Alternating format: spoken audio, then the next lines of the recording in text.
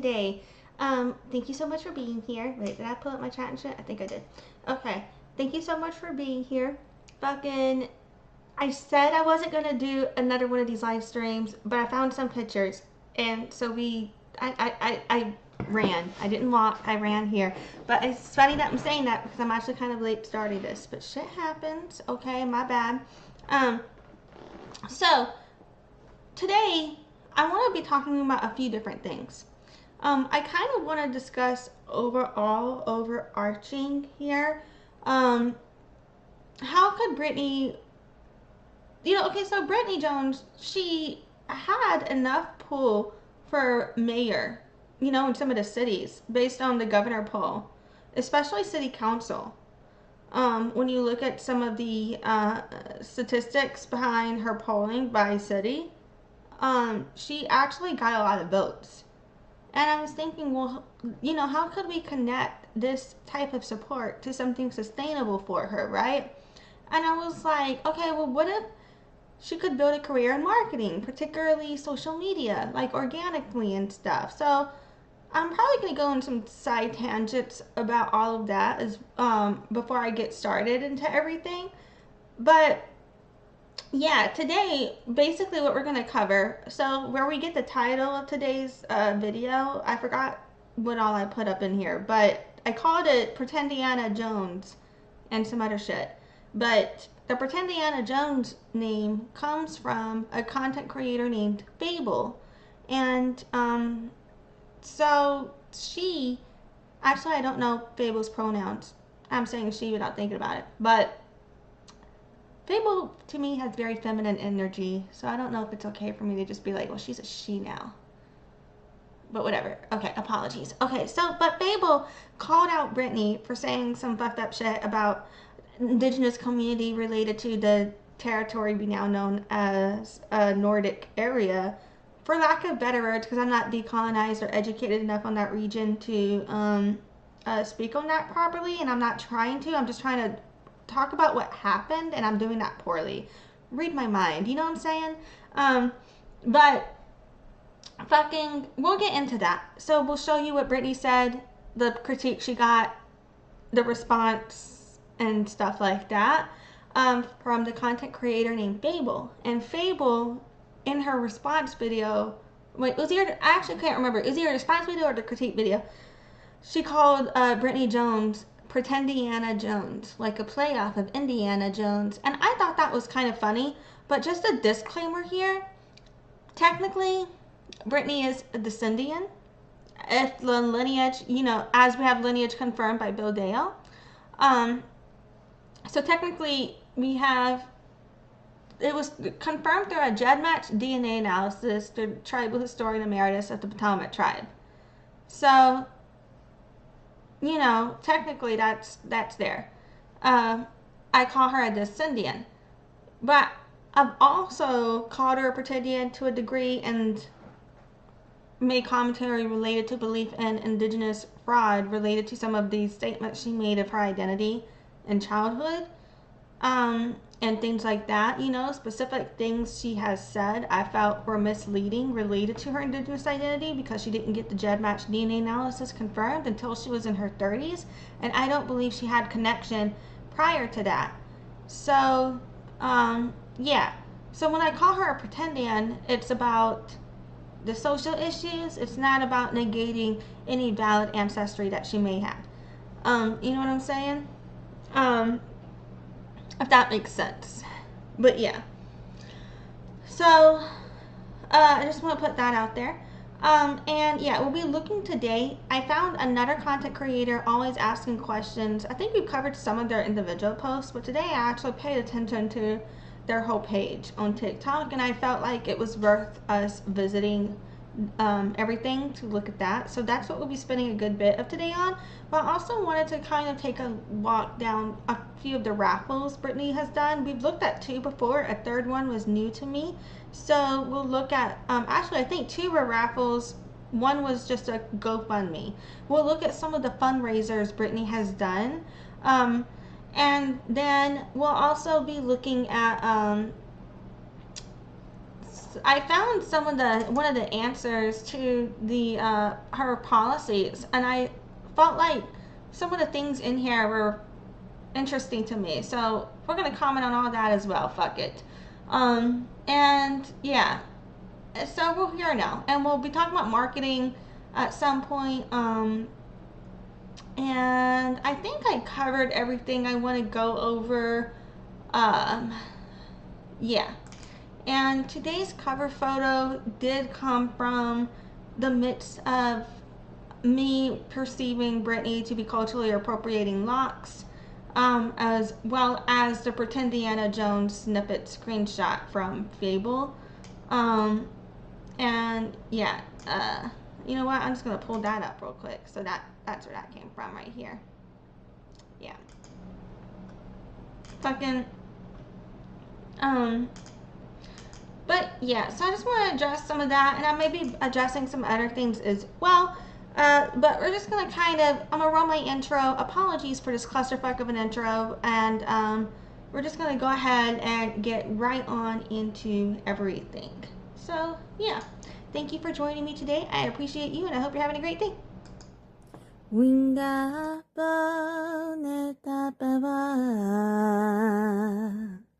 descendants of one Seneca.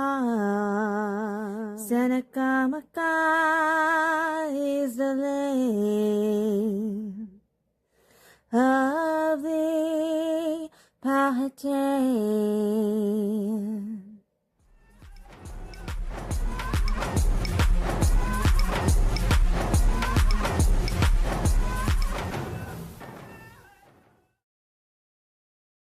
Okay, so one thing that I've discussed previously that I kind of just want to discuss again, you know, we've looked into the fact that Brittany's lineage is not documented on Family Search or on Ancestry, so nobody knows like how they're related, but it was a GedMatch DNA analysis that she used to get her confirmation from, is what we are aware of. And so I was curious. I mean, I've discussed previously like a list of like 8 or so 10 reasons as to why I believed it could be true that it was in GedMatch but not documented.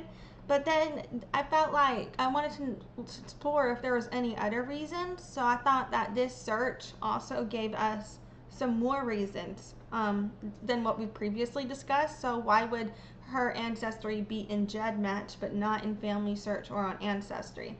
So the overview that we got from here, it says that your Ancestry DNA profile might appear on GedMatch, but not on Ancestry or Family Search due to database isolation, differences in matching algorithms, and threshold settings. Number 1, database isolation. Ancestry, Family Search, and GedMatch do not share databases. Ancestry is a proprietary, closed database, whereas GedMatch is a public third-party site.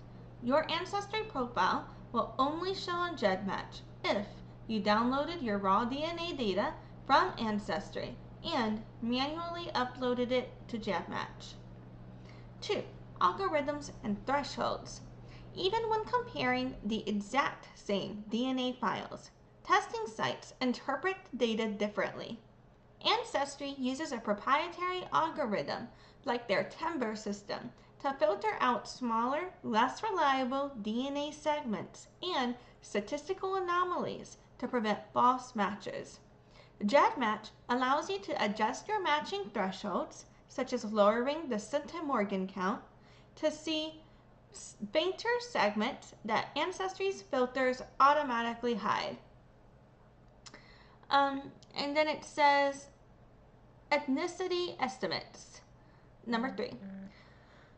Different platforms use different reference populations and algorithms to calculate your ethnicity.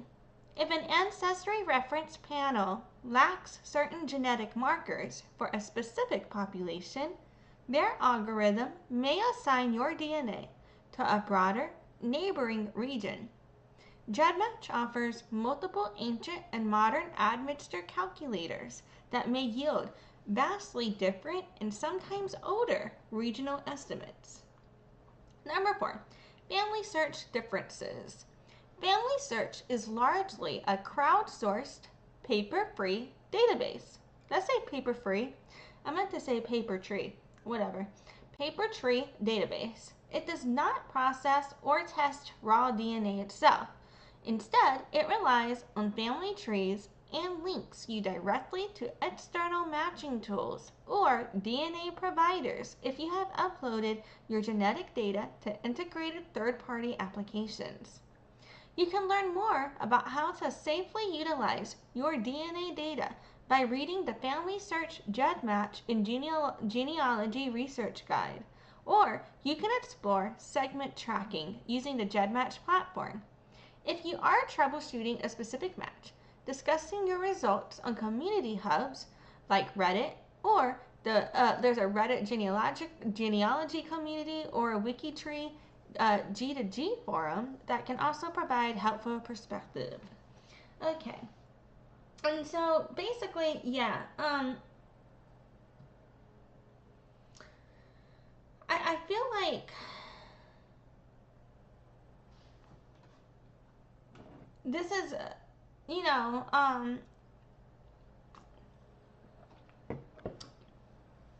just some more to think about.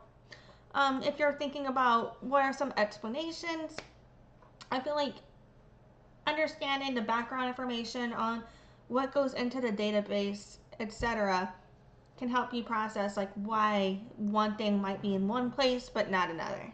So on top of the other reasons we discussed, that's why I felt like, okay, well, here are some other things. So now we've discussed at least 12, if not more. I think maybe 13 or more reasons, honestly, throughout these live streams as to why it may not be documented everywhere, you know.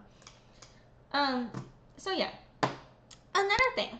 So here, one thing that I've criticized for with Brittany is I feel that, in my opinion, if there was a misrepresentation for me about my Indigenous identity, I would ask people to issue a correction, right?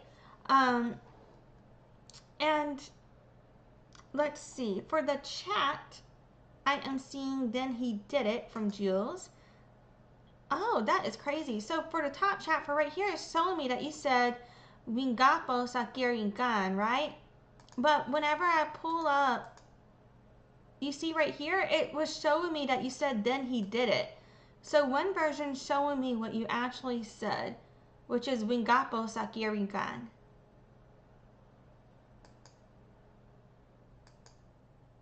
That's crazy. Nirminkan, Ganana Bunaman, Sakirinkan.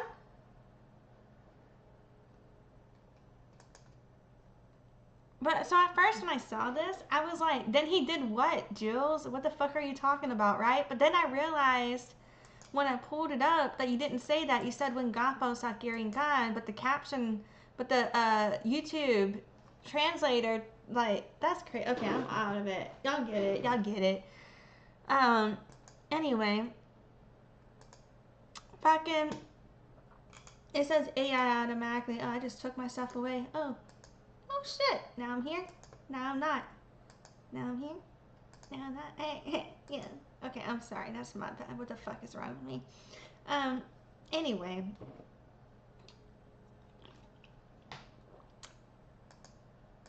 Peekaboo. Okay, my bad. I'm done. Fucking. But so I've criticized Brittany because I was like, if something was wrong with you know, like the representation of my native identity in a news outlet, I would basically be begging them to issue a correction. You know what I'm saying?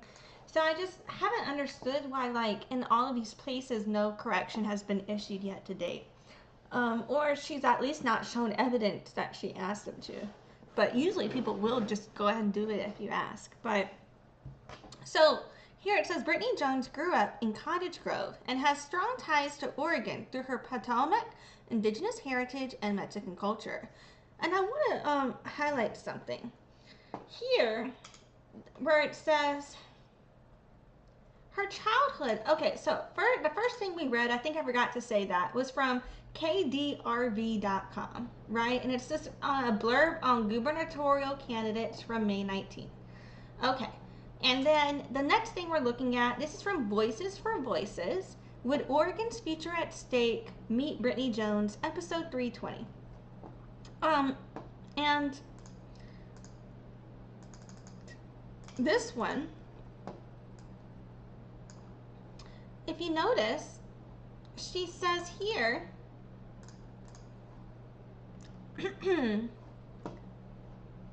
born and raised in Oregon, Jones has deep roots in the state she hopes to lead. Though she has moved away several times, she always returns, explaining simply, "This is home for me." Her childhood was enriched by both her indigenous heritage and Mexican culture. While not enrolled in any Oregon tribe, Jones identifies as Ptolemaic. And mind you guys, it says an indigenous group from Virginia. She describes growing up, participating in powwows, ceremonies, and cultural gatherings, though these experiences were interrupted when her mother entered the workforce to support the family. As an adult, Jones has reconnected with her indigenous roots and maintains regular contact with her relatives in Virginia.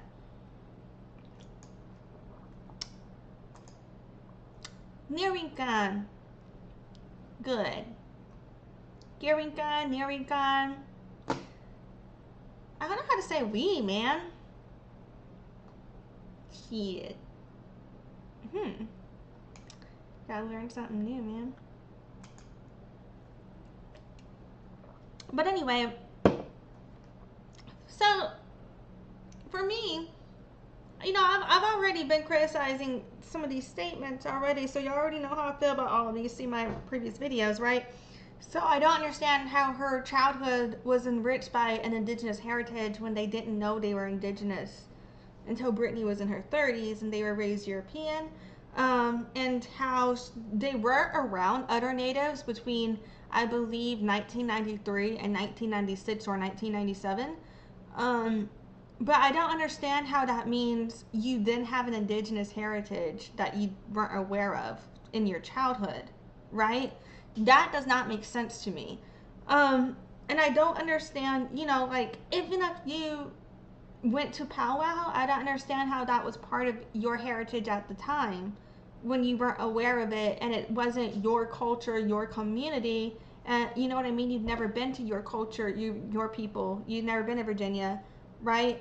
And so I've criticized that. And I criticized because I was just like, you were not native in childhood. So I've criticized this. And so then she's basically denied that she ever said that, right? So to me, it's like, okay, well, if you never said that, then why are they saying this, first of all? And second of all, why aren't you having them issue a correction?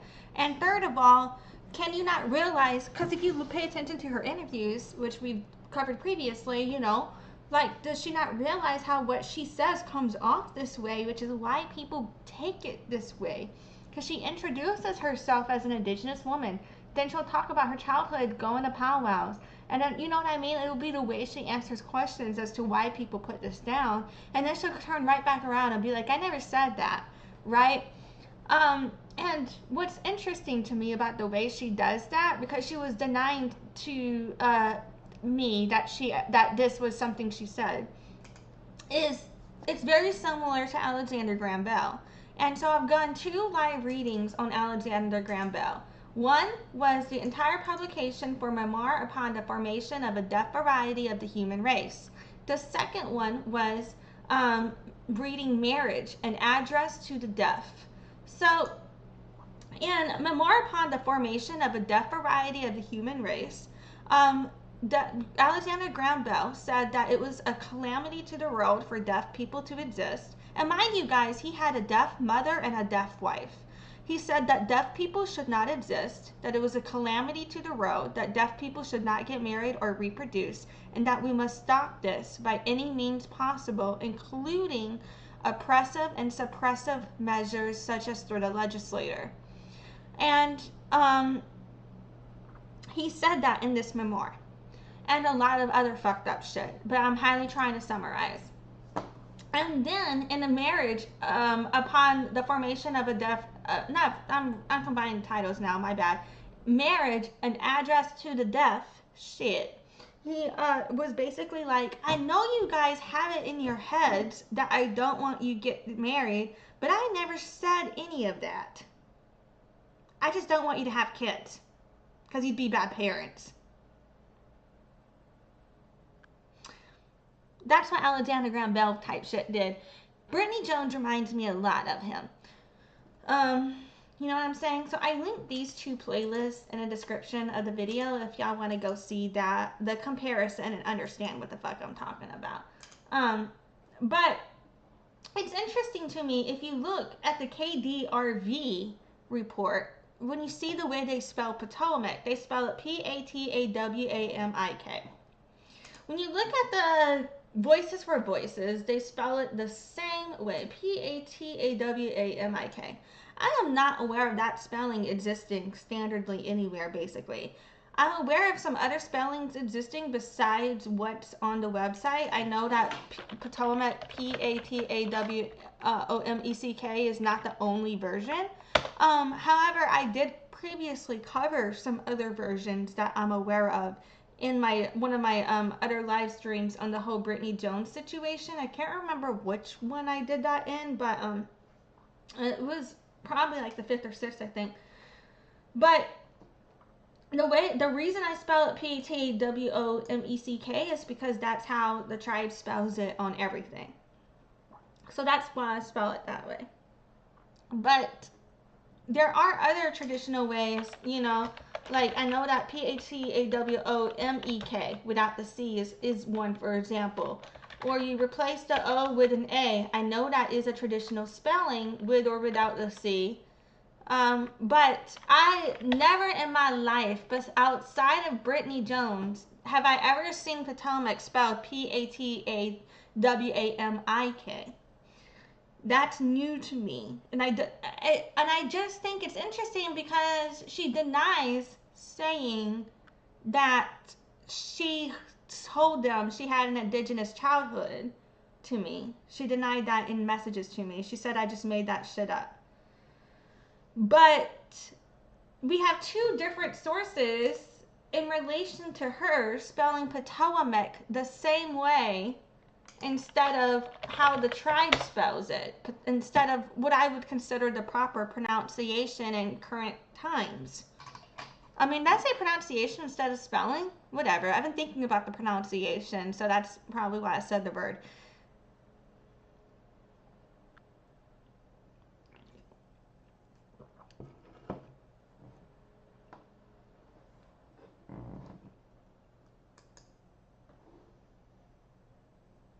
But yeah.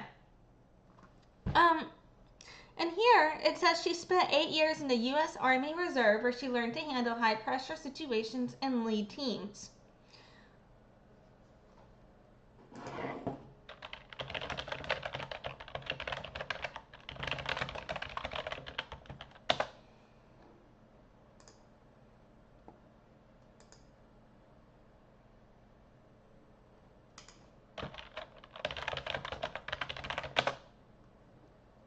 I don't know what her rank was.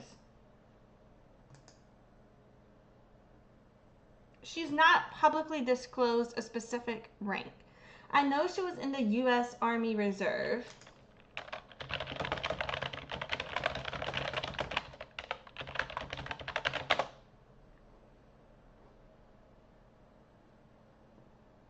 I highly doubt she was a lieutenant general, but that would be the highest she could have gotten to.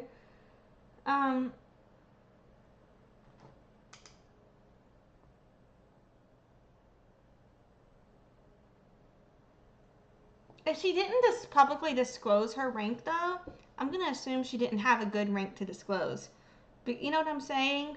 Because it's like, if you had made officer, that is a position you would still identify as, in my opinion. Because making officer is a big deal. Like, whenever I was in JROTC, I'm still gonna, like, outside of the fact that I'm still within the constructs of JROTC's, like, chain of command, of course going to respect Colonel and call him Colonel Webb.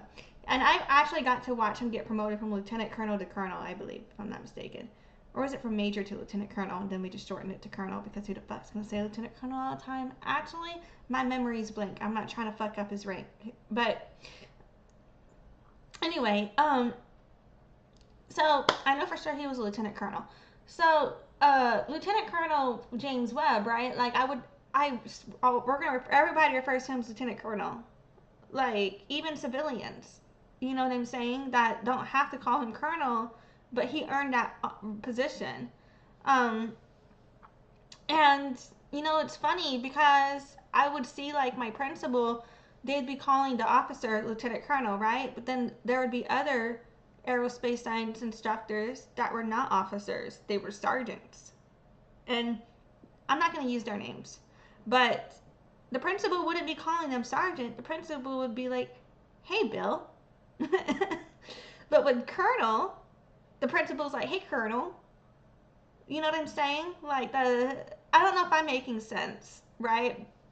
With how that went down when I was in high school, watching JROTC and like how the adults would interact with the elder who made officer versus the ones who were only sergeants in the Air Force, even though they were all now retired and are now teaching JROTC. So they're all teachers with my other teachers, but I'd be watching how the teachers would be treating them all different. So to me, it's like, if you actually make officer, that's a big deal. And I don't see a world in which someone makes officer isn't going to disclose that. Which is why I am assuming that because she has not publicly disclosed a specific rank according to Ballotpedia, according to Google, I do not believe that she may have gotten much rank. So if you did not rank up in the military, I don't know how much leadership experience you would have within the military. Now I do agree like that you would always have like that, no matter what, military is going to teach you a lot about leadership. It's going to teach you a lot about discipline and everything, right? But I don't feel like it helped you learn how to lead teams. I feel like you could say maybe you learned about leadership, but I don't feel like you may have learned how to lead teams if you were not ranked enough to have that experience. But potentially, maybe I'm wrong. I can't speak to her lived experience in the military, but that's just going to be what I assume based on the fact that there's no publicly disclosed rank. And I know if I was running for governor off of being a U.S. Army Reserve veteran, and if I had ranked up, no matter what my rank is, I'd be sharing what the fuck my rank is. I'm used to Air Force ranking, so I could be a fucking airman first class. I wouldn't give a shit. Like, you know what I mean? I think that's an E2. Like, is an airman first class A1 or E2? Am I stupid? Let me see.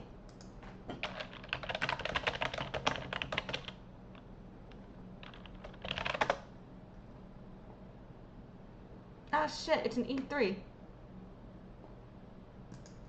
My bad. Whatever. I was off, give or take a ranking, but close enough, right? So I could be, an E3 or some shit. And I would still be like, if I was gonna run for military off that identity, then I'm gonna share with you what the fuck my rank was, what the fuck I did, like, I feel like, honestly, that's something that would actually make her look really good and have people that are in the military respect her. Like, if she were in there, like, I don't know the Army rankings. I just know the Air Force, whatever. But say she got up to Staff Sergeant, right? And so she was like, I'm a Staff Sergeant, and I was awarded X, Y, and Z badge for completing X, Y, and Z actions, and things like that. Those would be things where people could be like, oh wow, she can execute. She's recognized for execution. Maybe she can lead, And so sometimes I think it's the way she words things where then people nitpick at it because she will word things as if she has lived experience while refusing to disclose the lived experience. The way she runs her identity off of being Native while never disclosing the lineage, the full lineage. She runs her identity off of being in the Army, does not publicly disclose her ranking, but then says that she was given high pressure situations and she learned to lead teams. That makes no sense to me. Well, technically, she didn't say she was given high pressure situations. She said she learned to handle them. But how did she learn to handle them if she wasn't given them? Blah, blah, blah.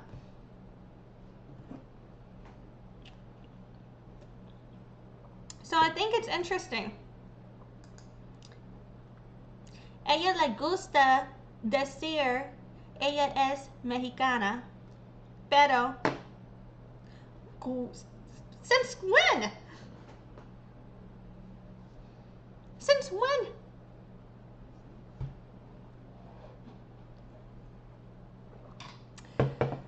Y entiendo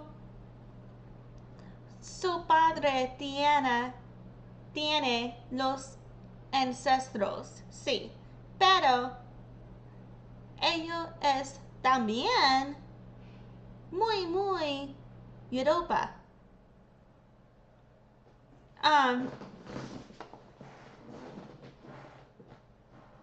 You know what I'm saying? So, yeah, that don't make sense to me either. That makes sense to me. 2 + 2 = go fish. But yeah, so, and I'm gonna stop harping on this, but y'all already know how I feel. To my knowledge, I don't know how connected she is, and all of that. And so I think those are some things that people criticize her for. If y'all ever see people making fun of her about being in the Army and shit, I'm gonna add those Google searches in the description of this video later, as well as the Potomac tribal site. Go check out the tribe.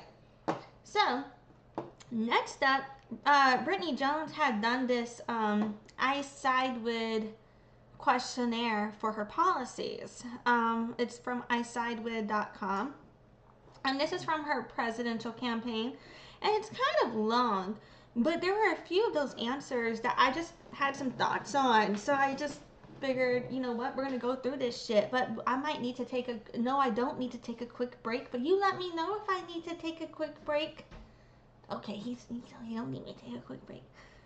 I love you. You're so handsome. Look how good your hair looks. He loves me too. Anyway, okay. So, fucking, now, I'm not here to nitpick everything. So some of it is just, I'm gonna just keep reading, right? But, so it says, what is your choice, so when I cannot speak, but isidewith.com's asking her like a bunch of questions, and then it's got her answer. So we have the question here, what is your stance on abortion? She said pro-choice. It said, should gay couples have the same adoption rights as straight couples? She said, yes, as long as they pass the same background checks as straight couples. To me, in my head, I was thinking, wouldn't that already be assumed? So why the need to add the caveat? But whatever. Fucking, okay, anyway. But all right. She said, do you support the legalization of same-sex marriage? Put yes. They put, should employers be required to pay men and women the same salary for the same job? She put yes, and businesses should be required to publish their salary ranges for each position. I think that may be required in a state-by-state case, if I'm not mistaken. I can't speak. I meant to say case, but whatever. Like basis, whatever. It says, should there be more restrictions on the current process of purchasing a gun? She says, yes, requires strict background checks, psychological testing, and training. And my thing right here, what the fuck do you mean by psychological testing, though? You know what I mean? Like, there needs to be, I think, something more specific. Like what test? I don't know. I feel like people who have guns should be required to be involved, like have some sort of regular, like not necessarily weekly or monthly, but maybe twice a year mental health check-ins potentially, making sure that they're just in a good mental health state. Maybe quarterly tops or some shit, or maybe if like it could be flagged up on a case by case basis, I don't know, or adjusted from there. But honestly, like the wording here, psychological testing, is really throwing me off. It's one thing to want to talk about mental health check-ins to make sure they're in a good place, but what the fuck do you mean psychological testing? I'm not going to try to harp on that too much right now. And you know, I do agree that training should be had, because a lot of people are just throwing guns and they're like, all right, there's a gun, bye. They don't even know how to fucking use it. So if it was required for people to be trained on using guns before they could purchase them, and that would be cool. But also that could limit gun purchases. So I don't know if that's going to happen without there being, you know what I mean? Because there's just so many more guns, and you're going to always have the knowledge of how to shoot sometimes too, even if you know basic gun training too. So that could also vary on how specific you want to be. But I don't know. I feel like psychological testing, that wording, even if she means something related to mental health, but if that's not what she means, if she means psychological testing, that's fucked up. Like, okay, anyway. So then it says, should police officers be required to wear body cameras? She says yes, and should face punitive action if they turn it off anytime while on duty. Says, should the U.S. raise taxes on the rich? Yes, and close the tax haven loophole. You know, my thing is, I feel like I just don't even,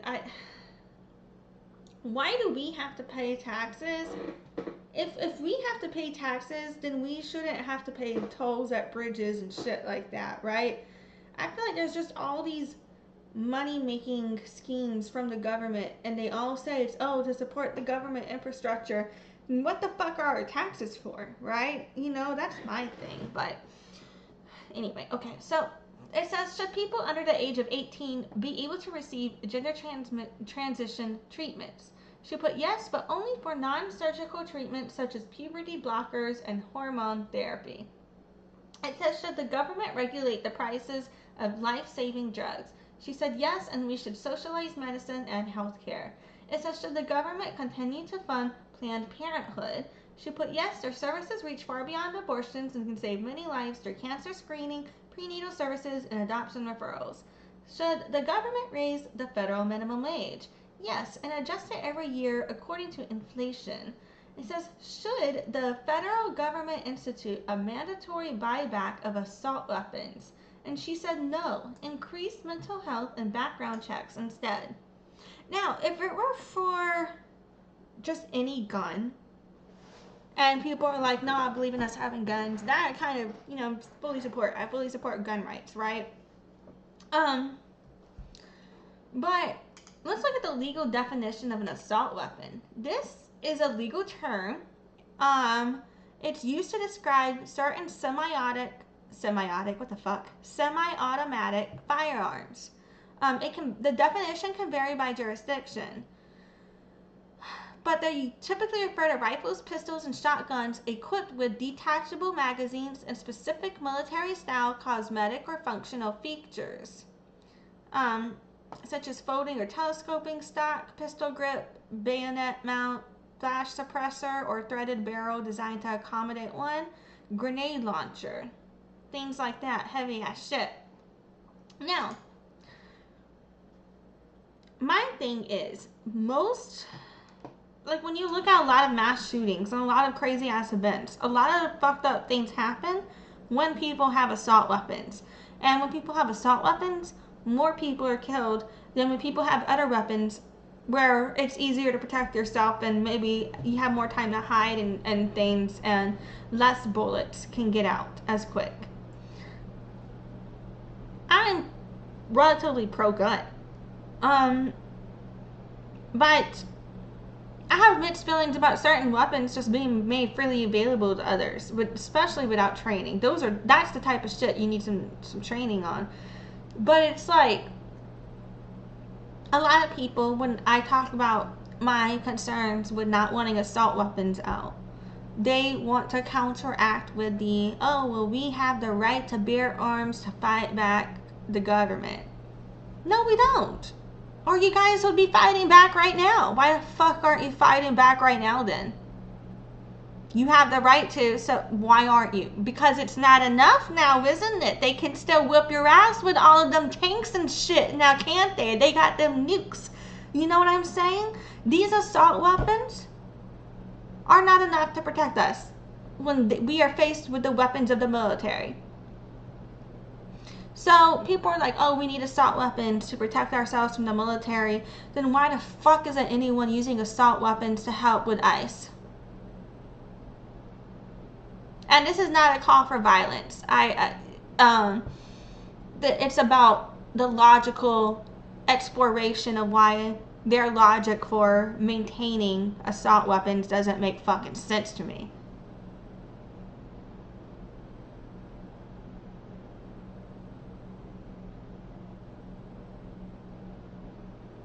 And nowhere in the history of the genocide of natives have anyone ever used assault weapons to end the genocide. So what's the point? Because I've already proven that you do not use them to fight back with the government. They, in my opinion, they only get used to in individual attacks. But then people try and keep it under that mantra of we gotta fight back the government. Well, fight back then, bitches. It's the time now, isn't it? It's your time to shine right now. I'm just kidding. That's not a call for shit. I don't agree with assault weapons being out there like that. It's a joke. I got jokey jokes. That's not funny though. I'm fucked up. Anyway, and this is why I'm not a comedian, folks. But you know what I'm saying? I don't know. Maybe not. You're like, this bitch is crazy. Anyway, so then it says, should politicians over 75 years of age have required to pass a mental competency test? And I would understand if she maybe just said yes. You know, perhaps some sort of physical exam, mental health exam regularly once you hit a certain age to make sure that you're still at full capacity to handle the workload, etc. But ban anyone over the age of retirement from running for office? This is straight up ageism. This is straight up age discrimination, in my opinion. One of my favorite clients is 70 years old. He is one of my favorite people to work with. He's old as fuck. That sounds rude, but I make fun of him for being old. But I love that man. Like, he teaches me so much, but he has so much work for me to do as well. And he's cranking and cranking and cranking that shit out. And he's so sharp-minded. No signs right now at this time of mental dementia or anything like that. He does have like sunsetting where like once he's past 3 or 4 or 5 or so, he gets a little agitated. He's like, all right, I'm done with this shit. And he'll be blanking on what the fuck he was talking about type shit. But I do that, right? And I'm way younger. But yeah, no, I just really disagree with this, as if someone, once they hit a certain age, as if, oh, now they're done with something to offer. No, that's when they are our teachers. They have a lot to offer at that point. And I think a lot of people who are older should be in leadership positions, because that is what I feel they're meant to be for people who can mentor us, right? So I highly disagree. Like, I think there needs to be diversity and stuff, but like, this, I think, is a form of age discrimination in and of itself. I'm just putting that out there. So then it says, should transgender athletes be allowed to compete against athletes that differ from their assigned sex at birth? She said yes, but only if their hormone levels are equivalent to those in the gender category in which they compete. It says, should the federal government increase funding of health care for low-income individuals with Medicaid? Yes. Should the government increase environmental regulations to prevent climate change? No. Provide more incentives for alternative energy production instead. Do you support increasing taxes for the rich in order to reduce interest rates for student loans? Yes, and increase government funding so every student receives a free college education. Should the government increase funding for mental health research and treatment? Yes, our mental health care system needs more funding to provide a higher quality of care and services. Should illegal immigrants have access to government subsidized health care? Yes, if they pay taxes. Should immigrants be deported if they commit a serious crime? Yes, but after they have finished serving their sentence.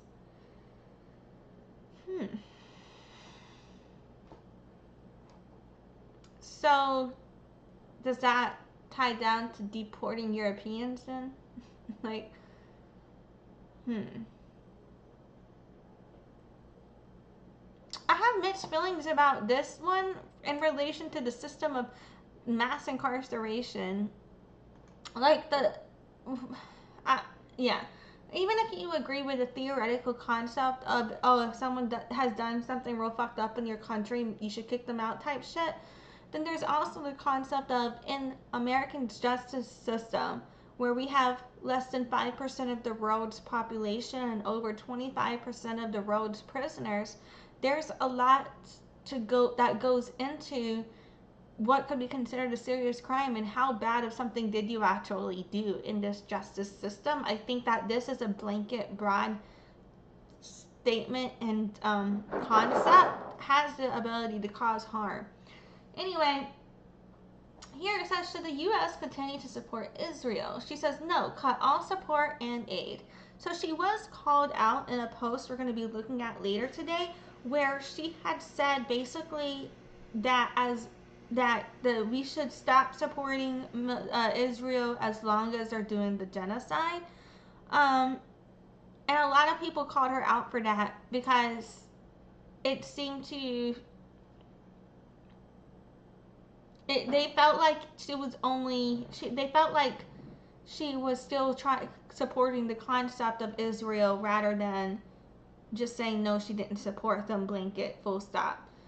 So we'll see that later as well. And I wonder if this happened before or after all of that. I don't know. Next it says, should gender identity be added to anti-discrimination laws? She says yes, and the government should do more to protect minorities from discrimination. Well, then you need to recognize the ageism from that earlier issue. Anyway, says, should the government require children to be vaccinated for preventable diseases? She put no. She's an anti-vaxxer?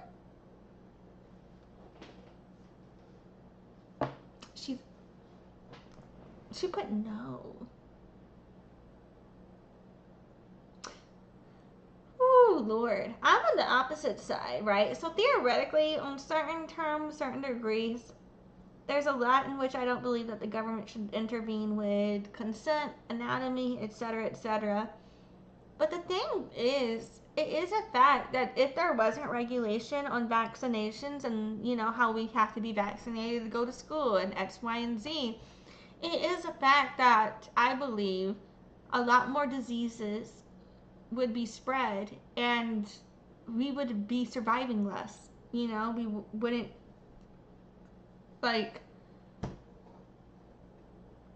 yeah. Oh my God, Augusta said I wasn't expecting that. No, lol. I was like, not bad so far, then no, lol. Yeah, I don't know. Maybe you just got here, but a little bit ago there was a couple of others that shocked me as well. A lot of the answers are fine. This is the third one that I was like, oh wow. But yeah, so right, yeah. Oopsie, I muted myself. But yeah, it's a thing. But thank you for being here. I appreciate you. So, next up, she said, should businesses be required to provide paid leave for full-time employees during the birth of a child or sick family member? She said yes. The lack of paid sick leave is unfair to working men and women. What about non-binary people? I'm just fucking around. Okay, it says, should health insurers be allowed to deny coverage to individuals who have a pre-existing condition? She said no. And then it said, should teachers be allowed to carry guns at school? She said no. Hire professionally trained security guards instead. It said, should marital rape be classified and punished as severely as non-marital rape? She said yes. And consensual sex with a spouse under the age of 18 should be classified as statutory rape. It said, should Muslim immigrants be banned from entering the country until the government improves its ability to screen out potential terrorists? She says no. Banning immigrants based on their religion is unconstitutional. And also just a shitty thing to do. But yeah, then it says, should there be term limits set for members of Congress? She said yes, and add age limits. That's age discrimination. That is age discrimination. Ageism. That is ageism. Our elders have a lot to offer. I disagree with this. I did feel a way, basically, like, I do think, you know what, no, I'm not going to go there. Yeah, I don't agree with it. Anyway, it's, next up, should local law enforcement be allowed to detain illegal immigrants for minor crimes and transfer them to federal immigration authorities? She put, no, only if they are convicted of a violent crime. And then, the thing is, though, a lot of the immigrants that get convicted of crimes, they didn't actually fucking commit, but they get convicted anyway in this fucking fucked ass justice system. So, it's like, even if theoretically, so I'm back on that thing too. Anyway. It's like, are you not aware of the... So it says, should every 18-year-old citizen be required to provide at least 1 year of military service? She said no, service should be a choice instead of an obligation. It says, should the Supreme Court be reformed to include more seats and term limits on judges? It says yes. She says, I don't know why I keep saying she says, whatever.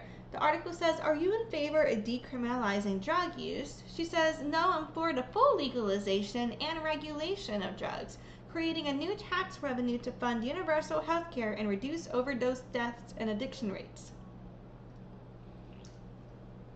It says, should the U.S. increase restrictions on its current border security policy?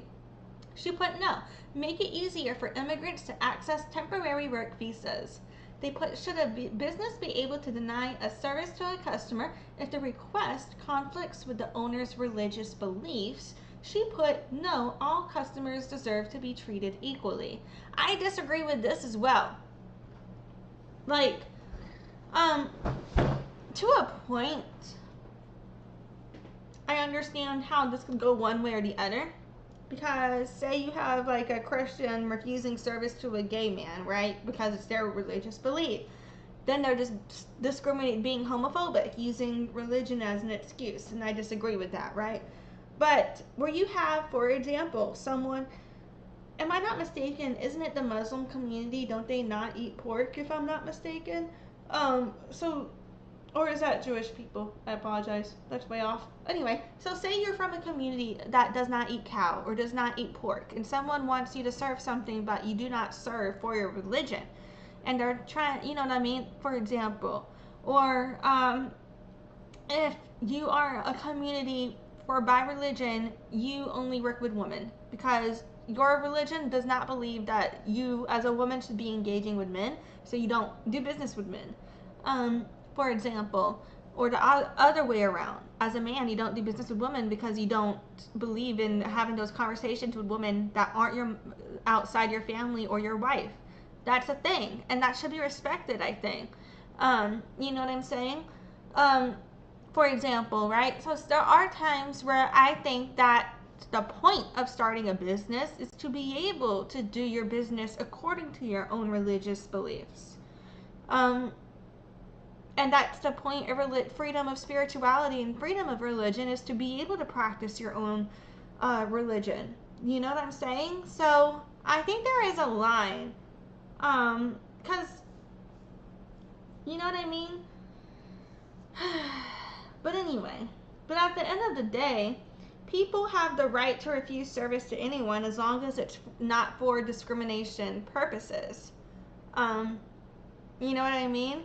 So, as long as the owner is not discriminating against another person, then I don't see a problem with them denying a service based on their own religion. Because why would they not have the freedom of religion?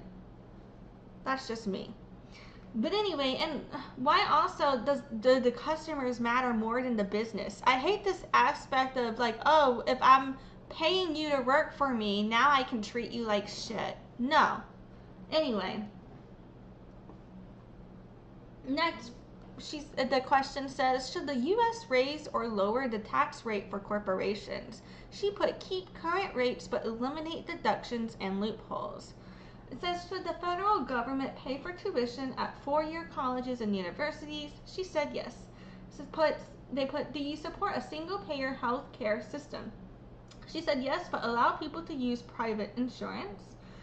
They said, should health insurance providers be required to offer free birth control? She said yes. They put, should Supreme Court justices, I'm burping, I'm like hiccuping. So, should Supreme Court justices be prohibited from making financial transactions with people who have a vested interest in court outcomes? She put yes. They put, should the U.S. remain in NATO? She put yes, but we should lower our financial contribution. They put, should foreign lobbyists be allowed to raise money for American elections? She put, no, foreign interests should not be able to buy the influence of our politicians. Hold on, what is our contribution to NATO?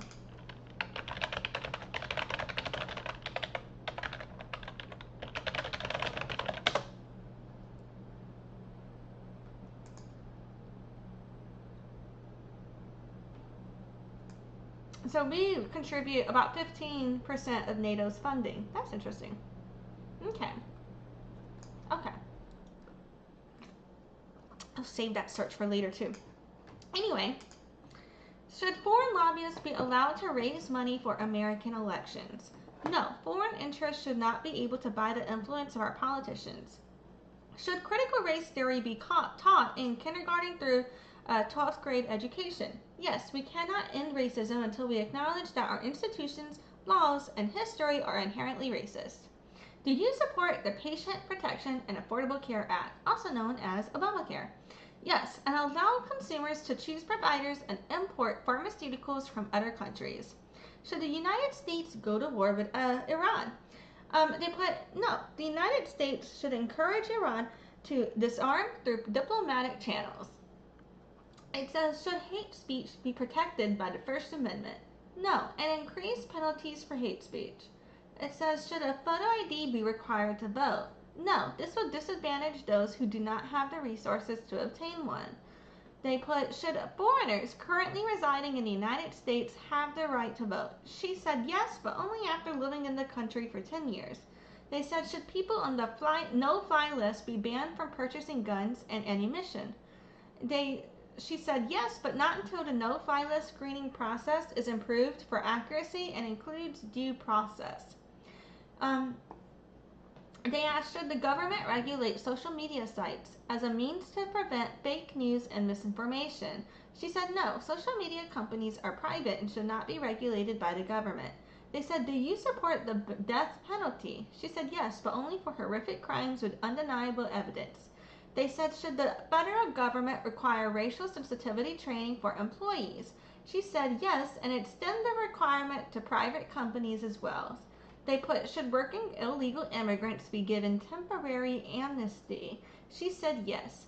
They said, should the government make cuts to public spending in order to reduce the national debt? They said no, reduce military spending instead. She said, do you support the legalization? I'm fucking that up, whatever. They said, do you support the legalization of marijuana? She said yes, and immediately release anyone serving time solely for drug offenses. They said, should undocumented immigrants be offered in-state tuition rates at public colleges within their residing state? I have part of that cut off here. She said yes, as long as they pay taxes. And it says, should a politician who has been formally convicted of a crime be allowed to run for office? She said yes, as long as it was not a felony, violent, financial, or sexual crime. And mind you guys, she was ordered by the court to leave a building that she did not have permission to be at. So would that include herself? up to y'all to interpret. Anyway, it says, should the U.S. build a wall along the southern border? She said no, but increase our military presence along the southern border. Why would we increase our military presence? Think on that. Why would we increase our military presence there? For what purpose, Brittany? Miss, I'm anti-ICE, pro-MMIW. For what purpose would there be military presence along the southern border? Okay. It says, do you support affirmative action programs? She said, regardless, we should create more social programs to address poverty. What the fuck is he saying regardless for? Anyway, it says, should children of illegal immigrants be granted legal citizenship? She said, yes, but it should not grant their parents citizenship? So you believe in the kids and the parents being separated?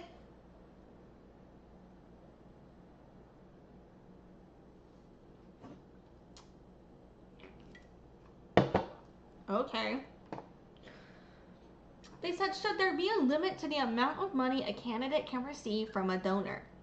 She put, yes, politicians should not be bought by wealthy donors. They said, it shouldn't be the wealthy donors that we get our money from. Instead, let's just hustle off the average working American. Got it. Anyway, it says, should local police increase surveillance and patrol of Muslim neighborhoods? She said, no, targeting Muslims is unconstitutional, racist, and incendiary. Okay, so then why are we gonna put some military presence along the southern border, bitch? If that's not unconstitutional, racist, and incendiary. Alright. Yeah.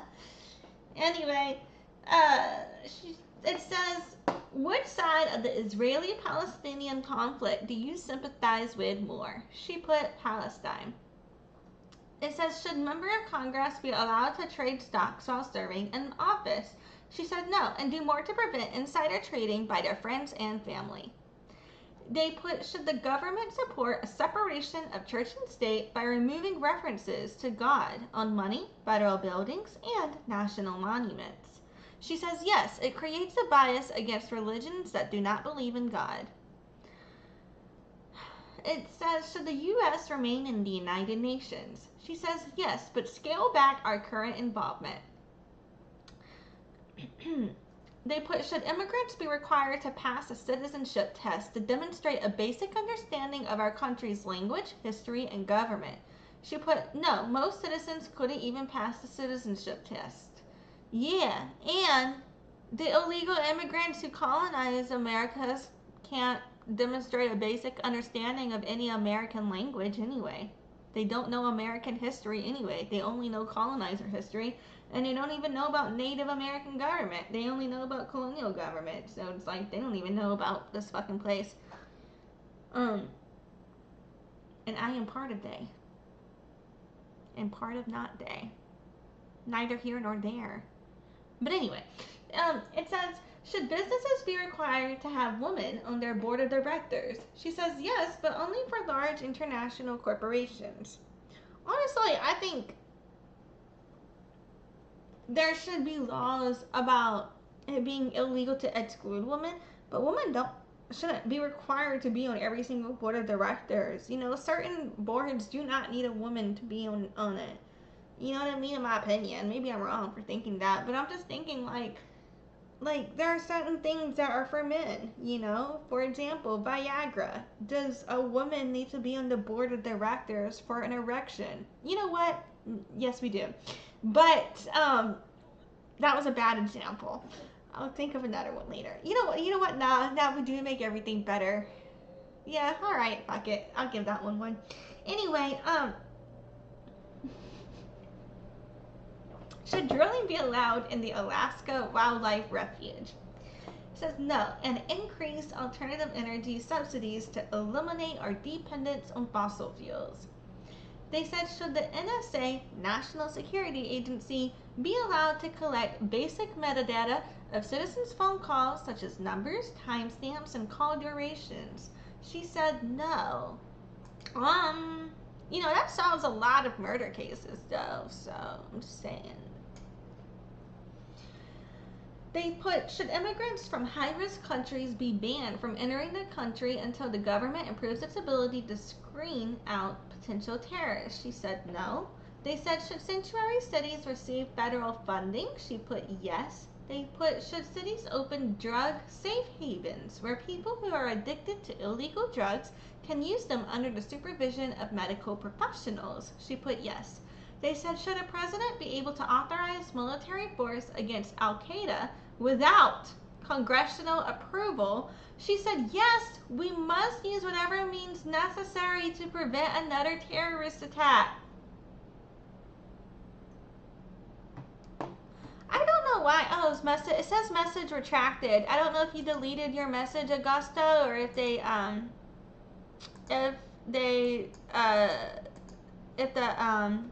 YouTube people banned it or some shit, but whatever. But advocating for president to authorize military force without congressional approval is fucking insane to me. That's fucking insane to me. Hold on.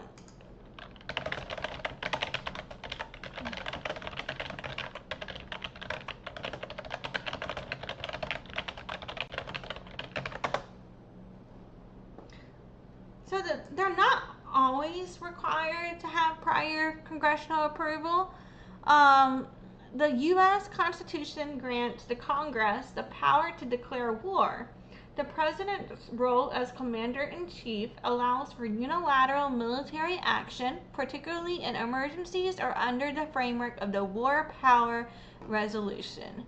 What a nutcase. I agree. It says the balance of war powers operates as follows. So the commander-in-chief authority. As established in Article 2 of the Constitution, presidents have historically directed the military to respond to sudden attacks, protect American lives and interests abroad, or address imminent threats without prior legislative consent. War Powers Resolution, enacted in 1973. This law requires the president to notify Congress within 48 hours of committing armed forces to military action.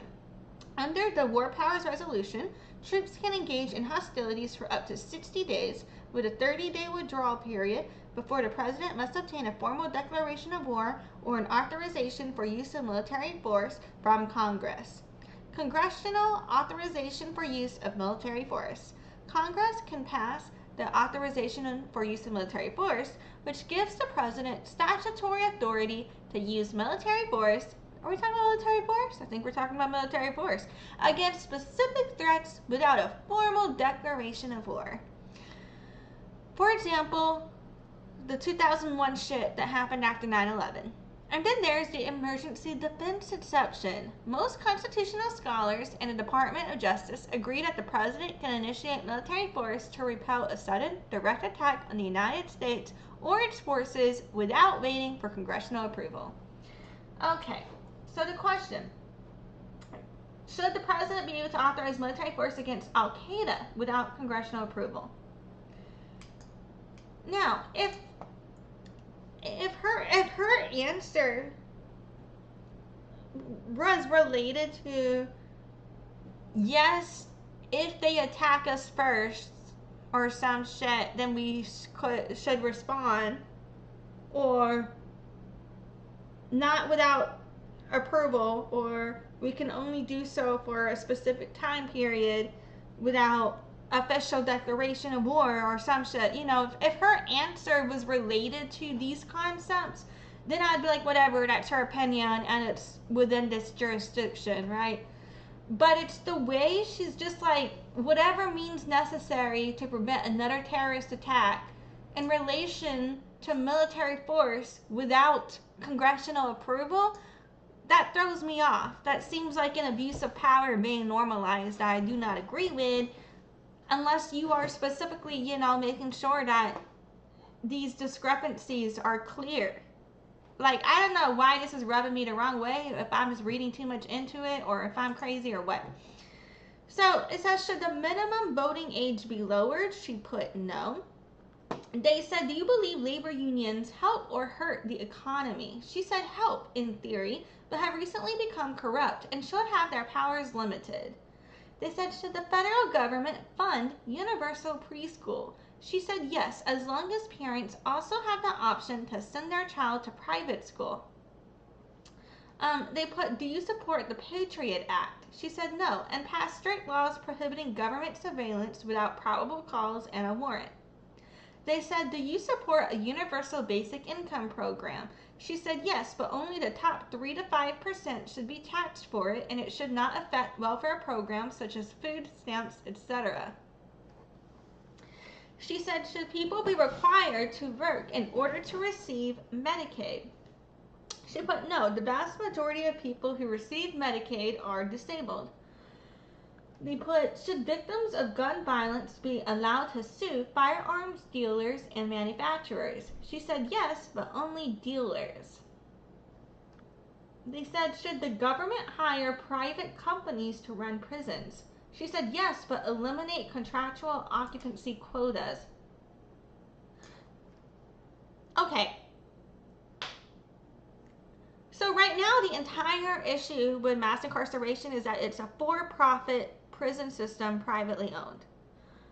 Regardless of the eliminate contractual occupancy quota aspect, you would have to eliminate the for-profit prison aspect, or they're not going to stop maximizing for-profit.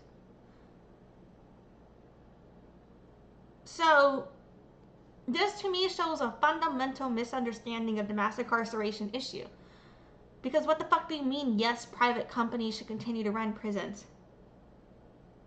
Anyway, it says, should police departments be allowed to use military-grade equipment? She put no, extreme situations should be handled by higher agencies with specialized training and equipment.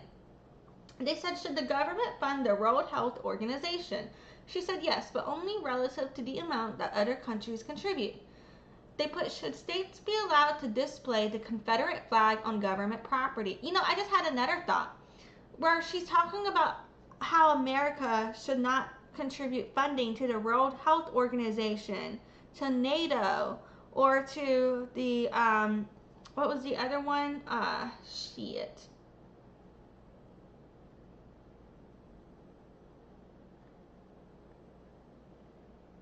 Apologies. There was NATO. What was the other one?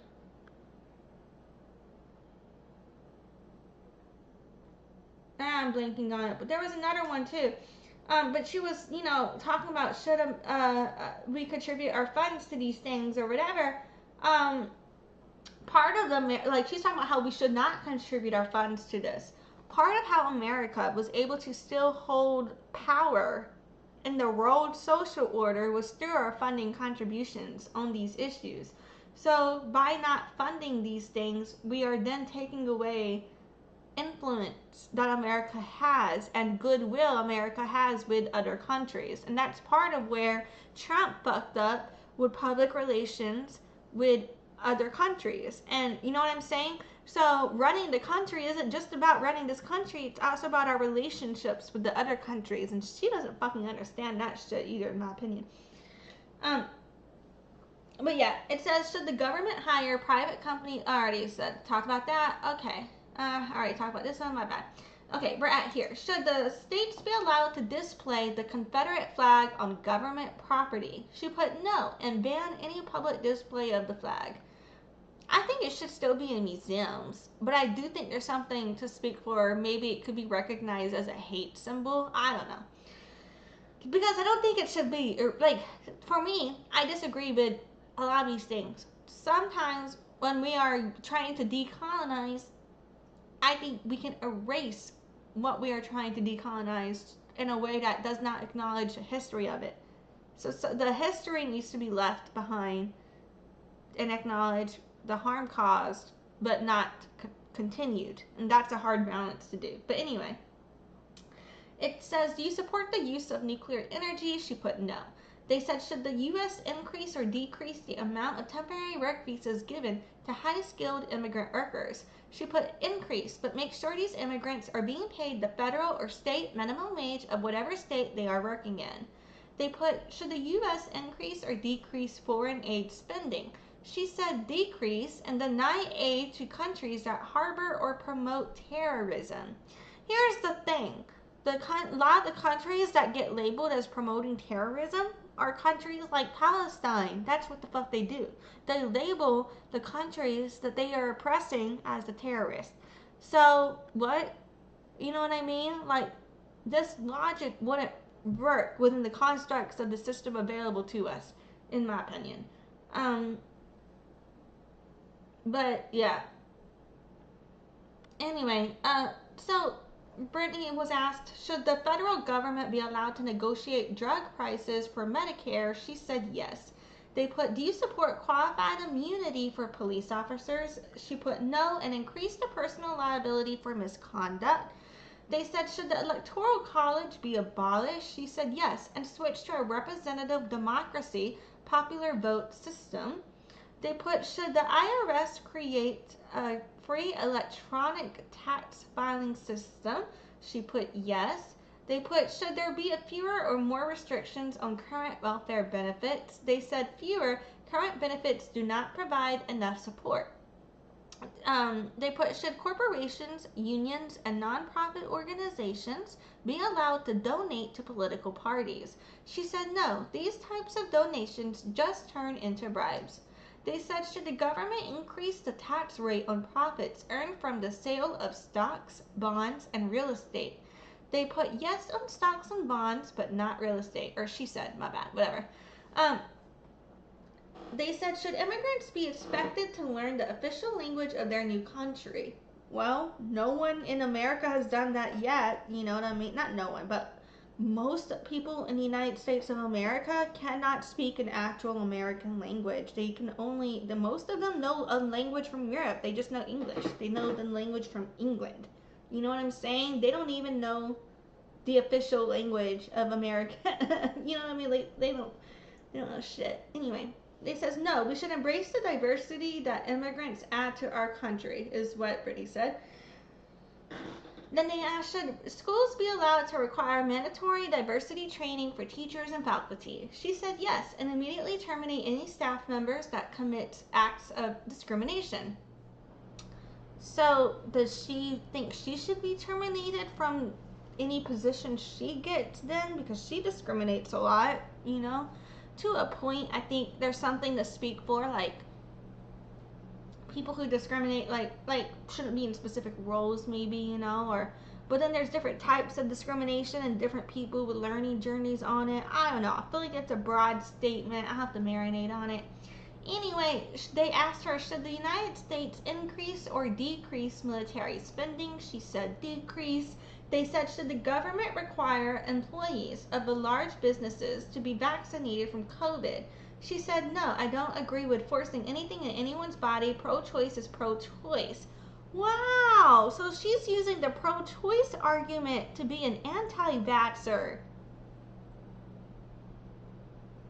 What about people who don't consent to be around somebody who doesn't care to protect themselves?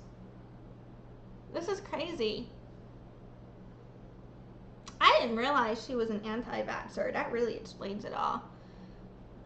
They said, should the military allow women to serve in combat roles? She says yes, as long as they can pass the same physical test as men. You're in the military.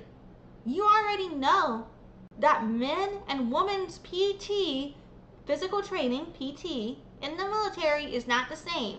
They literally have different push-ups for the women than they do for the men. So that's already not the case. The fuck is this? Anyway, that's just my opinion. Men and women have different anatomies. We shouldn't have to do the same physical test. My opinion. So, next question. Should funding for local police departments be redirected to social and community-based programs? She says yes, replace police with unarmed community-based responders for nonviolent calls. They said, should universities provide trigger warnings and safe spaces for students? She says, yes, provide safe spaces, but students do not need trigger warnings. Trigger warnings are needed, I think, on a case-by-case basis with content. And I've spoken previously about whether or not I should do trigger warnings and how sometimes trigger warnings are used for people's comfortability so they can ignore shit. But, you know, I just feel like basically being like, people don't need trigger warnings is crazy. You know, it's one thing to say I'm not going to use a trigger warning because of X, Y, and Z to get this message out there or some shit. I would support that. But to just be like they're not needed, I think that's insensitive. Anyway, says, should the government require businesses to pay salaried employees making up to $46,000 a year, time and a half for overtime hours? She said yes. But honestly, today 46,000 will barely cut it. Like maybe 10 years ago, that would be everybody's doing pretty well on that. But today, no. Today people need more, in my opinion.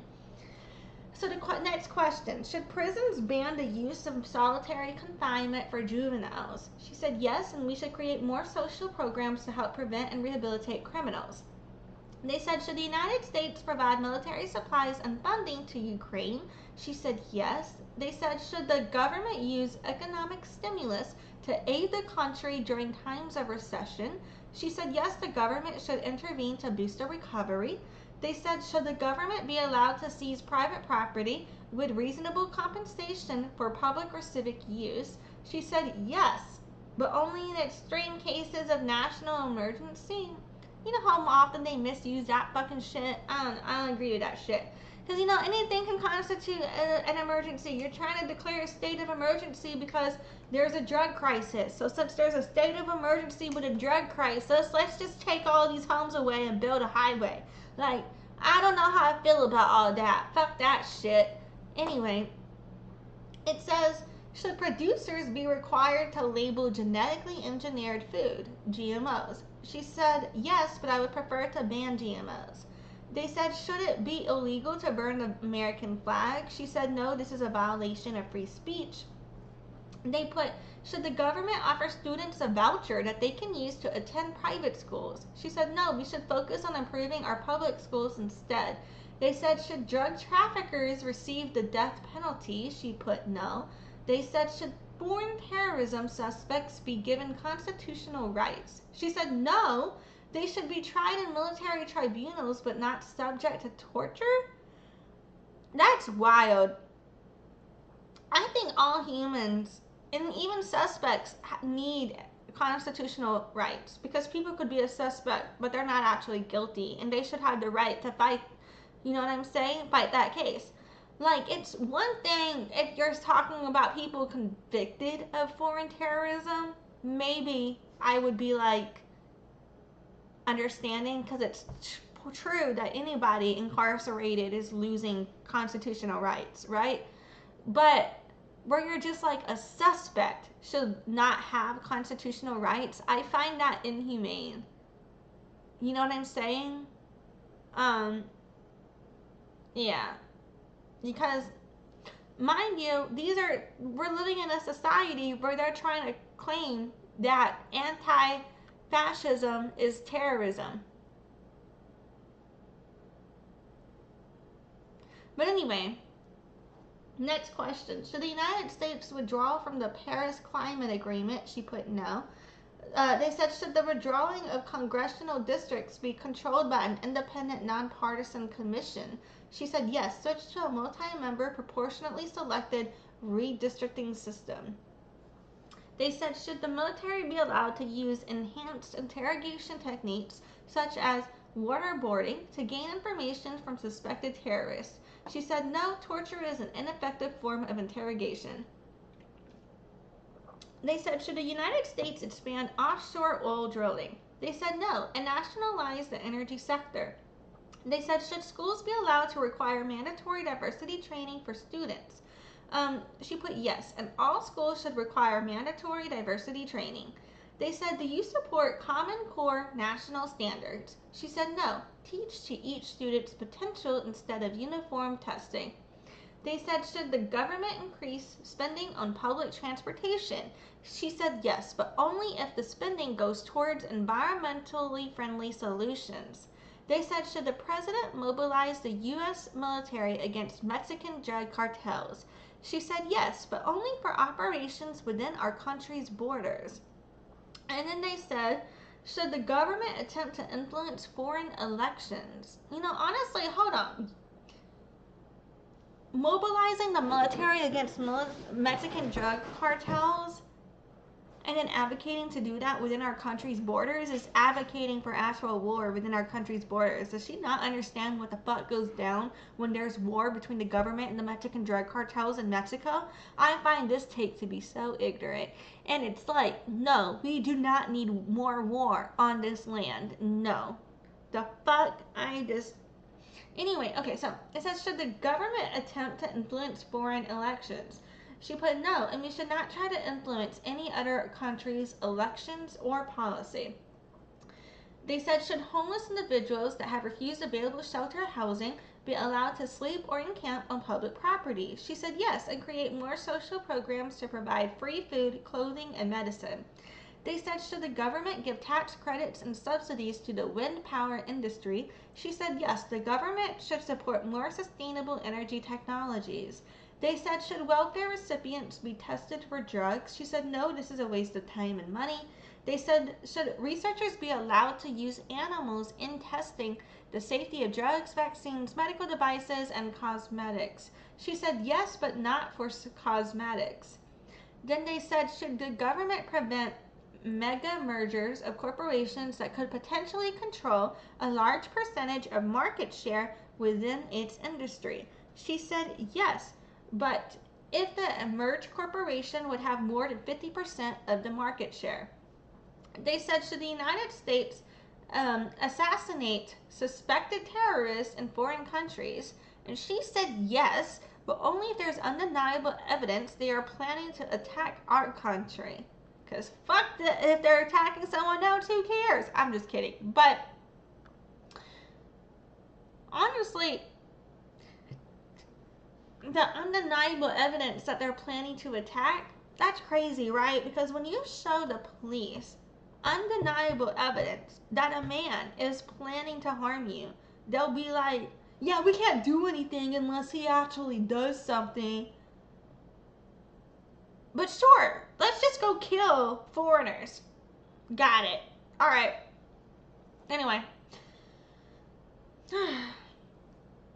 It says, should women be allowed to wear a niqab or a face veil to civic ceremonies? She says, yes, we should respect all cultural traditions.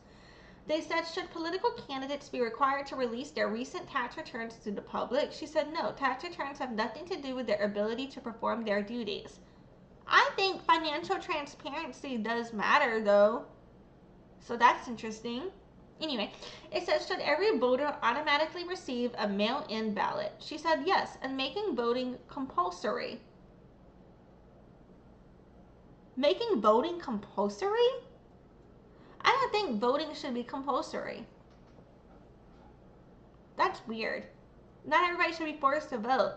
Not everybody wants to vote in this system. And that's okay. Some people are like, oh, if you don't vote, you're part of the problem. I say fuck that. Because it doesn't matter if you vote. It's still upholding genocide. Yeah, we're just choosing the lesser of two evils. Whatever. You're still supporting genocide against Native Americans. Anyway, it says, should nonviolent prisoners be released from jail in order to reduce overcrowding?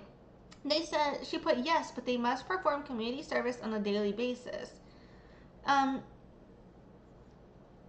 In perpetuity for the rest of the sentence? I don't know. I don't like this. Anyway, and it's not that's like kind of crazy to me, because if you're released from jail, you have to get your life together. You have to go get a job. You have to get your housing. You have to do X, Y, and Z. To do some community service weekly, fine. But daily? That's insane. Are you stupid? Probably. Like, how are you going to get your life together when you're working for free all the damn time? Anyway, it says, should immigrants to the United States be allowed to hold dual citizenship status? She said yes, but they should not be able to claim citizenship status of more than 2 nations. Wait.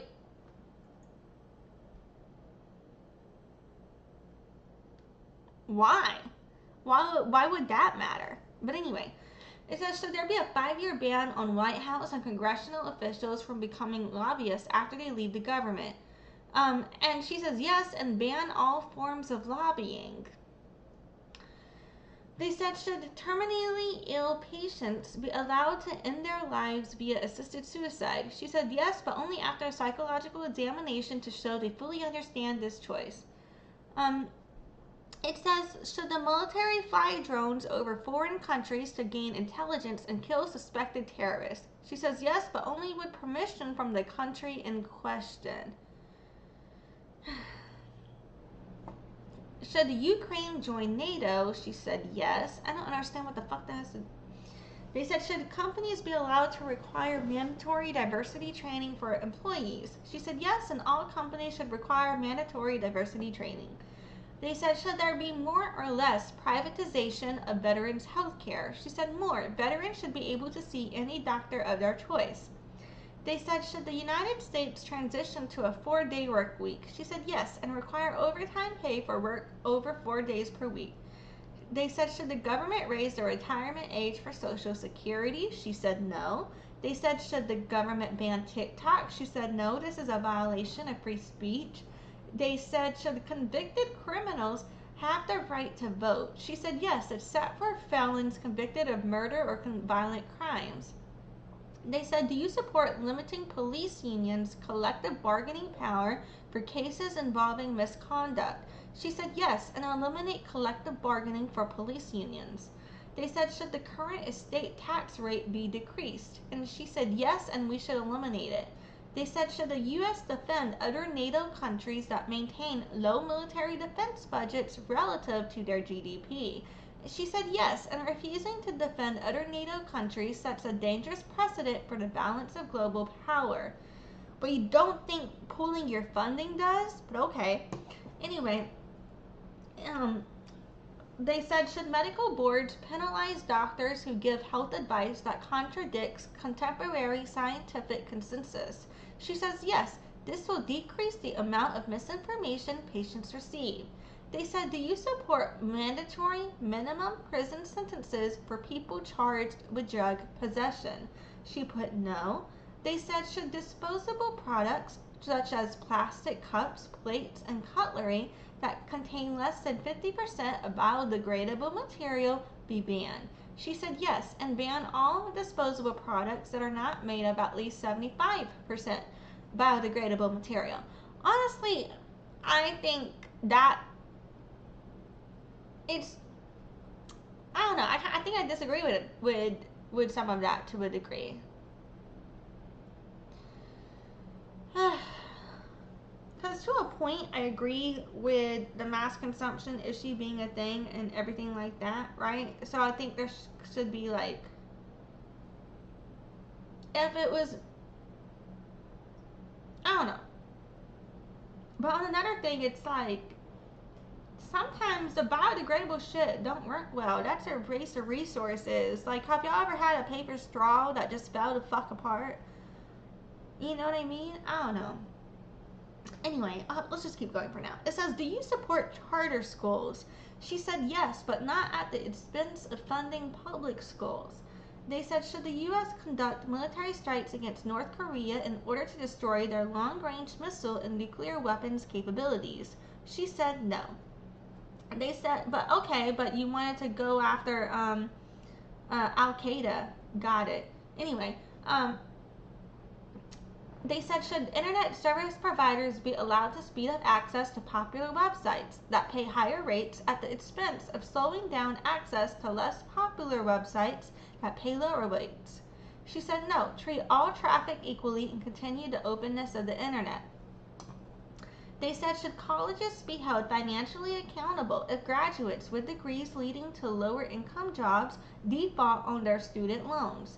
She said no.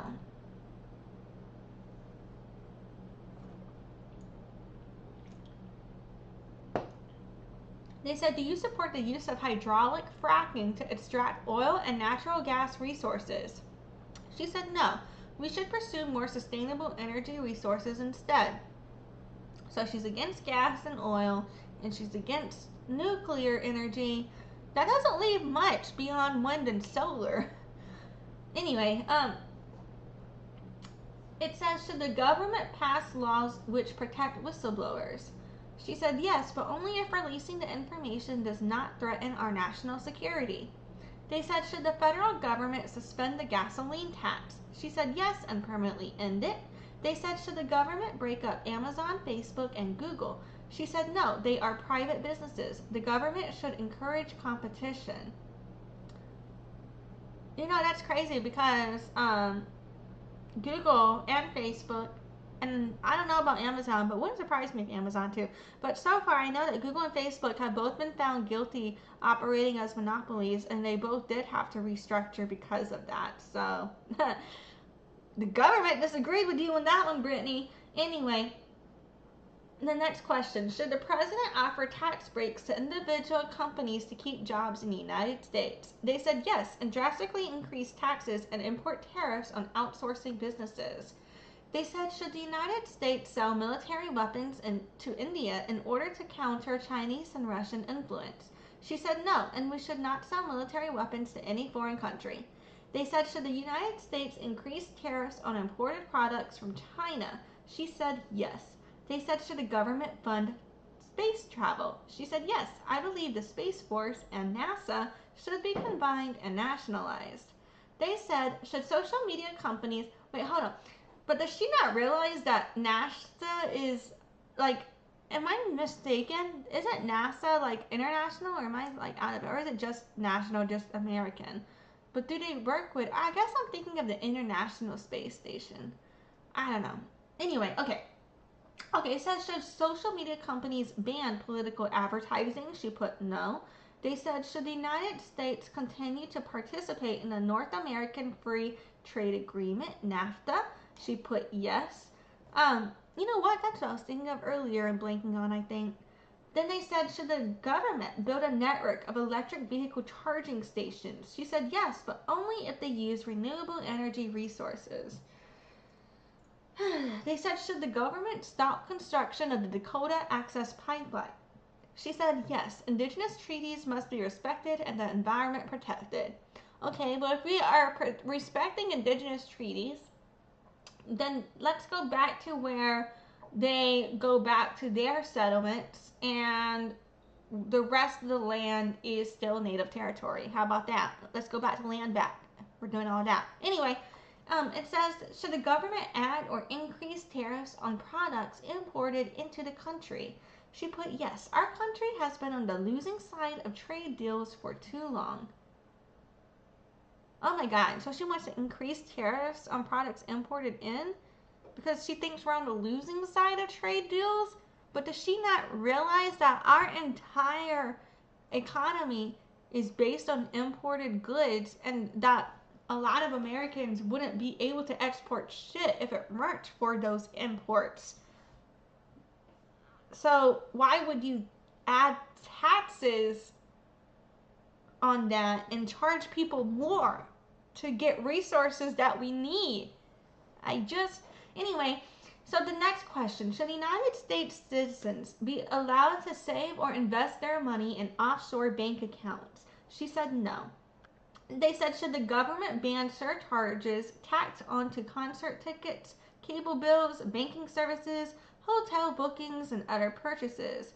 She says yes, all costs for a service should be included in the final purchase price. Alright, then they're just going to raise the fucking prices and you're going to bitch about that too, but whatever. At least in this way you know what the itemized list is, more so. Anyway, it says, should the government subsidize farmers? They said yes, but only small local farms instead of large corporations. Most farmers are small farmers. Yeah. Okay, anyway, it says, should the United States continue NSA surveillance of its allies? She said yes, surveillance of all foreign countries is essential to tracking potential terrorist threats. Then they said, should the government decriminalize school truancy? She said yes. What the fuck is school truancy? Oh, it's when your kids don't show up. When you don't take your kids to school. Oh, wow. Okay, anyway, it says, should the Federal Reserve Bank be audited by Congress? She said, yes, we deserve to know who the bank gives money to. And then they said, do you support President Obama's move to lift the trade and travel embargo on Cuba? She put yes. They said, should the government support peace talks between Saudi Arabia and Iran? She says, yes, we should always promote diplomatic peace talks during foreign conflicts. Then they said, should the U.S. government grant immunity to Edward Snowden? She said, yes, he should be protected under the Whistleblower Protection Act. And then they said, would you favor an increased sales tax in order to reduce property taxes? She said, no, get rid of sales tax and property tax and tax corporations for their assets in offshore accounts. Then they said, should Jerusalem be recognized as the capital of Israel? She said, no, and foreign governments should not move their embassies there. I wish she would say no, because Israel should not be recognized as a state when they are settler colonizers of Palestine. I can't speak. Anyway, it says, okay, should online payment platforms be forced to report all transactions over $600 to the IRS? She says, no, private transactions should be kept private. They said, should cities be allowed to offer private companies economic incentives to relocate? She said, yes, as long as the local environment is not compromised. They said, should the government provide subsidies to taxpayers who purchase an electric vehicle? She said, yes. They said, should pension payments be increased for retired government workers? She said, yes, adjust them yearly for cost of living. And then they said, should the technology of our financial system transition to a decentralized protocol that is not owned or controlled by any corporation, similar to the internet? They said, yes, this would reduce wealth inequality by providing more transparent, affordable, and inclusive access to financial services. Then they said, should gig workers such as Uber drivers be classified as employees? No, because we're fucking contracts. That's the whole point. They said no, and the government should never intervene in a contract between a private company and worker. Well, hold on now, though, because sometimes that's how you get anti-discrimination, like that you get getting the government to intervene between a contract is how we fight the companies and the employers for human rights. So I don't know about this last part. Anyway, it says, should the government acquire equity stakes in companies it bails out during a recession? She said no, the government should never own shares of private companies. They said, should the government counsel production of the F-35 fighter? And she said no. They said, should pension plans for federal, state, and local federal workers be transitioned into privately managed accounts? She said no. Privately managed accounts will jeopardize the financial security of senior citizens. Then they said, should an in-state sales tax apply to online purchases of in-state buyers from out-of-state sellers? She said no. The federal government does not have the authority to impose state and local taxes. And then they said, should the government classify cryptocurrencies as legal forms of payment? She said yes, but only for cryptocurrencies that hold stable value without price fluctuation. Is that any of them? It says, should the government tax stock buybacks? She says yes, but I would prefer if they were banned. Then they said, should the military upgrade Air Force One? She said no, not until the cost, which is $4 billion, is dramatically reduced. I don't think the cost is ever going to get reduced because as time goes on, it becomes more expensive to produce those things. So that don't make sense to me. But yeah, all right. So that took way longer than I thought it would. But I felt like that was important to kind of go over because it Well, first of all, it sets up some of the background for some of the policies and things that she was campaigning and platforming herself off of as president, and what type of mentality, what type of mindset she was putting out there at the same time as what we're about to be watching next, where this one content creator, Ron, also known as Always Asking Questions, discusses her and criticizes her from this campaign. So we can get that context. I think it also gives more insight to her social issues, where she stands on certain things, and things of that nature. And I feel like, yeah, I think that just kind of gives you insight, into some of the context of what has been happening here. And it was just also interesting to me. Some of the answers I wanted to just go over because I didn't expect that. They really did surprise me. So, next up, that also took a lot longer than I thought it was, and it was a bit more boring than I thought it would be, but also there were some moments that I feel like that was worth watching for, But yeah. Okay, I have to use the bathroom, so I'm going to take a quick little breaky break, go do my thing, recenter real quick, and then we're going to come back. And when we come back, we're going to go over some of the election results. I'm going to talk a little bit about what I think Brittany could be doing in business. I'm going to use marketing as an example because that's what I know. And then we're going to get into the fundraising issue that I've been kind of mulling over, as well as the new, for lack of better words, hate page on Brittany from Always Asking Questions, as well as the Fabel issue within the Always Asking Questions context too. We'll be wrapping it all up with all of that.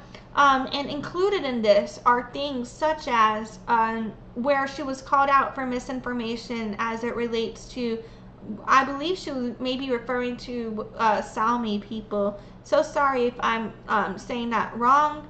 And I've seen different spellings such as S-A-M-I, Sápmi, and the captioner keeps putting that wrong. Or if I've also seen S-A-O-M-I, and I've seen S-A-P-M-I as spelling. So apologies that I don't know the correct spelling or pronunciation. But she was called out for misinformation related to that community, and she was also called out for wearing culturally appropriating locks. She was called out by the Black community for that as well. So we'll be going over all of that in 2 Shakes of a Lamb's Tail. So yeah. Thank you for joining me. I'll be back in just a second.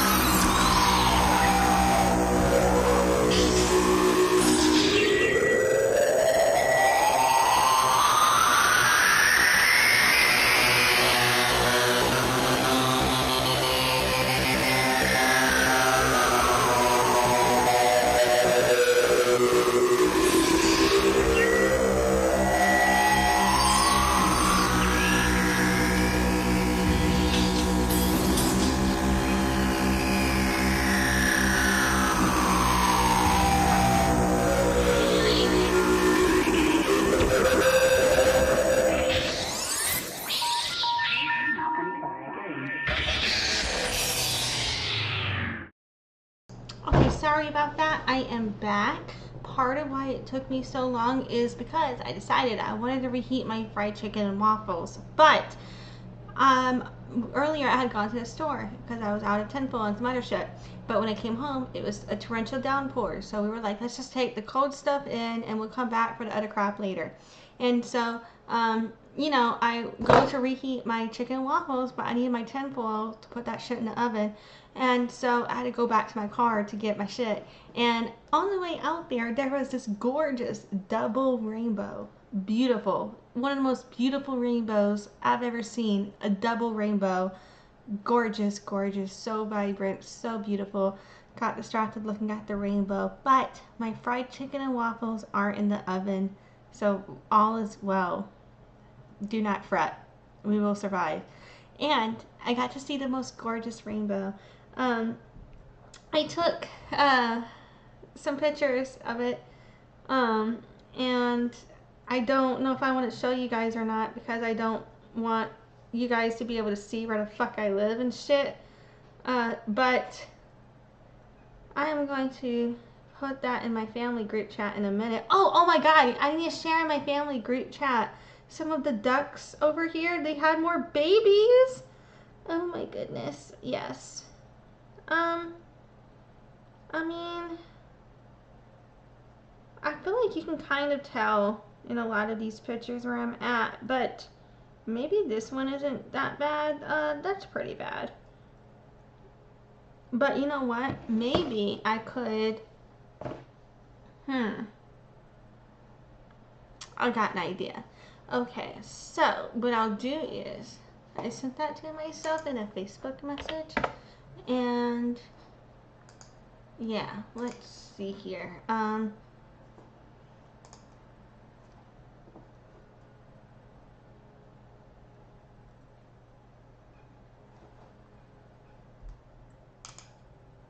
So what I'll do is, but then move this down and switch here. Aha! And now move upwards, downwards. Okay. So there was this gorgeous double rainbow outside. Y'all see this shit? I was so mesmerized. It is so pretty. So pretty. So that's why my break took so long. You understand, right? So, yeah. But anyway, what we were talking about, what happened was, um, we were talking about going over all the answers that Brittany Jones had submitted for this questionnaire when she was running for president. And a lot of the answers are like whatever, but there are like I think there were about a dozen or so that really stood out to me that I had some commentary on out of all the ones we read. And I remember being really astounded, because she's someone who runs her whole campaign now on being anti-ICE and pro-MMIW, but she literally said in those documents that she wanted more police um, activity, if I'm not using the word for word, but if I'm not mistaken, she was basically saying she wanted more police presence in the southern border. And I was like, what the fuck? When that happened, like, wow. So, there was a lot there. I feel like, we watched that for a reason, I guess. But yes. So, moving on from there, what I kind of wanted to get into next is how I think Brittany could actually do really well with marketing. And so the reason I think that she could do well with marketing, so we see here, we've looked at different versions of the Oregon primary election results previously in my last stream, but here you can see that she was number 2, where are we? Let me play Marco Polo. For governor, outside of Tina Kotek, she was number 2 for the Democratic primary for governor, with 13,186 people voting for her, almost 3%. It was 2.96% of those who voted for her in the Democratic primaries. And if you'll notice, basically, if we kind of look at these numbers here, it's as if Tina Kotek is number 1 with 372,950 votes. Christine Drazen was number 2, over 165,000. Then Ed Deal had over 133,000. Chris Dudley had 68,000. David Medina had 20,000. And so that puts Brittany at like number 1, 2, 3, 4, 5, at like number 6, I think, out of everybody reported here. That's where she was ranking wise with the voting, kind of, in a way. But yeah, I feel like because of that, when you look at that, and previous ones, not this document, but previous ones that we saw had, like a city by city basis of the vote percentage of where Brittany got votes per city. And so I was looking at that and I was like, wow, she could have a realistic shot at getting mayor or city council in one of these cities if she actually did want to go for that, right? If she did want to take that route, I think. But it's also been thinking, like, say something that's sustainable, because I don't think that politics of America is a sustainable career. Because, say for example, you agree with the downfall of America happening, then not sustainable there. But say you don't agree with that, I think that being in politics takes such a strain on your body and on your finances that unless you already have a certain number of resources to be in it, it's not sustainable for a lot of people. So, to be in like an official politician outside of activism work or campaigning and things. So, I don't know. But I'm thinking marketing, right? So, what we can see is Brittany gets banned all the time from TikTok, but she still gets new accounts, gets her following back, rebuilds all the time. So there's something to say with her about things related to marketing, such as awareness, lead acquisition, and she's sometimes able to connect that to action because she does get votes. She does get campaign funds.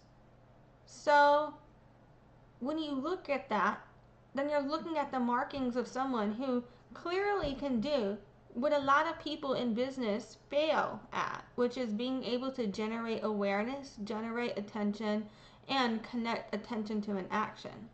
I think where Brittany falls short is connecting that action to follow through on her part, you know?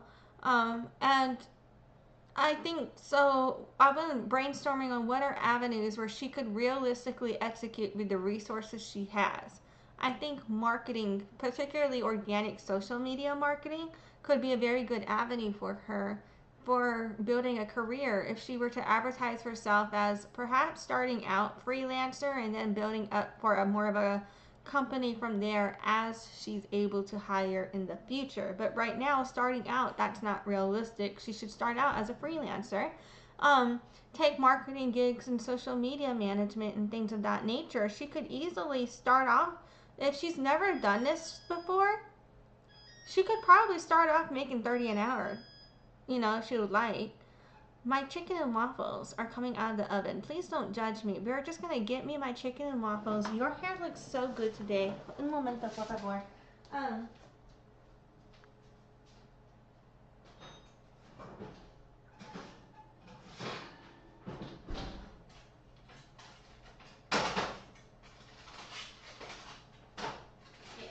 I like taking this off the table.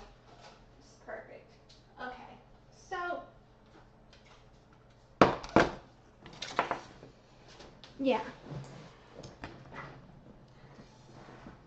Syrup. I was just thinking, she could easily run people's social media pages for them. I bet she'd do well at that. I bet she would.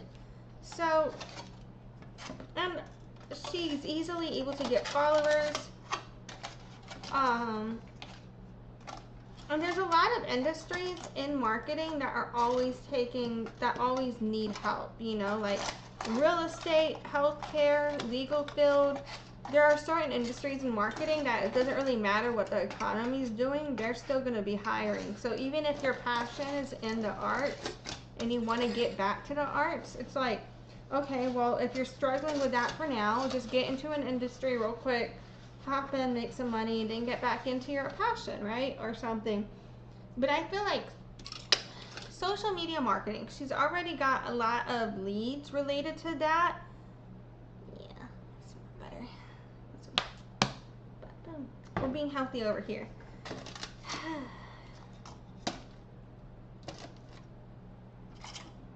My fried chicken and waffles. I might cut that up a little more. I got a tiny mouth. It's all good.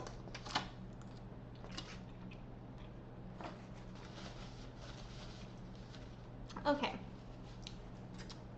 So I just was like marinating on that. So yeah, she actually was able to get a good amount, garner a good amount of attention, awareness, connect that to an action. The reason I don't think she's been able to execute on building a business so far is resources. The businesses she's been trying to build are businesses she does not currently have the resources to build. If she were to focus on something she has the resources to provide right now, she could actually build on something sustainable. Start there and then expand to other things as she develops those resources. So right now, she could realistically, for free, do social media marketing for people. All she needs is her fucking phone. If she's just doing organic social media marketing, and they can outsource for the advertising and things of that nature if running ads is not something she knows how to do yet. Things like that. Because I do marketing, right? So you might be thinking, Lexi, if you do marketing, why are you telling somebody else to come compete with you in your field, right? Well, it's more of like, doing marketing is kind of like being a dishwasher. Every restaurant needs a dishwasher. And there's always going to be a need. Some people in marketing take jobs that they're not equipped for. And so they will be overturned sometimes. But then sometimes, companies are always growing. And there's so much work to be done that there's always more hands that need to be on deck. And as teams grow, their departments grow to fill those needs. So what can start off as a one-person marketing department can end up being one person in charge and then them having a team to help, you know. And so there's always marketing jobs available, and you don't need a degree. So you can get certifications for anything that you're lacking or want to learn more on. So yeah, like I feel like that could be something where you could have a realistic career, and if you don't want to work for another company, start off freelancing. She obviously has the skill set to get started there, I think. Something like that, where it's like a service where you already have the tools within the internet, or for example, where you don't need to, you know, you're not offering something you can't do, you know? But yeah. Ah! No, I'm about to drop my fork. It's okay, I caught it, but damn, that was scary. Yeah. Okay. Life is hard, guys.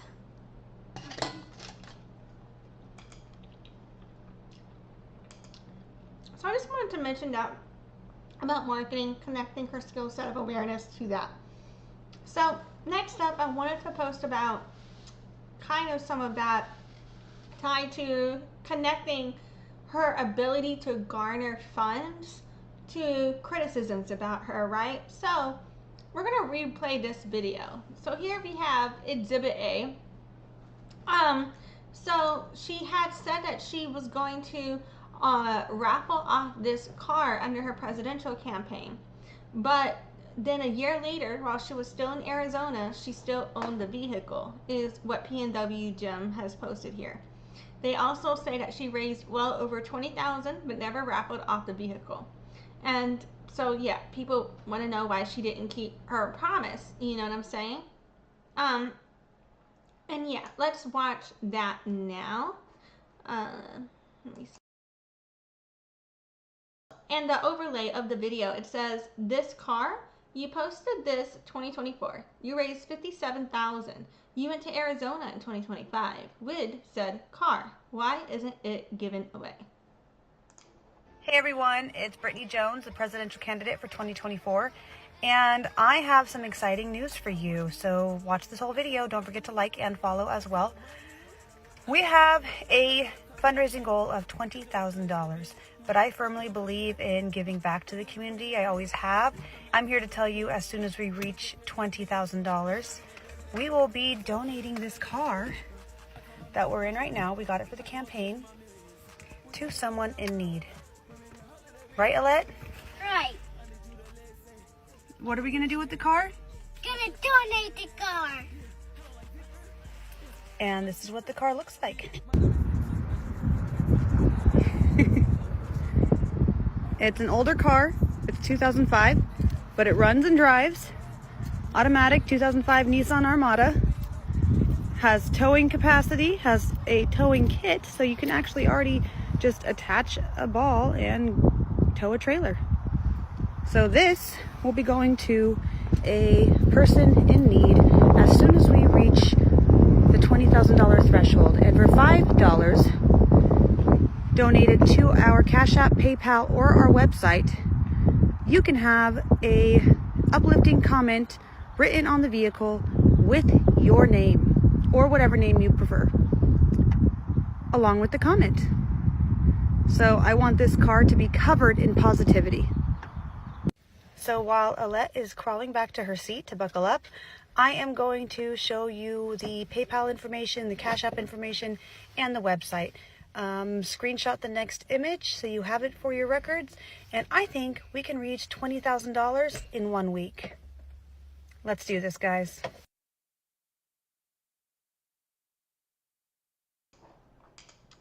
So yeah. And what I don't understand is back on that unrealistic thing, right? It's like, if you know you cannot afford a car, why would you raise money to give away a car for money that you need for a campaign that's separate? So then what would you do with your vehicle, right? So and then it's like, why are you offering to give away a car when you can't afford that type of shit, right? Like, that's where I'm like, it's nothing wrong with being ambitious, but sometimes you have to be realistic. Because I've gotten myself into trouble. I've talked about it before, and I've written about it before, about when I was funding my own shows and trying to do shows that were more expensive than what I could afford to do, and having to pay people 2 weeks late because that was when my next paycheck came, because I didn't sell enough tickets, because I thought I could sell enough tickets, and I had previously done shows just based on the ticket sales alone. And so then when I finally didn't sell enough tickets one day, I was like, oh fuck, you know. And I've talked about that shit. If you want to hold me accountable, think whatever you want to think of me, go for it. Valid. But that's the thing. It's being able to say, look, this is where I'm fucking up. This is a thing I'm never gonna do again because I realized, oh no. So I didn't do shows anymore after that. Why? Because I was like, I didn't want to ever put anybody in that position ever again. And so yeah. So but anyway, fucking. There's nothing wrong with being ambitious and not understanding the gravity of the resources to a point. I think sometimes that's what happens when you don't have resources and you're trying to do something that takes resources. There is a learning curve there. But and sometimes it's like, even if you had the resources, you don't understand. You know how people say, like, you don't value something until it's gone. So sometimes when you do have resources, you don't understand the value of it until you don't have it anymore too. So in both cases, it's like, it's a learning curve, it's a journey. But it's so if it was like maybe just one event and she learned from there, I'd be like, okay, it's a learning curve, it's a journey. Maybe she was desperate to raise presidential campaign funds. Maybe she really thought she could give away the car, and then the car broke down and some shit, and she wasn't able to do it. But then there's also the GoFundMe. Help me get my campaign on the road with the RV. $6,000 was raised, which is enough for a very cheap old one, maybe? I don't know. But, or part of it. But yeah, she did get $6,000 from that GoFundMe. And I don't know if this is the same RV we see her in videos on social media or not. But okay, so we've got that. And then what we also have is, and I need to change screen for this because I had to do this one in a,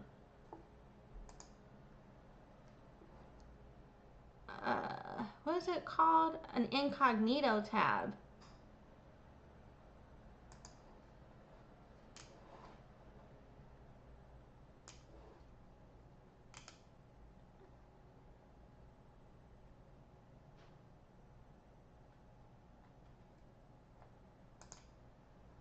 But I don't know if it will show up for me there because I'm not friends with her on Facebook, but it's okay. If that doesn't work for me, I'm just going to screenshot this. We're going to try it on, it's not letting me pull up incognito tab for whatever reason in OBS, unless I'm out of it and just don't see the tab. So now I'm trying Internet Explorer.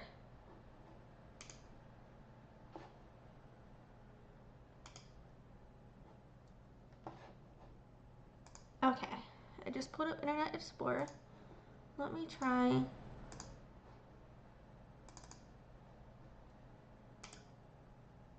Oh, perfect. Okay, now I can get it on both places.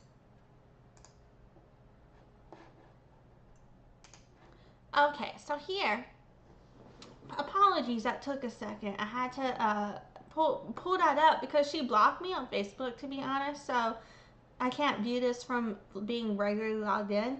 So then I didn't log out. Instead, I just pulled up an incognito tab, and at first it wasn't pulling up, but then I got it. Okay, so anyway, here what we have is Brittany Jones doing a different third raffle as it relates to spending a day with her for her presidential campaign. And I thought we would check that one out as well. Apologies, it was muted. I just unmuted it. We're going to take that from the top.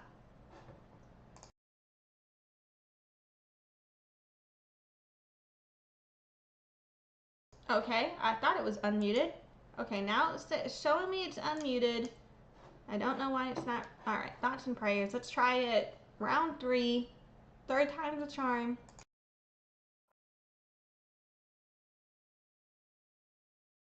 Okay, now I feel gaslit because I know I just unmuted this thing, and then when I went back and I hit play, it's playing muted. That's crazy. Okay, now I see what's happening. That shit is gaslighting me. All right, here we go again. Take number 4. Hey guys, we have a raffle, and this raffle is for you to spend a day with myself, my running mate Jacqueline Carpio, and my Secretary of Interior nominee Randall Rivers. You can win this by being in the Phoenix or Tucson area, and the day that we're going to go out is either April 12th or April 19th. And we're going to go kayaking. We are going to have a barbecue or a picnic. We're just going to see where the day takes us. But kayaking is definitely on the menu. We are going to have 2 winners. And so you can enter by going to our website. And the link tree is in my bio has the subscription link. You subscribe for $1 a month and send us an email saying that you subscribed and you would like to be entered into the raffle to win, to be able to spend a day with us. You also have to be over 18 years old. We cannot be responsible for a minor out on the lake and during the day, because we don't exactly know everything that we're going to be doing. But this gives you a chance to spend a day with us, learn more about us one-on-one, talk about our policies, tell us your ideas, and just get to know us better in general. So I look forward to your entries. We have until March 30th, which is when we're going to be doing the drawing. Bye. So here we have another raffle, and this one is just to fucking meet her, right? And you might be thinking, okay, bitch, but where are you going with all of that? Where are you going with all of that? Now, and to that, I bring to you exhibit, oh, excuse me.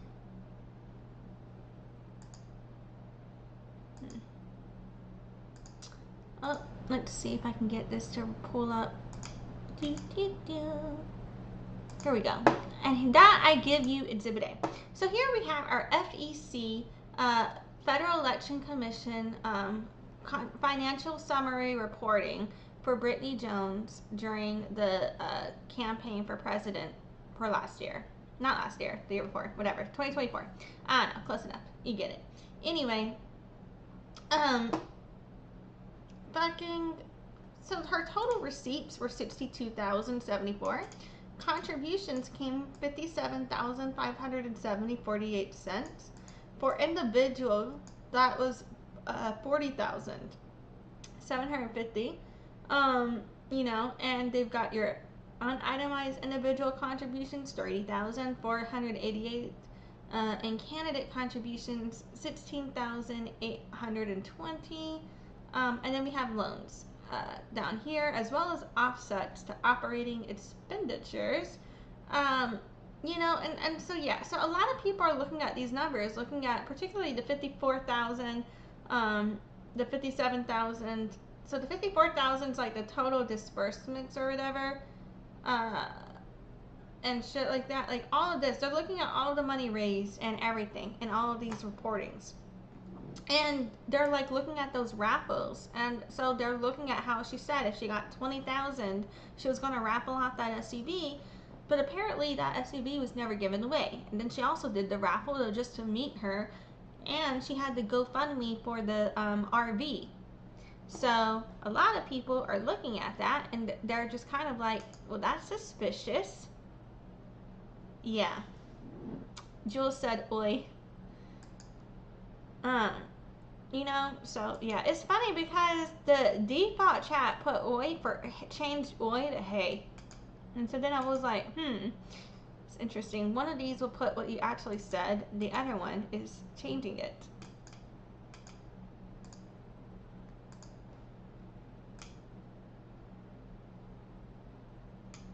You see where he said Wingapo Sakirinkan, the captioner put then he did it.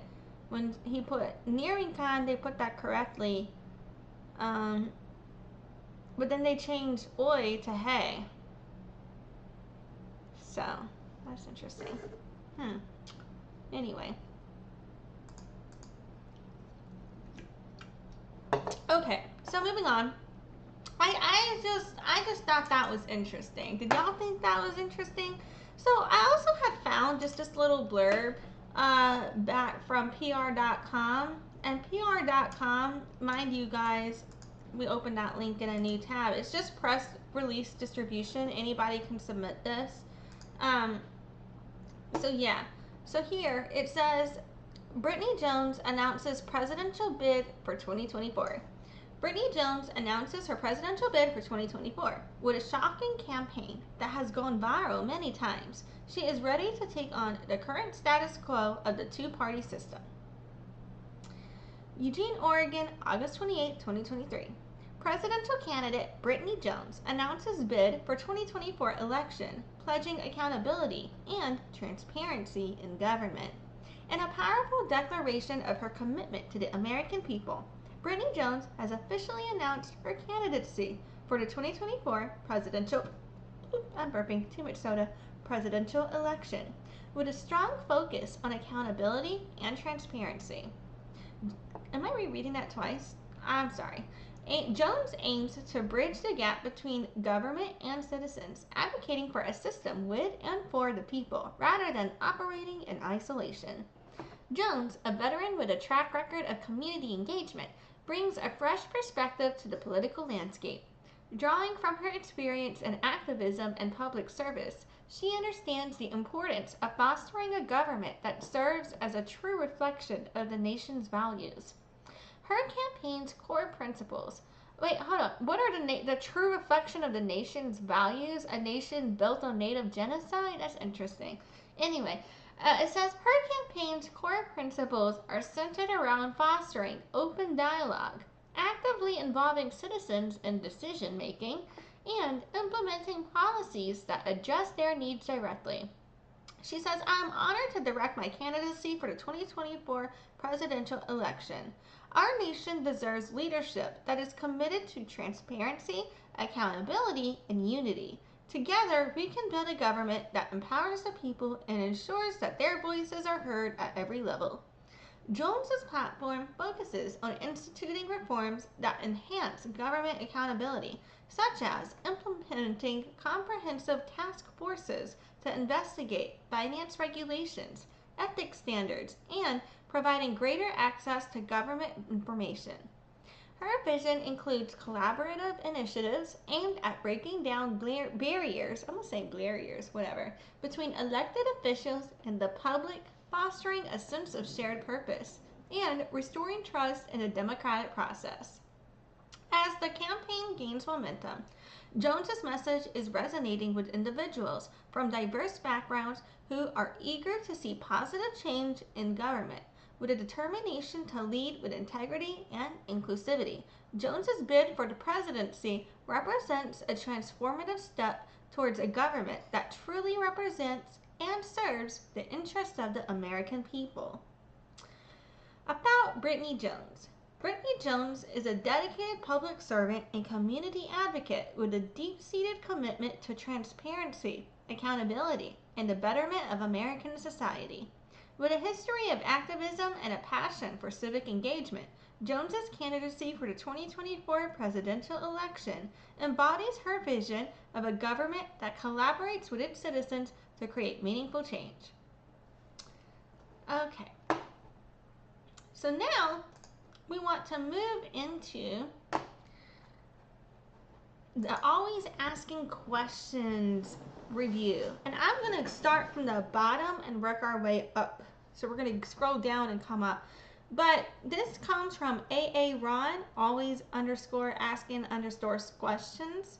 And it turned out there were some of these videos that I think we have watched before, but I feel like we're just gonna rewatch it for context, for new context and shit. Now when we get the Fabel video, I found that I was speaking about before, that is coming from this page as well, from right here. But whenever we get here, what he had posted is her response video. So we will go view what this is a response to and all of that. We'll be looking at this video We're going to watch the actual video on her page, but we'll look at the comments on his page too. Okay. So, anyway, let's just get on into it. Also, I think I'm just going to be skipping altogether. There's a good amount of videos on here with the sound removed, and I'm just going to be skipping those all together. And some of the videos I think are posted twice, so, but yeah, okay. All right. Now we are actually getting into it. And at one point, I have a chicken tender over here that I want to reheat. So I'm going to do that at one point, but I need to preheat my oven for that shit. So if I step away and some shit while videos are playing, that's probably what I'm doing. But yeah, okay. So now we're going to get into this video here. And so with the other, page that I was covering, I was always doing the description, the comments, and the video. On this page, not every page really has like a description. Like they have hashtags and shit, but like this one has no comments on here to read you, and the hashtags, it just says hashtag Jones for President 2024, hashtag Genocide Jones, hashtag scam, hashtag liar. You know, so if I skip that shit, it's because there's really nothing there to tell you this time around. But some of these posts do have some descriptions and comments I think will be worth reading, so we will just get to it when we get to it. But yeah, so we're going to be finishing out the live stream basically on this page and wrap up after that. So I don't really know how long this is going to take us, but we'll just see. Just see. I don't think it took me that long to watch it last night, but oh yeah. Also, another disclaimer. Previously, when I was showing you guys the PNW gem page, all of that was a first time reaction. Like we were watching all of that for the first time together. I hadn't seen basically, there are a couple of things I had seen in my newsfeed, but I basically hadn't seen any of that shit before. Like we were watching that shit together. This, I went ahead and I like scrolled and watched everything already. So just letting y'all guys know I have seen this all before. Okay. Alrighty, now we're actually going to watch the goddamn thing. So the description overlay, there are some text overlays over the images here. And it's showing like an activity feed, I think from Cash App, overlaid with a TikTok news feed. But all of that has so many texts blocked out to really read it all. But then in the text overlay, it says, "Don't give her money. I was an active donor to BJ.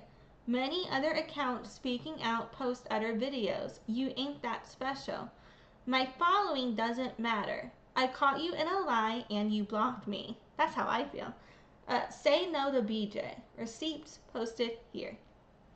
And so, yeah, we're gonna watch the video. If it's copyrighted music, I might just mute the music. Hold on. Public service announcement for those on my profile. If you have 0 followers or like 2 to 3 followers and all you're doing on your account is trying to cause drama for my campaign and spread misinformation and act like you're catching me out on lies, when, I don't know, just trying to twist anything and everything, I'm gonna block you. You're obviously a troll or a bot, and I'm not an elected official yet, so I can absolutely block you. I have work to do. I'm not going to play into drama. While it does boost the algorithm, I'm not going to do it. So yeah, I blocked like 4 accounts this week. All of them were claiming that I'm pro-Israel. All of them were claiming that So on the overlay, so I realized as this was playing that, oh, that Cash App is this person showing proof that they donated to her, I think. Because it's showing, you can see Brittany Jones's name on the Cash App a bunch of times. So I think this is them showing proof they were donating to Brittany Jones. Now they're showing a post from October 17th. I think the year might be 2024, if I'm not mistaken. But it says, highlighted here, "In this turbulent world, we stand with the people of Palestine, just as we do with the people of Israel."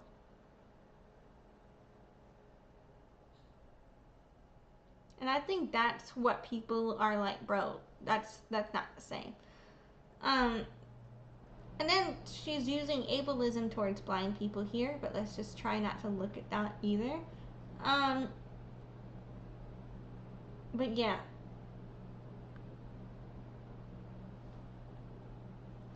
Okay, let's keep hit and play here. Oh yeah, and this post also says some other shit about, you know, we can't, oh, it says we cannot turn a blind eye to the actions of Hamas or the Israeli government. Yeah, she's basically equating the two, in my opinion, from this post, you know. But yeah.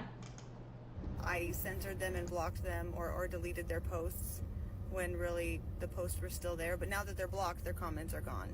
But the post was still there, even though they said it was deleted. Like, just blatantly lying and acting like... So, here they're showing another screenshot. In the screenshot, Brittany is saying in a comment, nowhere in my post did I say I would return support if they stopped. You are adding that in there yourself. So that is your problem to deal with. And then it's showing that she had said, as President of the United States, I would cease all military or economic aid to the Israel government so long as they choose to continue indiscriminately killing innocent men, women, and children. So, you know what I'm saying? So that's where people are saying, yeah, that's where it looks like you're saying you would only stop supporting if they were doing that. But yeah. Things happened that didn't happen. So they're obviously out there, these bots and these trolls, and I'm not going to let them. So she's out there calling her out on that, bots and trolls, and saying they're the lying ones, even though they can prove what she said. She just doesn't admit it. Where have we seen that before? Interesting. Think about that. Let me know. From doing the work I'm doing. So yeah, you're going to get blocked if you have 0 to 3 to 5 followers and 0 content outside of just posting about me. You obviously have an agenda. So yeah. She's always accusing everybody else of having an agenda for criticizing her statements as she runs her campaigns. But she doesn't understand how a campaign in and of itself is an agenda by definition, in my opinion, almost. But yeah, so now the screen went back to there seems to be a little bit more left here to see, a few more seconds. Let's see if something else happens. But yeah, it's showing, you know, how he was an active donor to her. Okay, no, that was it. Alright, yeah. Okay, so let's go to the next one. I'm gonna step in here. Okay, I'm actually started playing. So, oh, I'm moving the wrong damn thing.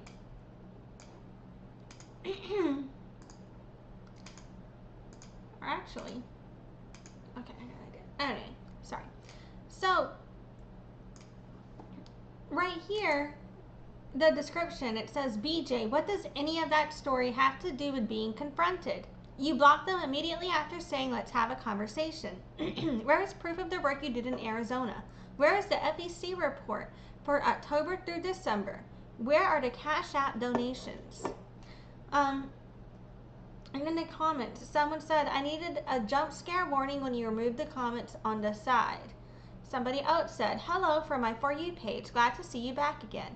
Has she turned in any of the missing reports yet? They said it takes a little bit of time to figure out which BJ is counting on. I don't know how that is an answer to this, but that is what was said here. Yeah, it's showing me that there's more comments, but I can't see them all, but whatever. Okay, let's watch the actual video now. And I'm going to be as respectful. Oh, sorry. So, the overlay is showing some comments. I think it's from TikTok, but it could be from Instagram, but I think that's TikTok. But anyway, so Woman with Bows had said, yeah, it was just about the alcohol to Aaron. I thought she had a wife, but only heard her mention it a while back when the Stop Asian Hate was going on, and her wife is Asian, living in China. She blocked me after she said let's have a mature conversation. She wants to put him in and replace Deb, and that is just a horrible idea. He has no experience for that position. So I don't know the context for that conversation, but that is the comments that are up on the screen that it looks like Brittany is replying to. As I can, because I have supported women with bows from the beginning, and I have donated, I have spread information, even in Arizona when I was trying to fundraise for my own.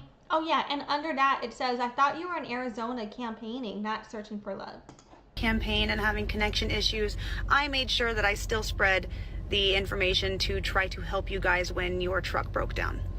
So I would hope that you would approach me with the same mutual respect that I have shown you. And so we're gonna get through this.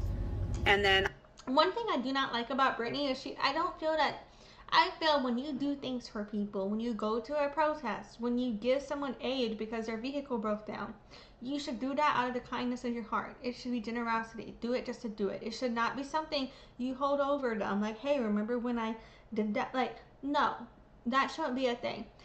There's a difference when, if you over time do feel a way that your friendship was not reciprocated, to express that, but to express that you felt you put more work in than they did or some shit, you know, something like that, I could understand. Using that as an example, right? I would get. But where she's just like, I did this for you, so you have to do this. It's not transactional, and it bothers me. It's like, do you just see relationships as transactional? Like, what is that? It's not a quid pro quo. You know, you do things for people. You should not expect anything in return, in my opinion. Like, if you're doing it out of the goodness of your heart, that should be it. There shouldn't be, oh, remember that Christmas gift I gave you? You know, for example. I don't know. That's a hypothetical, not saying she ever said that. Whatever. Okay. I'm going to provide you information, and you're going to move forward how you feel you need to move forward, but I will not entertain the drama, and I will not entertain pretending ignorance either. We are adults. Let's act like it. So first, I want to address the what half story, and because you're acting as if you were not informed when you are with Tanda all the time, and they sent me a message saying, what's this I hear about you buying my people alcohol? One, as if they speak for the entire Indigenous community. None of us, not me, you, Randy, Tanda, any Indigenous person can speak for the entire Indigenous. Then why the fuck are you trying to run for governor and president, etc., off an Indigenous identity, speaking as a Native woman on these interviews when you don't even have that lived experience? But here you are saying that nobody can speak for the Indigenous community? That's just wild. Anyway, now I do think that every person who is Indigenous descent has their own place in their own space to speak on their interpretation of reality as they see it, but it's about trying to represent in any official capacity in the media and as a political position the community. That's just kind of wild to me. But isn't this a bit hypocritical? Isn't all of it really, but is that just me? Is that just me? Am I being too harsh? I don't know. Maybe I just feel a way. But I feel like the evidence speaks for itself. And it's so funny because people are like, I get so flustered I can't articulate it when people are asking me why am I so upset when it comes to her, you know, or talking to me about it. And it's like, dude, this bitch got me fucked up. But okay. This community. So let's move past that. So you guys received some information that is not true. And this information is coming from someone who was hurt during that weekend because a grown man decided to pursue a grown woman. It was okay, and her answer to everything is, oh, they're just jealous. You're just clout chasing. They're just jealous of me. You're just clout chasing. They just want my man. Those are her responses instead of taking accountability when faced with real criticism, in my opinion. a personal decision, and this other person got hurt because they had built a fantasy in their head. They had built an entire future with this man in their head, and they won't admit it. But you don't think that running for governor or president, when the resources you currently have, is a fantasy? To anybody else but me, after everything happened. They feel like I took that future from them, which isn't the case. So this person got hurt, and they are trying to hurt in return. Hurt feelings are valid, accusations are not. Okay, am I fucked up though? Because her and the guy that's known as James on native TikTok, they both talk the same when they make videos, and they look the same to me. They look a lot alike to me. That, yeah, you know what I'm saying? Yeah, in my opinion. And they both like to speak about Pocahontas. I mean, who doesn't? But you know what I'm saying? Like, just comparing them all, you know. Especially when they're baseless. You received a half story. You've had no problems with me until you received that information. You did not reach out to me to get the full story. Instead, you are perpetuating the drama.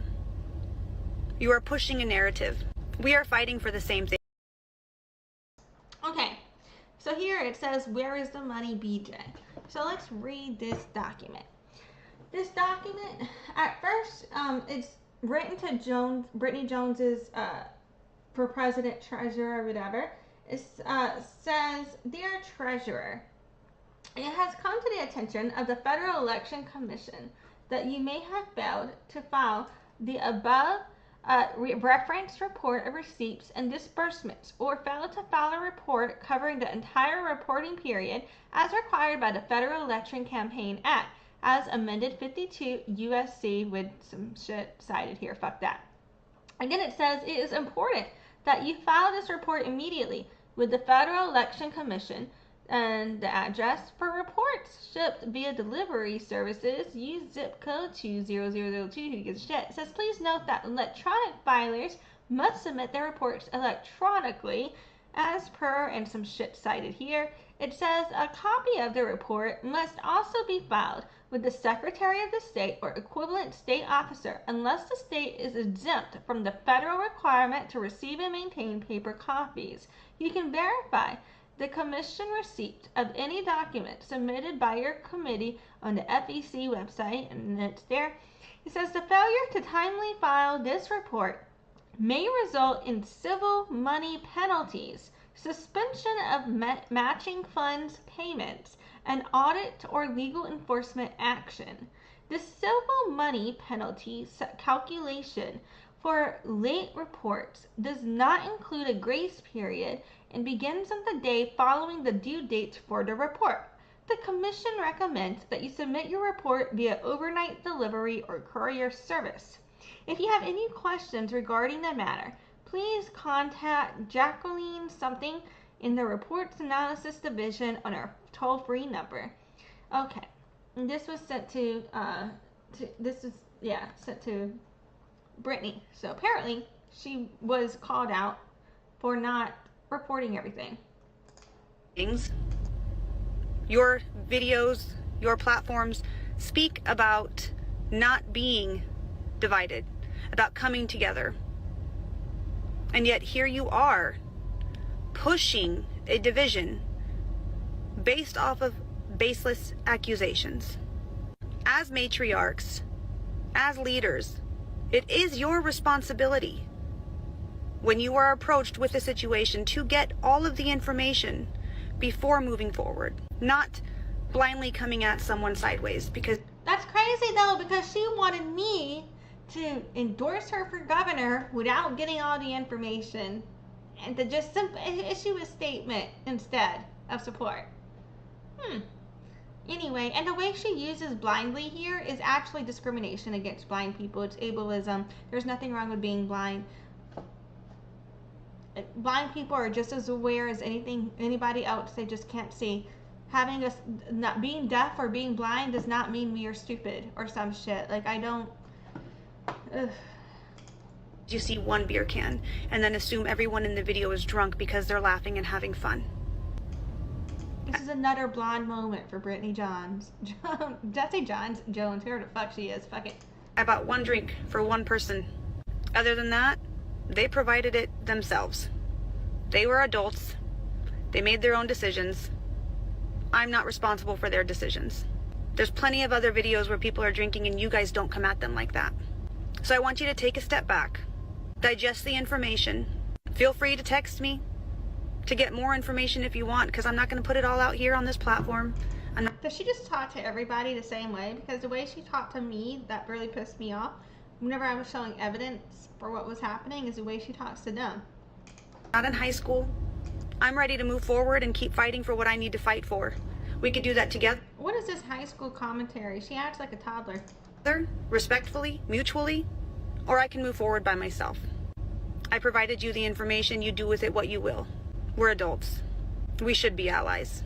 It sucks that someone's feelings got hurt, but that's not an excuse for this. Hey, I'm actually going to step in here, and I'm going to be as respectful. Okay, it's just replaying now. Alright, let's go to the next one. It might start replaying automatically. Welcome to Morning. Okay, so this is the GedMatch one again. So I think we watched this one already before, and it was a response to the GedMatch DNA test that Brittany had posted previously. The caption for this just says GedMatch debunks science don't lie. But we're just going to watch this video again. So Brittany Jones has put out, like, I've seen like 3 different versions of the DNA results from her that she had put out. I don't know what the fuck she sent to Bill from, because, well, that came out wrong, but in my head it's like whatever she sent to Bill Deo to get her lineage confirmed by him could not have been what we see she posted those other 3 times that are public record, and she will not post whatever result actually got her confirmed. You know what I'm saying? Like, she just posts his confirmation, not the information behind it. But yeah, so what Star is responding to is a response to one of the GedMatch, is it GedMatch? I think it was GedMatch DNA analysis that Brittany had put out, but she's posted multiple versions. So this may not be the same thing that Bill received that she is responding to, but she is responding to one of the versions that Brittany had put out. And I think this is the one where she was responding. So Brittany had claimed to be a percentage Mayan and a percentage like of all of these different things, you know? And so we'll see if that's the same one or not. Okay, but we're just gonna hit play and just let the video go. But this is out of context, and there are different GedMatch DNA test results that Brittany had posted publicly before. Coffee with beef. So I wanted to do an ancestry search because I have a pretty good record of what's going on my dad's side, but on my mother's side, not so much. Especially maternal grandfather, because they really were no contact for most of her life. 23andMe is not the biggest ancestry thing. Ancestry.com, I think, is the biggest, but you can do something called GedMatch, which adds your stuff to a larger database so you can find... Okay, apologies. The captioner wasn't working for part of that. Hopefully people got the captions working though, if any of that. I got it turned on. But basically, she's going into what GedMatch is, which I think is great in relation to what I had searched earlier with the difference between family search, GedMatch, and Ancestry, and thinking about why would something be in GedMatch but not on family search and Ancestry, you know? More relatives. And for the life of me, I cannot figure out how to do that. This is GedMatch. It's just GedMatch.com. What you do is you upload your DNA from Ancestry or 23andMe, and then there's some free tools that can compare, and one of the things is admixture.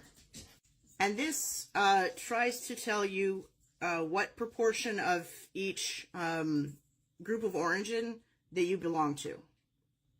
Now this is important. The GedMatch Oracle compares your DNA kit to all of the reference populations within the project. Important to understand that the Oracle isn't measuring DNA between your kit and the reference samples. It's calculating how closely the breakdown of your ethnicity percentages match the breakdown of a reference population across the same categories.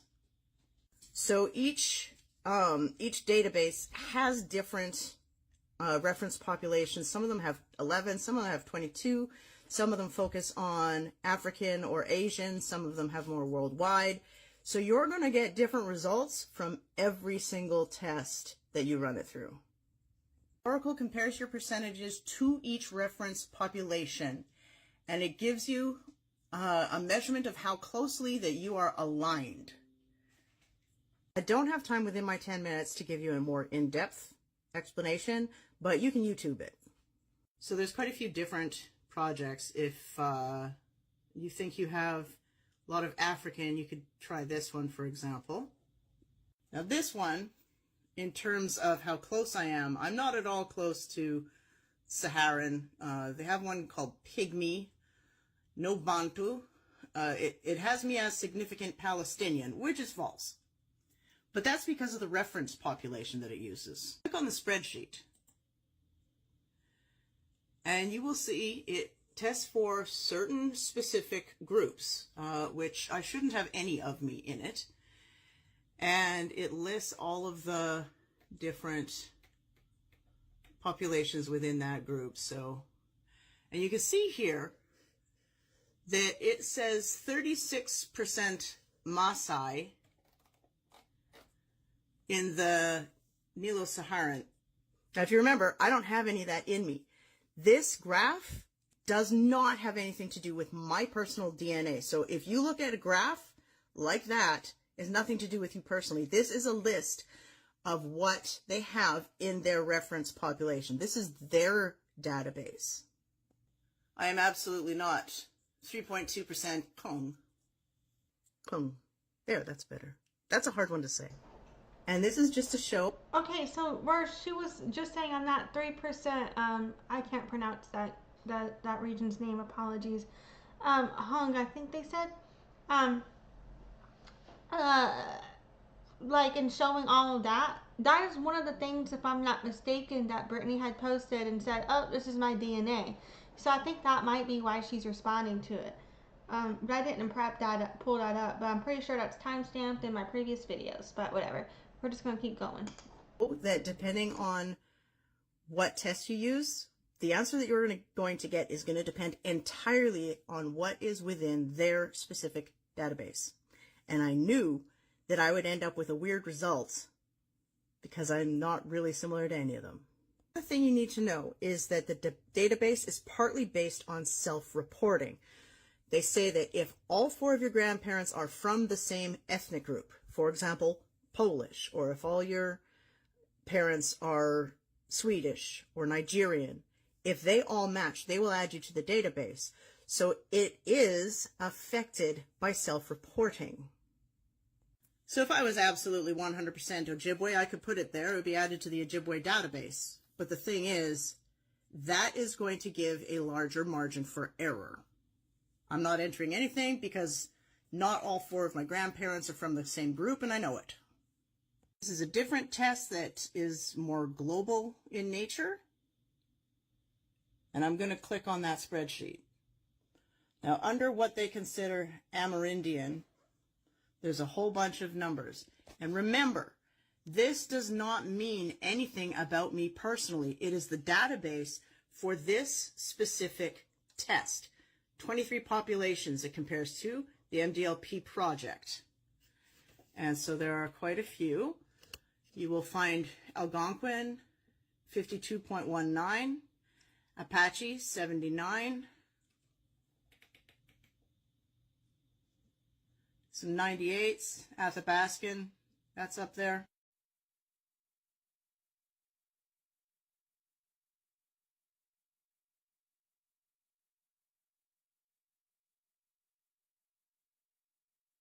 There's the database that has nothing to do with my personal DNA or anyone else's.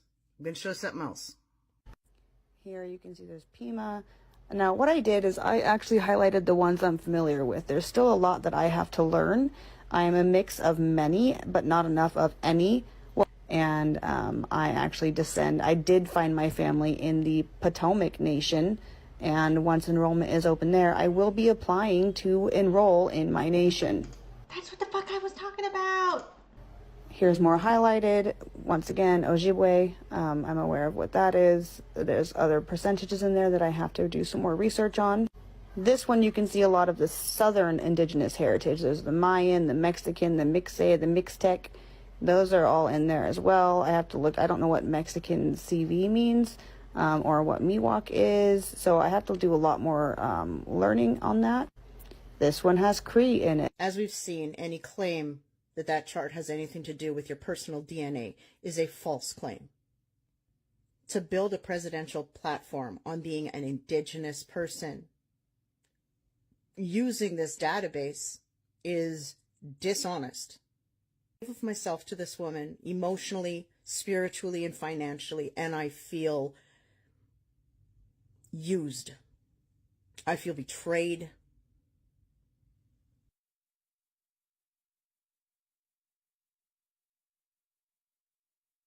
If you're Indigenous to Turtle Island, or if you're American at all, I strongly encourage you to think about whether you want to support this person with your time, your prayers, your money, or your vote. I can't tell you what to do.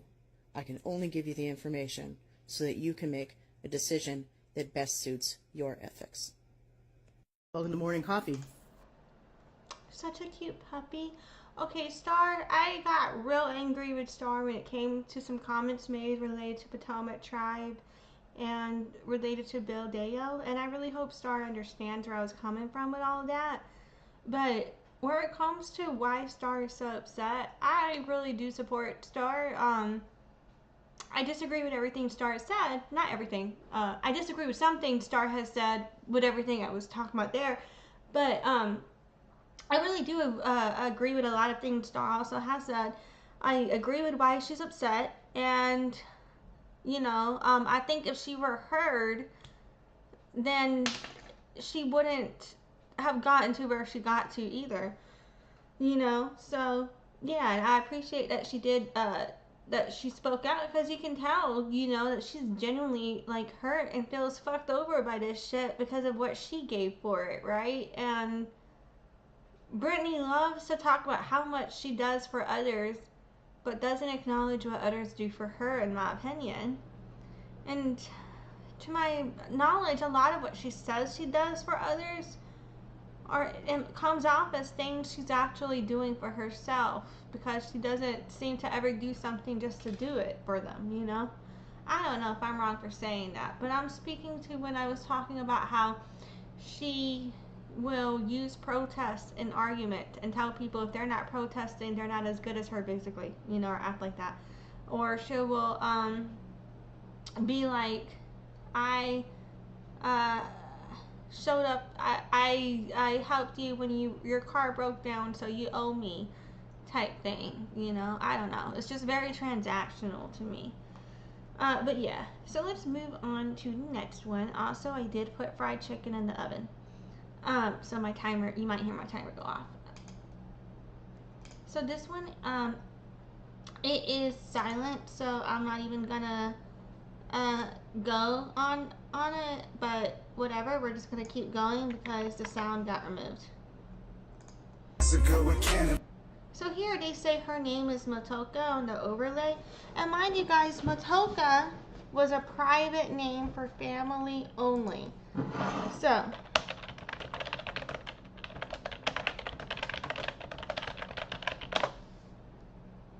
Matoaka was her actual private name. It was a secret, sacred name. It would not have been appropriate for people who were not part of the community, who were not her family, to call her Matoaka. So she was given a formal name at birth, Amanute, and that's what the public referred to her as. That's what she was known as.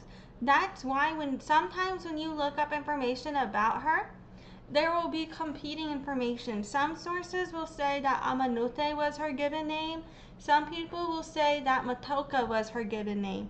The reason that I believe that discrepancy exists is because the public did not know her by Matoaka. That was a private family name only.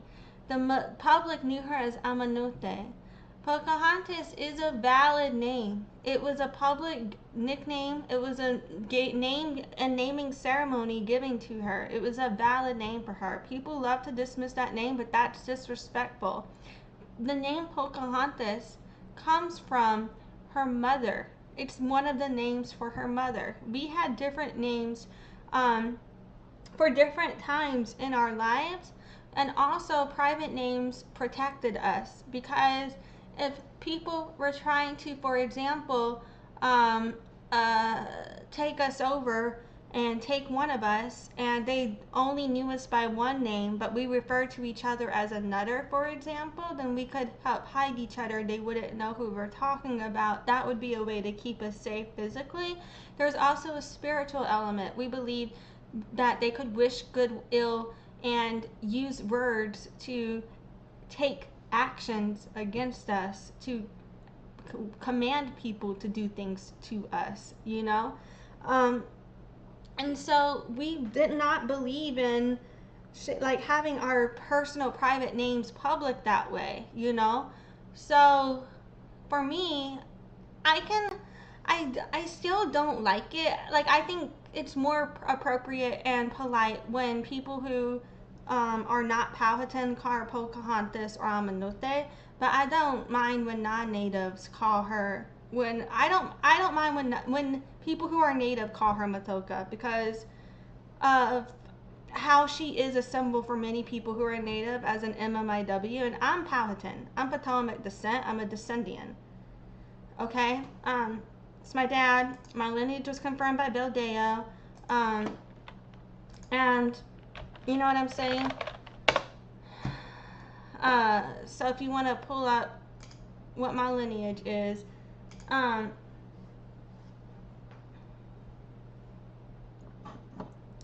so when it comes to all of that, I personally believe people who are not Powhatan should not be speaking on Powhatan issues. Pocahontas is Powhatan.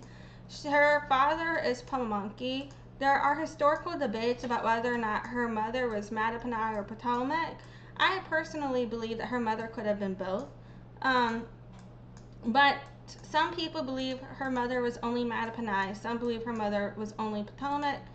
I believe her mother may have been mixed, which would explain a lot of the issues here. I don't know why they took down Wipsewa Son Wahongo Noche from here.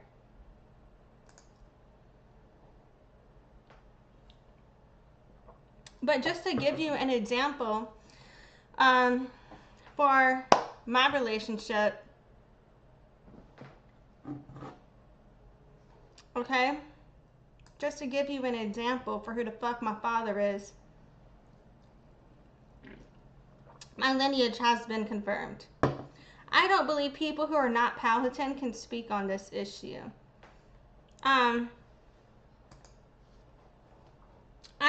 And so people who are not Powhatan love to ignore Powhatans on this. Okay?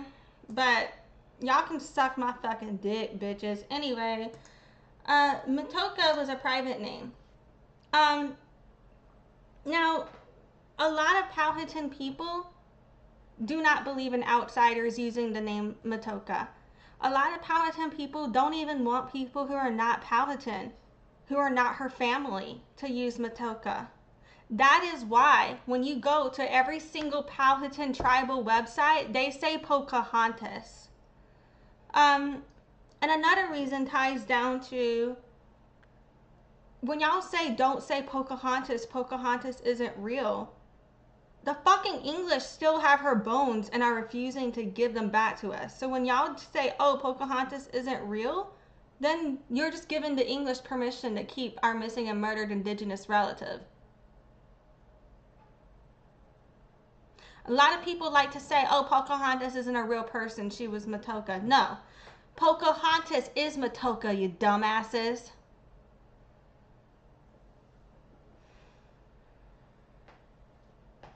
Like they say that the story of Pocahontas wasn't real, that it was about someone else named Matoaka, is what people will say. They don't realize it's the same person. That's another thing, you know?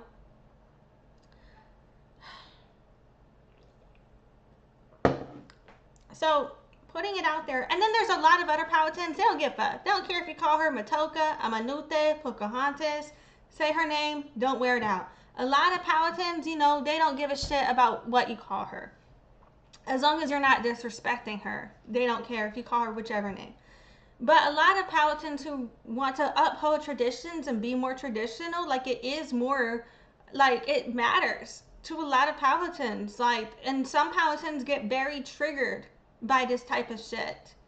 And you know what I'm saying? And so I don't know if y'all care about how you impact tribal communities you're not a part of when you're talking about that tribe and you're not part of that tribe, but I think it matters personally. And like, I think there's a difference too between when you're a descendant and being able to speak as a lived experience, being a descendant of those tribes as well, because it does matter with our family history. And that's my oven going off. My fried chicken's ready. But it says her name is Matoaka. Her name is Matoaka, but Matoaka is a personal, private family name only that would not be appropriate for someone who is not connected. And her name is also Pocahontas.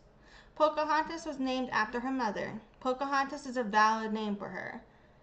So I don't like that. I don't agree with that. But anyway, so the overlay right here says her name is Matoaka, but right here it says Rococo_Wolf. That's one of Brittany Jones's handles. She used to have a TikTok page across that. This looks like Discord, but maybe I'm wrong.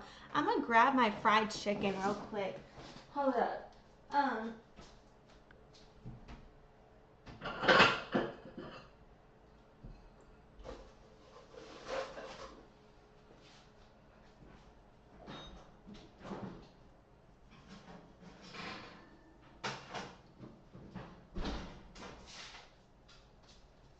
Okay, thank you for your patience.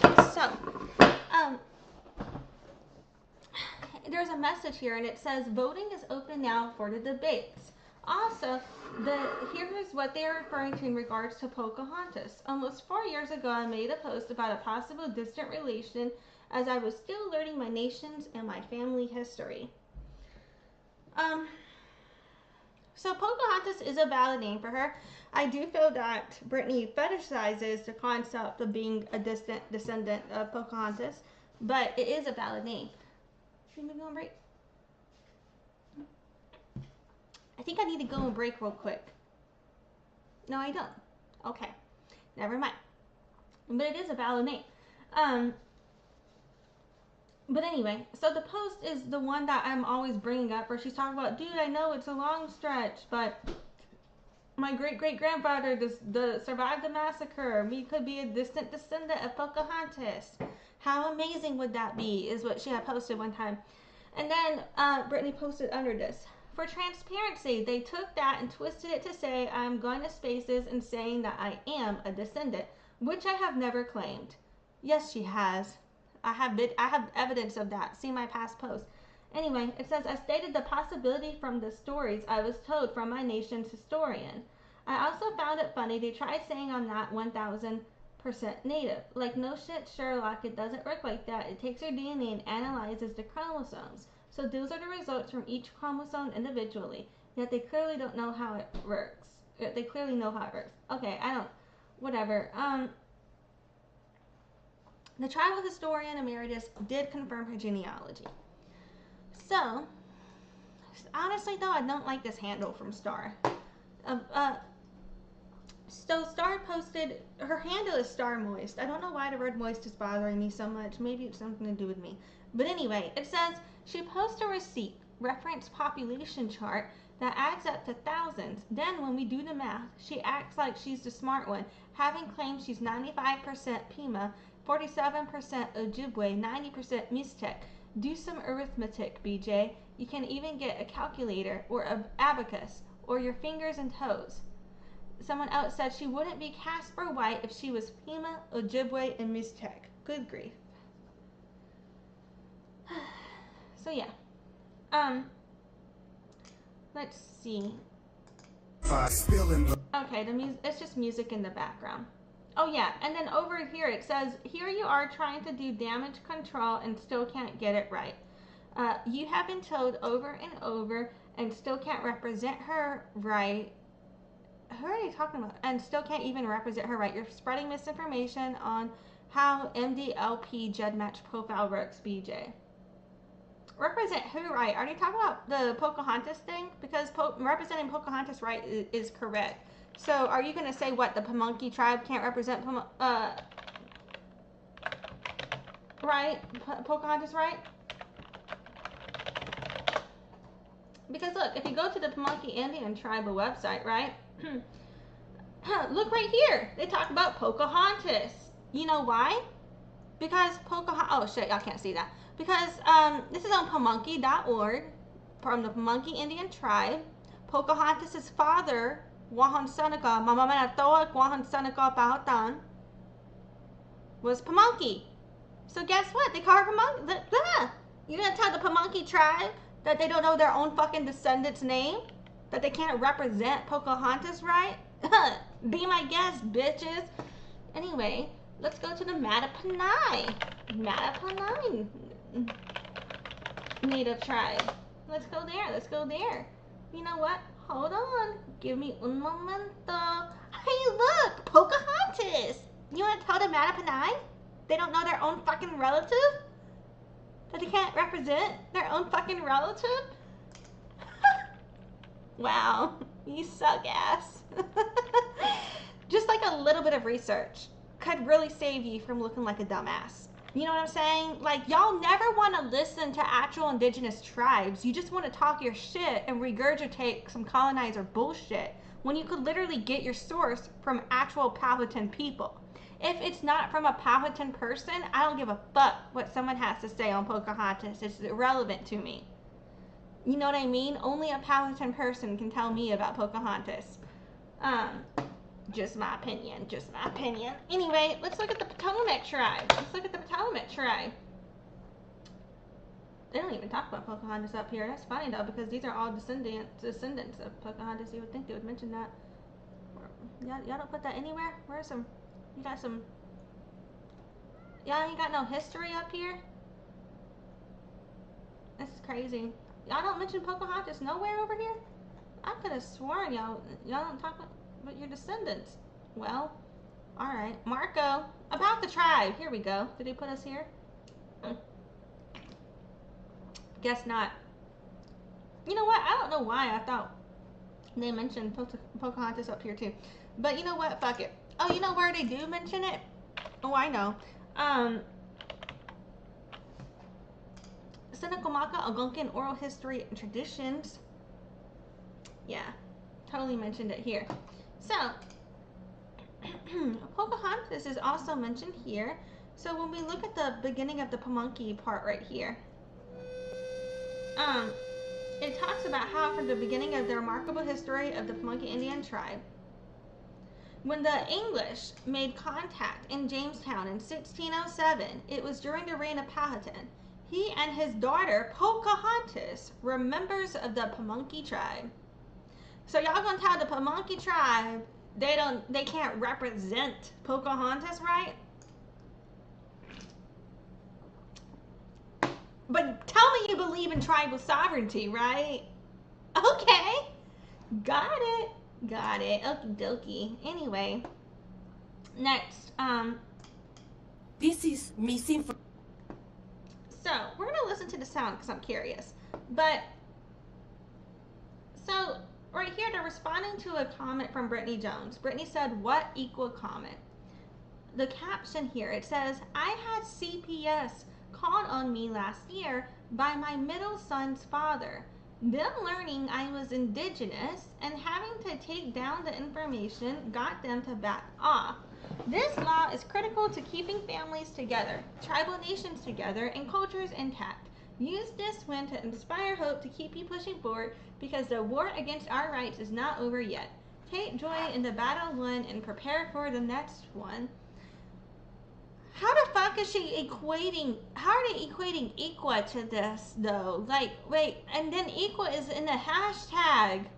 So, but, okay, first of all, ICWA only applies to federally recognized tribes, to my knowledge. Second of all, the Potomac tribe still has our federal recognition in the air.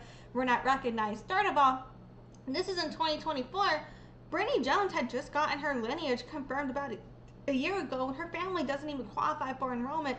So, ICWA would not apply. My family don't qualify for enrollment either. There's nothing wrong with that. But still, like, ICWA don't apply to her. So what is all that? But even if ICWA did apply to her, she's over here like, use indigenous identity to keep your kids as a white presenting woman who has had no lived Indigenous experience, when a lot of Native women have had their kids taken away under the constructs of colonialism simply for practicing their Indigenous ways, is mind-blowing to me. Information, you are not enrolled. They would not back off if you were Indigenous. This is a lie, and it's gross. This is misinformation. You are not enrolled. So yeah, they're basically saying it's misinformation. Sorry, that was probably loud, or than I want it to be. Anyway, okay. I think this is a replay, almost a replay of that same post, but it looks longer. If you have 0. No, this is the same one. We already watched this video, so it looks like he posted this twice. This video?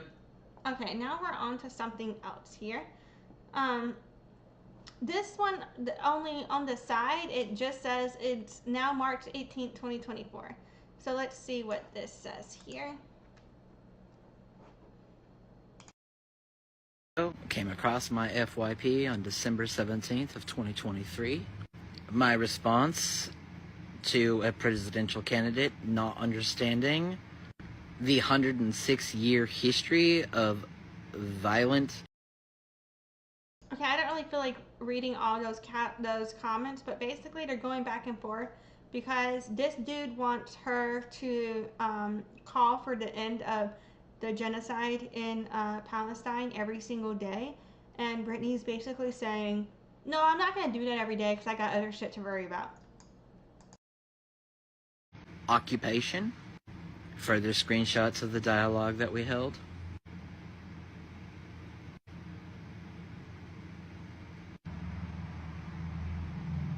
And I concluded with this. Are you personally active with local community organizations such as Food, Not Bombs, or Brown Berets, Black Panther leaders, and members or similar organizations? Are you active in community roots gardens to help your community grow their food or learn to connect with the land? Are you elevating the voices of people of the global majority who may or may not bring concerns to you? Are you addressing their concerns when they present them? It's January 9th, 2024. This video came across my FYP on December 17th of 2023. Sorry, I'm over here snacking on my fried chicken. Okay. But, yeah. So next up, is this the same one we watched or a different one? I don't know. So now they've got an overlay, well, of showing Facebook posts from Brittany and a video from Brittany. The caption over this, it says, these two posts are not the same and tell two very different stories, BJ. On one side it says, would have accepted or understood you saying something like, I changed my stance and then educated myself, then to just lie and say you didn't say it at all. It's very clear you haven't educated yourself and think people don't know how to read or comprehend things you clearly said. It also says overlaid. According to this post, you support Israel and Palestine. Your support for Israel is conditional. You still support the settler occupation and population of Israel because you support the people who are colonizing Palestine. You realize you can't play both sides of genocide, BJ, and not be criticized. So the Facebook post in question here, it says the Israeli government in their quest for dominance has led to a genocidal campaign against the people of Palestine.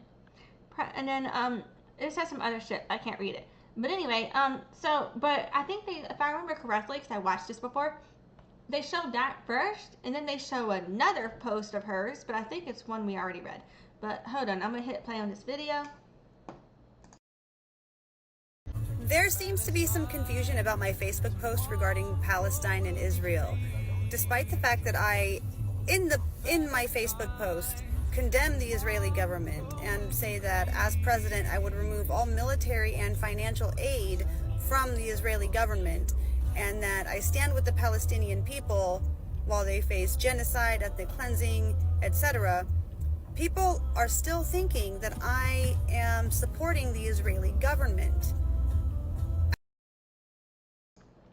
So it had just shown the post where she said, that she would continue supporting that she would support Israel. She would not support Israel as long as they continue the genocide. I cannot speak. Read my mind. Whatever is what she had said. Something like that.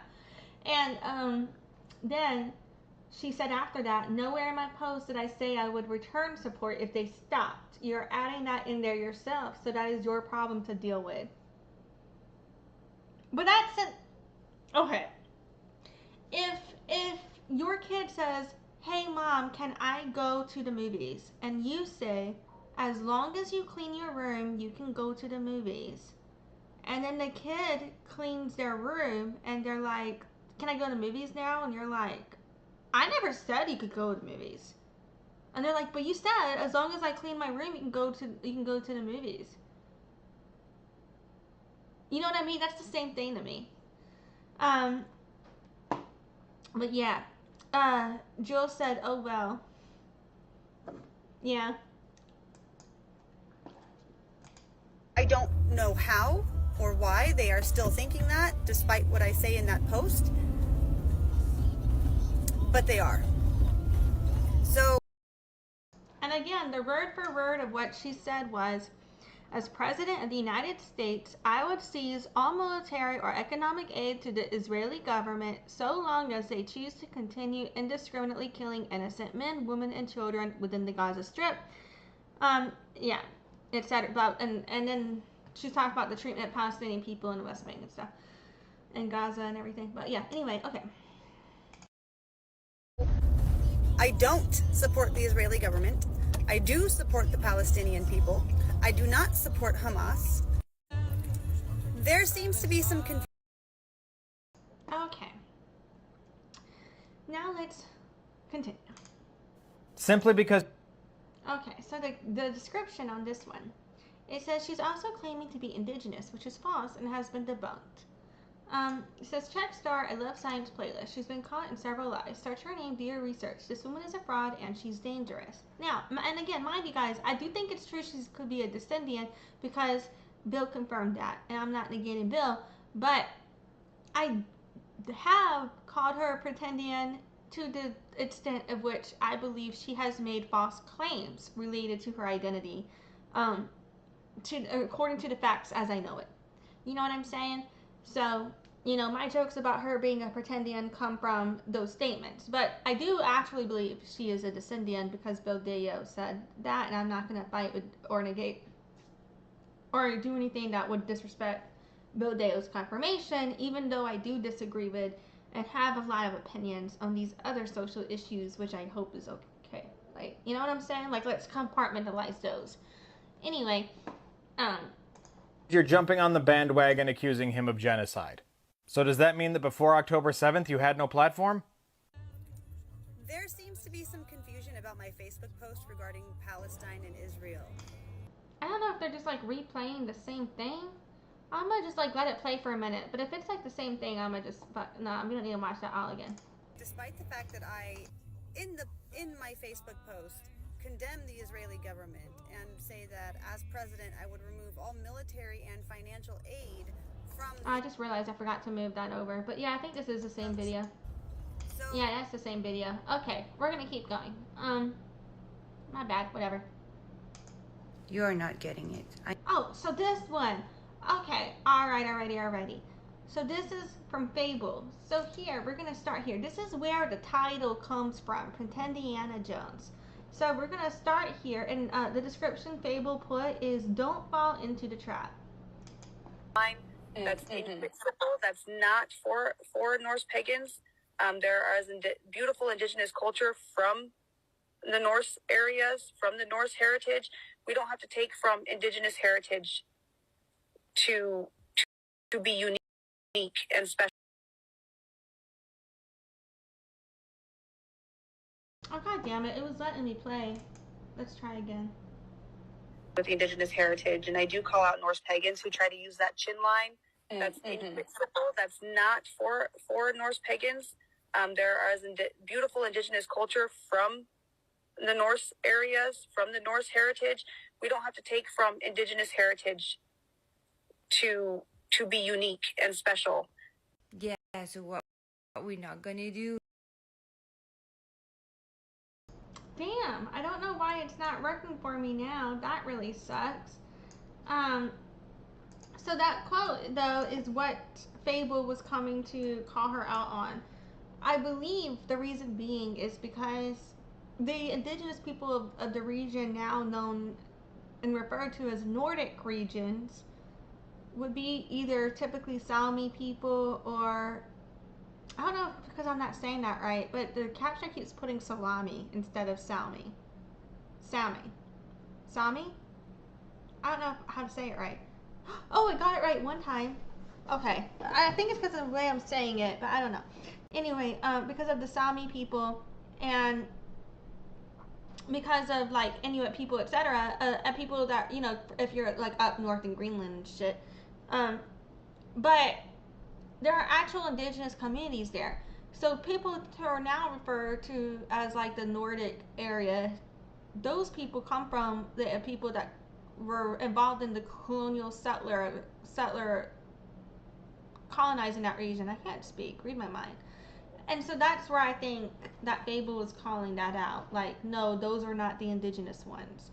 And maybe Brittany meant the indigenous people of that region, but she was talking about how the Norse heritage is indigenous or some shit like that, which would not be indigenous heritage, to my knowledge. And I do I'm trying to pause this. It's not working. To my knowledge, would not be correct. Okay, for some reason, it doesn't want me to watch this video. I wonder if I could download it. Let's try it.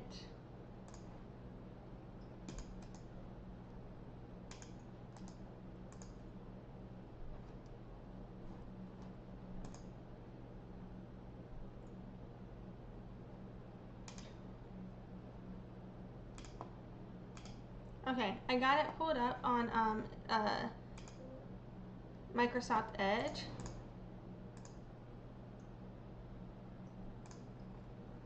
So now I'm gonna try muting and see if I can get it to play in the middle.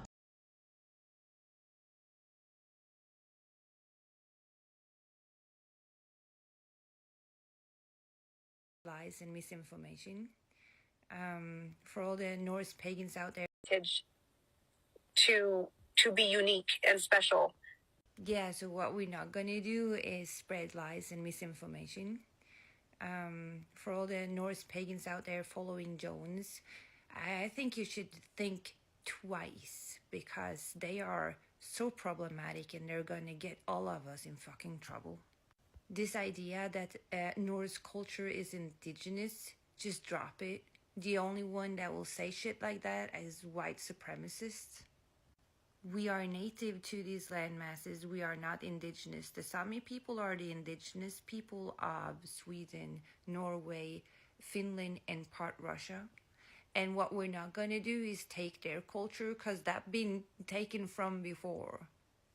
So not only are they furthering the white supremacy trope of Norse people are indigenous, the Aryan race, you know, and all that good shit.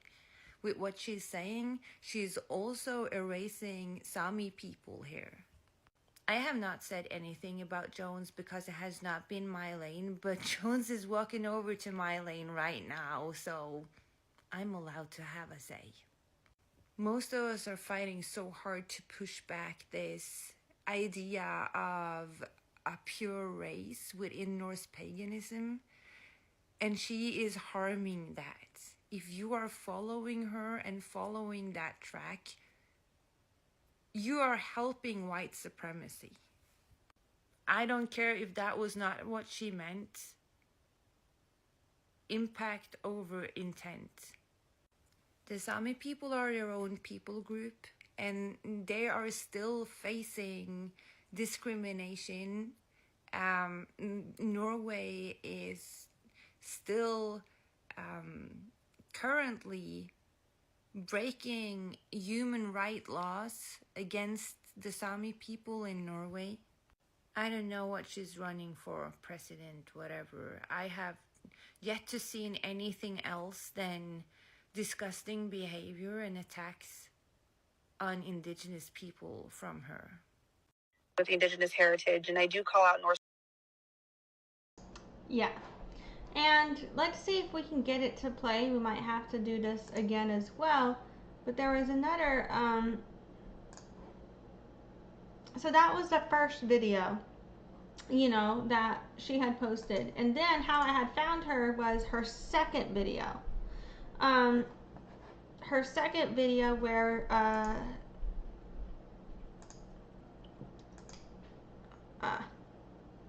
apologies.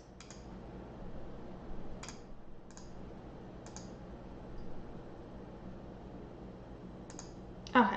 So Always Asking Questions had posted her second video. And so that's where I found her, and I went back and I found the first video. So Brittany Jones had basically responded to Fabel calling her out, saying, "Hello, my proof is posted. I have found my family proven by DNA. The slander campaign is harassment and doing harm to our community." This was Brittany Jones's response to getting called out for what she said related to the Norse pagan issue. And instead of acknowledging the indigenous erasure and where she was speaking on issue in a community she's not a part of there, etc., and acknowledging that issue, she is now flipping it to, because of her, I think this is because she called her Pretendiana Jones. Brittany's so flustered about that Pretendiana comment, she can't even acknowledge the harm she caused there, you know? And so she's like, oh, this is slander and harassment. What? How is that slander or harassment? Anytime you criticize her while she's running for governor or for president, she's acting like criticisms is slander and harassment. And I feel like I don't think she understands the legal definitions of those concepts to begin with, but also it's like she doesn't understand that people have a right to criticize public figures, especially politicians, and it's not slander or harassment, especially when you can prove what we're talking about is true. Slander, if we can't prove it, then maybe she could get away with slander, right?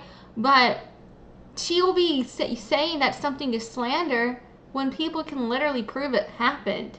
That's not slander. There's proof. You know?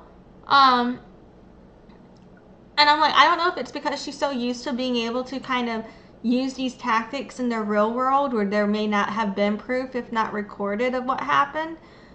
But that doesn't fly on the internet where it's all proven, you know?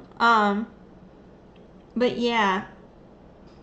And again, just because she's a descendant does not mean she has not also engaged in Pretendian behavior, you know?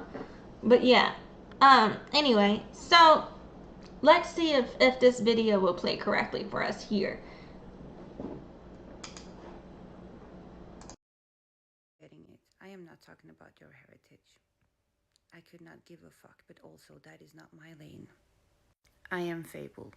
I am Norwegian. I am... Okay, so she talks real low, but she basically said, I don't give a fuck about your heritage. I tried turning up the volume as loud as I could. I'm in Viking reenactment, and part of my job is to know my own culture, history, and people. I am talking about the active lies you are spreading about my people and the indigenous people in the Nordics. You are erasing the indigenous people here, which is called the Sápmi people. You should read about them. You are feeding white supremacy by saying that the Norse culture and people are indigenous. Go back, listen to the video I made, and learn something. If you cannot handle being called out for the misinformation you spread, you should probably stop spreading misinformation. And Norse paganism is a reconstructed belief system, not a people group. Keep my people and my culture out of your mouth, please. Especially when you don't know what you're talking about. You are not getting it. I am not talking about your heritage. I could not give a fuck, but also that is not my lane. I am Fabel. So yeah. So she basically schooled the fuck out of Brittany Jones, but Brittany was just not able to process that shit, I think. Star said, I have the hugest crush on Fabel. So do I. Okay? So do I. But yeah. So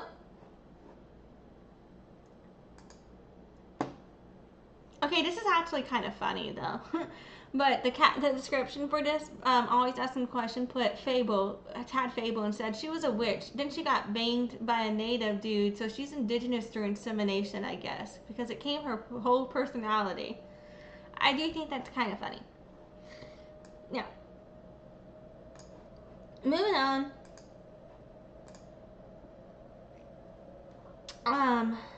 Okay, let's just go. I'm gonna turn down the volume a little bit just in case, because I had made that pretty loud. Here we go.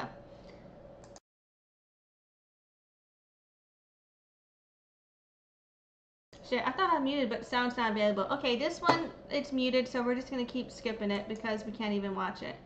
Same with this one, the sound is removed, we can't even watch it.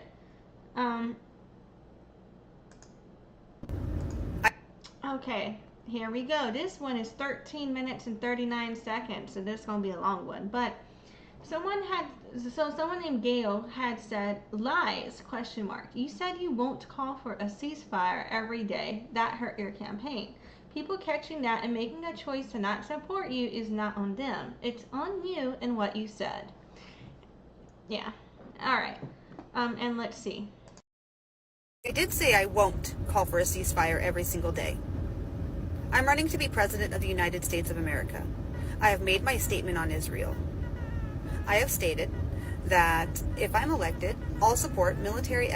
Using electric powwow in the background from hallucination while saying you won't call to end the genocide of Native people every day, it's kind of wild to me. Economical, financial, all of it will immediately be removed. I don't have to state that every day, but what I do have to do every day is advocate for the American people and for First Nations of Turtle Island. We are in an active genocide right here on American soil, and there's a non-native selling native merch. You know, I keep criticizing the First Nations thing. I guess if you want to get into semantics, maybe I'm harping too much because we all know what we mean by interchanging First Nations, Indigenous, Native American, etc. sometimes. But on another level, I think it does matter, right? Because, you know what I mean? Like, a First Nation is not the same as a Native American, who's not the same as someone of the Pueblos Originarios. For example, I can't think I said that right. Lo siento. Pero, yeah. But you know what I'm saying? Like, there's a difference, and it does matter. But on another level, I guess we know what the fuck she means, but whatever. And she's over here talking about, like, I don't know what native merch she's referring to. So the guy that she's talking about always asking questions, Aaron, I know he was selling, like, anti-Brittany Jones merch. I can't remember what the fuck it said. So but I've never seen him sell native merch. So, like, I don't know what the fuck she's talking about. If he sold native merch and I don't know about it, then okay, let's address that. But, like, let's say, like, is the merch she talking about the shit making fun of her? Because if so, that's fucking hilarious to me. But anyway, I don't know. But, okay. Who has not posted receipts that they have donated to Native organizations. He told me he hasn't sold enough. He told someone else he hasn't sold any. Two conflicting stories right there. I don't care if he only sold one shirt or one purse or one hat. Anything left over... So she's good with nitpicking over semantics and conflicting stories on other people, just not herself. Okay. After manufacturing, even if it's just $1 or change, should have been donated. Because if you are not Native, you should not be profiting off of Native merchandise or Native issues at all, whatsoever. So does she not then understand why she, as someone with no Native lived experience, should be doing things such as fry bread fundraisers? Then... When fry bread's not even her culture. Okay, what's he saying? Oh, Jones for prison. That shit's hilarious. You practice what the fuck you preach and just own up to the fact. Okay, actually, I'm against mass incarceration, etc. Like, I don't actually think she needs to go to prison, as far as I know, unless she's done something to actually go to prison for. Like, you know what I mean? Like, that false stalking protection order, that might actually be something I could see a realistic reason to serve some jail time for. As much as I think the raffle is a potential form of a scam if she didn't follow through on it. I also feel when it comes to that one's going to be much harder to charge legally, because with raffles it's just a bit easier to get away with shit because legally it's like you knew you weren't guaranteed to get something with that, right? I don't know if I'm making sense. So, but whether or not a raffle is a scam or not, sometimes it can just be legally harder to prove it, is all I'm saying, or to take legal action in court because of the fact that you're not guaranteed to get something. Whatever. Okay.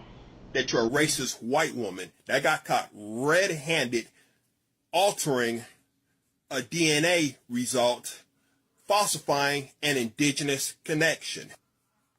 Sweetheart, you want to talk about profits? What about that white sage you were selling? What about the sacred face paintings you got caught red-handed doing?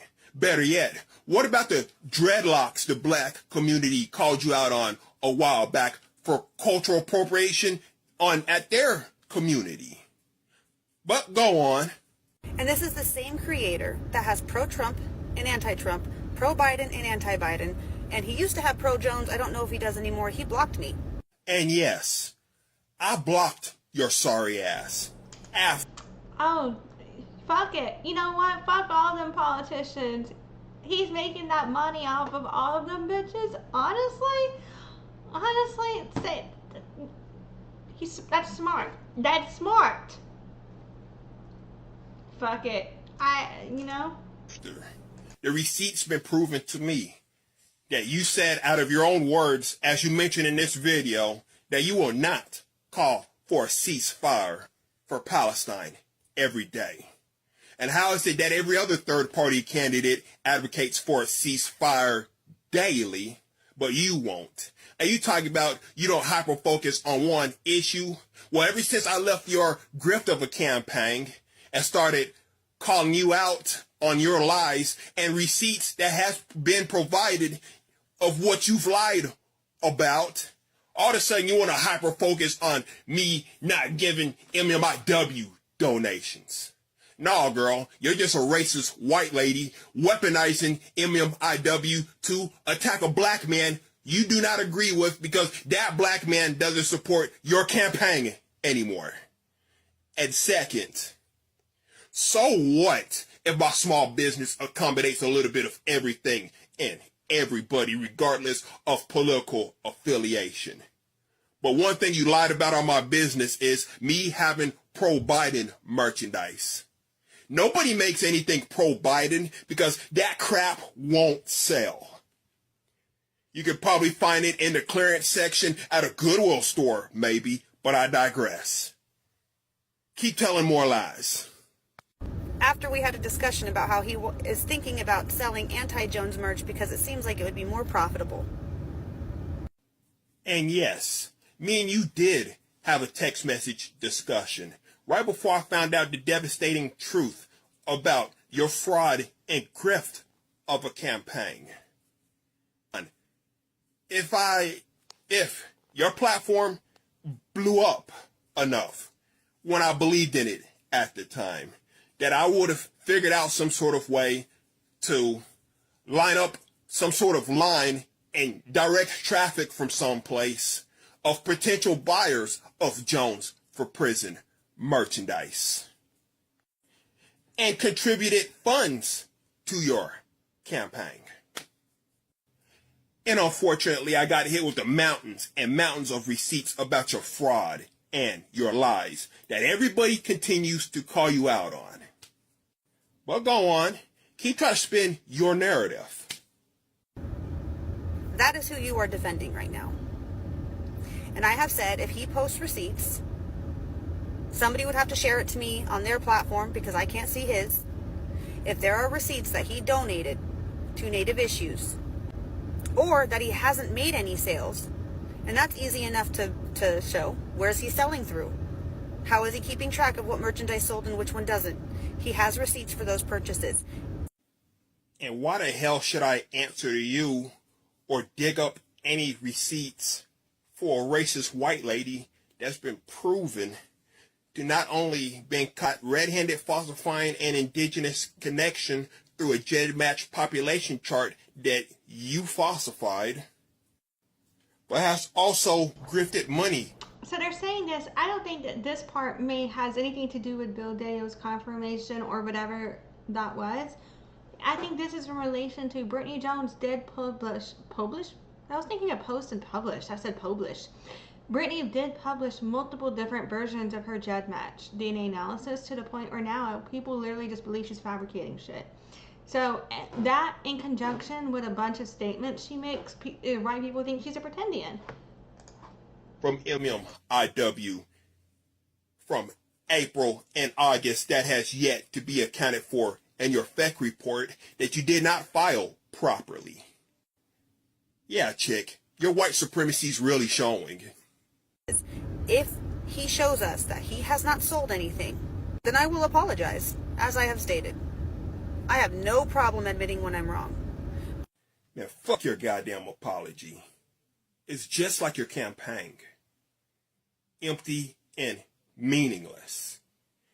And you can take that apology and shove it where that sun doesn't fucking shine. But as of right now, no receipts either way have been provided. You are trying to say that me bringing attention to this is harming his business. You? Harm my business? Sweetie, that's the last thing I'm worried about. Especially from the likes of people like you. Because of your lack of credibility, followed by your lack of transparency, your lack of honesty, and it's been proven numerous times that you've been caught in mountains of lies, not only proven by myself, but a wonderful team of indigenous people. You couldn't even come close to derailing this improvised train. A hate group already tried it at a few months back and failed. Come on, sweetie. You gotta do better than that. If the lies he is saying about me is appropriate and not harming my campaign. The anti-Jones merch that he is making just to make money.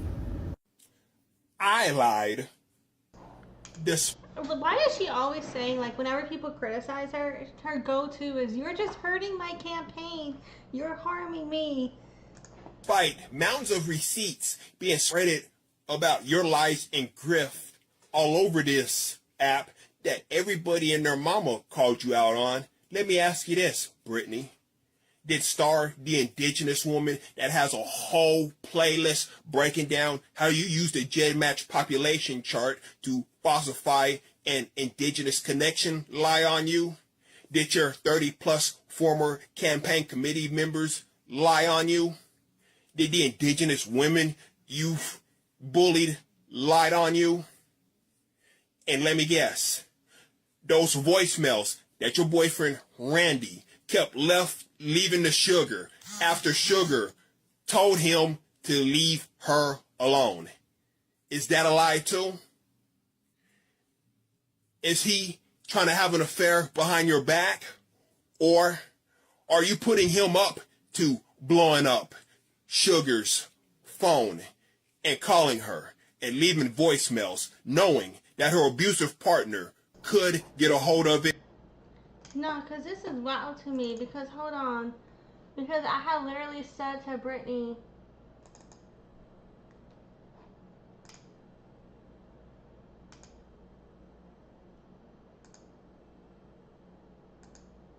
yeah, what I say?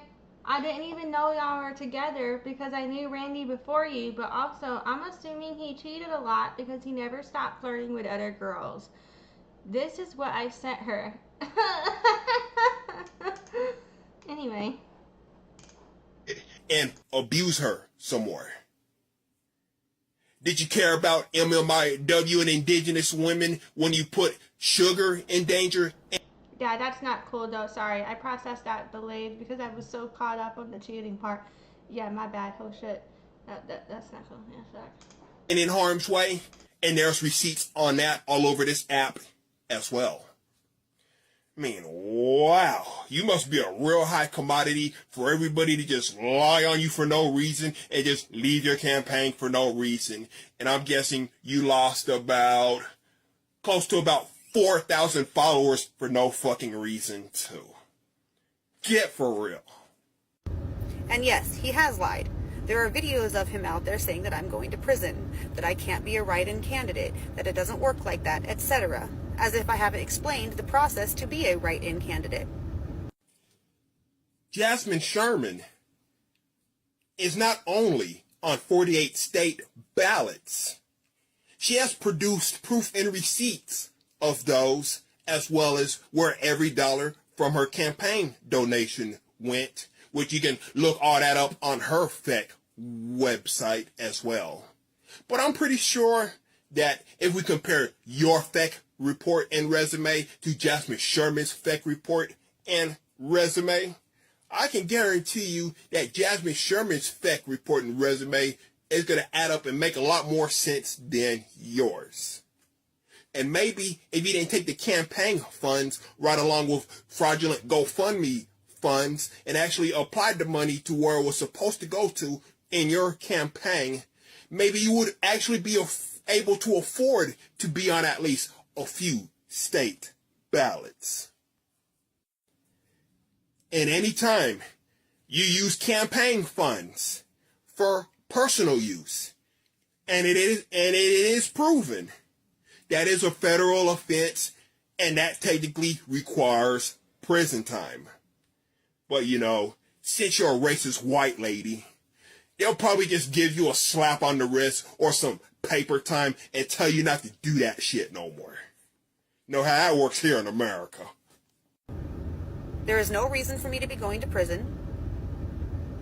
I do not support Israel.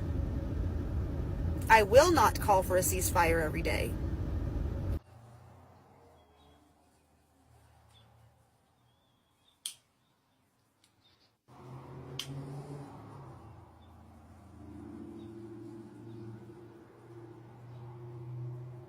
And that's why I burnt my shit and left your fucking campaign. I will not support any candidate that does not fully and actively advocate for a ceasefire when the world see an active genocide going on. Well, let's see how performative you really are. I will advocate for multiple issues during my campaign because as President of the United States, I would have to focus on multiple issues. Hyper-focus on one that's thousands of miles away when I'm not even president yet, when I can do things here for First Nations and Americans is where the focus needs to be. Anytime I come across a video for a ceasefire, I repost it, I share it, I interact with it, and I boost it in the algorithm. Anytime I come across pro-Palestine content, I boost it in the algorithm. Now he can either show the proof that he is not profiting off of native goods and native issues, or he can do the right thing and remove the merchandise related to Indigenous issues from his platform. Nah. I'm not going to move shit from my platform or my place of business just because a racist white lady pretending to be Indigenous fucking tells me to. I mean, just because you can boss around your boy toy you have living with you in your trailer park that you've paid for by grift money from the American people doesn't mean you can call them all up in here and tell this black business owner what the fuck to do. Honey, it's 2024 and white supremacy has been played out. I'm going to tell you the same thing that I'll tell your boy toy if he's man enough to get in contact with me through my Instagram handle. You're going to have to pry it from my cold, dead fingers. And this response has been brought to you by the Jones for Prison campaign. I did say I won't call for a ceasefire every single day. So now let's go to the next one. Now I think that it's just going to replay what was said here. And the overlay, though, it says anti-black Pretendian with a poop emoji. It says attempting to harm a black-owned business donating to genocide survivors. Okay, no, it's a different. There's more here, so we'll watch that. But yeah. So the description, not much there, but some comments here. Someone said she's tagged somebody else and said she's lying to you about Palestine. There is a bunch of stuff on this account. People caught her in lies. Someone and then they've got people. So the comments here are out of order, but I'm just gonna read it anyway. Anyway, someone said, "Same. We definitely become our own people. Yeah, Wilma wasn't great, but we can learn from others' mistakes and know what to look for." Felt Jones got lots of natives' attention and witch talk. Both communities are now exposing her. It's hilarious, but Wilma, yikes. Someone tagged T. Blue Blair and said, "In an indigenous matriarch who boosts on the ground for indigenous community across Turtle Island. Amazing individual." They said, "I agree. Jasmine, Sherman, and Tanda are okay, only because Tanda is an amazing person. Her name is huge in our community. I'm just learning about Jasmine." And so Aaron has said, "Check out Jasmine Sherman. I'm really digging what their running mate Tanda are about. Also digging Cornell West as well myself." He said she grifts at communities until she's called out and kicked out. She's causing harm and misinformation to fund her lifestyle. Where is the work she's doing other than going to festivals? About being native and focus on native issues. She's not oh, okay. This one says 1 and 2, so hold on. Number 1, yeah. There is another video where she said on Facebook she supports Israel and said she would only cut funding if they didn't stop bombing and never once called it a genocide. She ignores, it says P5S. She ignores something so she can lie. I can't process that. Anyway, and then it says about being native and focus on native issues. She's not native. She doesn't have community. She was a witch this time last year, and before that a dom, before that a seamstress, before that whatever. I think to a point we can talk about how she doesn't have native lived experience. I don't think she was raised native. I don't think she was raised connected to Potomacs, which is her indigenous heritage, if she is a descendant of Potomacs, right? But I think she takes space claiming she was raised connected to her indigenous heritage when she wasn't. So to that extent, I agree that she does lie about all of that, and that she's not connected with that level, right? But if it's true where Bill Dayo's confirmation is true there, if that GedMatch whatever he got was true, then then she's a descendant. But we can call her Pretendian because she acts Pretendian, but we can acknowledge she's a Pretendian descendant or something. Anyway, someone else said, "Thank you for posting this. Get her." Someone else said, "I was wondering why she deleted it." Okay, and then let's watch the video here because there's more to it. Let's see. So it replays parts of what she had said with this clip, but then they also showed some screenshots after. So I'm just going to let this play and then we'll read those screenshots. I did say I won't call for a ceasefire every single day. I'm running to be President of the United States of America. Okay, so it replayed where she said she was running to be president, so she doesn't call for ceasefire, some shit. So somebody out here, it says Migzimun Sam. I'm sorry, I don't think I can say that right, but it looks Anishinaabe to me. But anyway, over here it says she blocked this person and deleted the video. So someone said, "You didn't say it would be immediately removed. You said if they stopped indiscriminately bombing." I think I saw that on your Facebook. Then you edited the Facebook because it didn't age well. And she responded, "Also, I have always been anti-Israel since the beginning of the conflict. So to try to spread misinformation that I support Israel in any way is intentional to mislead people about my campaign."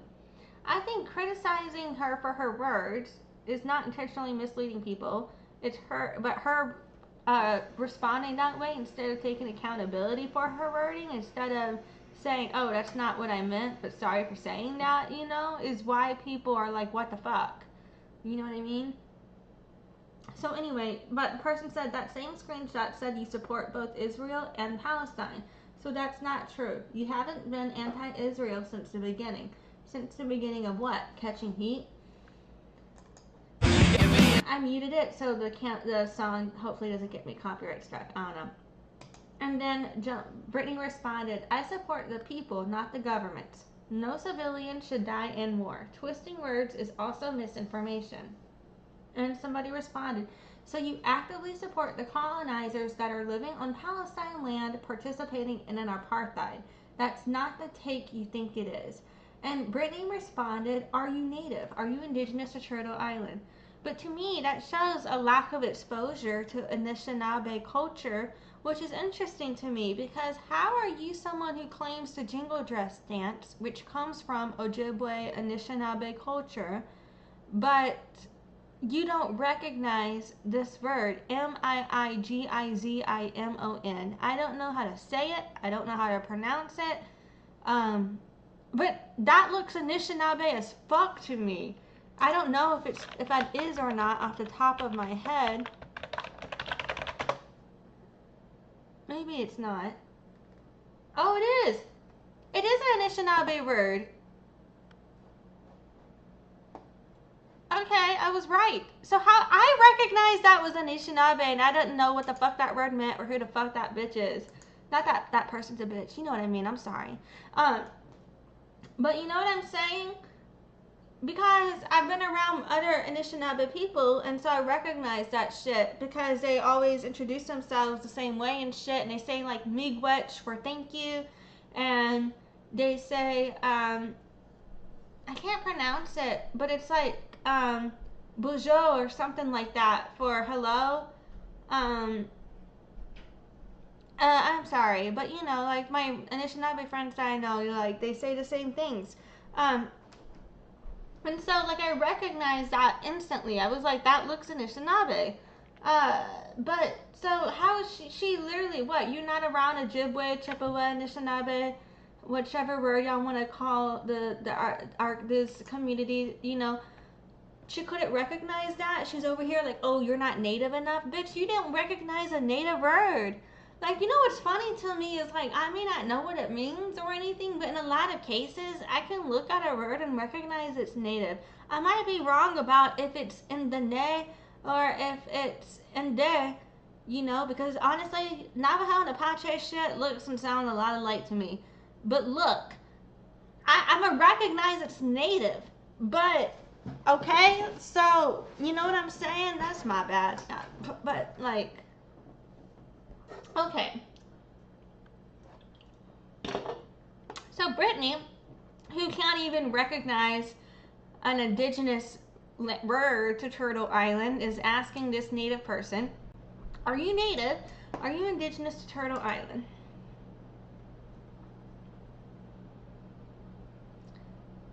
Oh, you know what? I'm gonna control. I'm gonna add that search for later. Apologies. Okay. And Sam Migizimun, I am so sorry, friend. I cannot say that. I'm gonna just call you Sam. That's my bad. So Sam said, I have those screenshots somewhere if you need the reminder because it left a bad taste in my mouth too. And Brittany said, you can have those screenshots. It doesn't change the fact that as the situation escalated, my response to it as well. I've been very clear what I plan to do if elected. So she went from basically saying that calling this person spreading misinformation and harming her campaign and lying and blah, blah, blah to, well, you can have the screenshots because my response escalated with the situation. That is so gaslighting. Why not just say from the beginning that you changed your fucking mind, dude? Like, this is so crazy to me. Oh my god. And then you're over here like, oh, are you even indigenous? And you can't even recognize an indigenous word. This person's actually probably enrolled, bitch. I'm just kidding. I'm sorry. That's my bad. That's my bad. Now I'm getting colonial with it.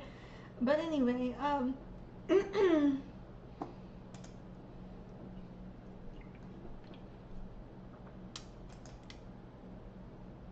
And so then she put, and that doesn't change the fact that this creator has merchandise for Indigenous issues and does not provide the receipts one way or another. They're deflecting to another topic instead. What merchandise for Indigenous issues? I don't know, because that evidence of that hasn't been shown, and I don't know where the fuck their store is or any of that, and I'm not doing that work. You know what? Fuck it, I don't care right now. But anyway, Sam said he's amplifying Indigenous issues, hasn't sold anything, and you're mad he's amplifying Indian issues, yet you won't call for a ceasefire for children dying because you have to amplify Indian issues. Make it make sense. And then Brittany asked once again, are you Native? Are you Indigenous to Turtle Island? By the way, you can amplify Indigenous issues without profiting off of it. Wow! So then, Brittany, why don't you stop selling fry bread then, bitch? And how the fuck do you not recognize that this is an Anishinaabe word if you're someone raised in Indigenous community, as you claim, who was born jingle dress dancing, which is an Anishinaabe practice? Huh, that's fucking crazy to me. Anyway, Brittany said, I'm not only amplifying Indigenous issues, you don't have to sell merchandise about an issue to raise awareness about it. I bring up the fact that he claims not to have made sales. Show the sales log. He shouldn't have to show the sales log. That's so funny because she wants to run for governor off of a Native identity, but doesn't think she needs to prove to anybody that she's Native. She literally said, I don't have to prove shit to you, to me. But she wants him to prove that he made no sales when he's literally saying, bro, I ain't made no sales. So you don't believe that he didn't make sales or some shit? He shouldn't have to disclose. I don't think anyone should have to disclose his financials to an individual. That's just fucking wild to me. You know what I'm saying? I don't know.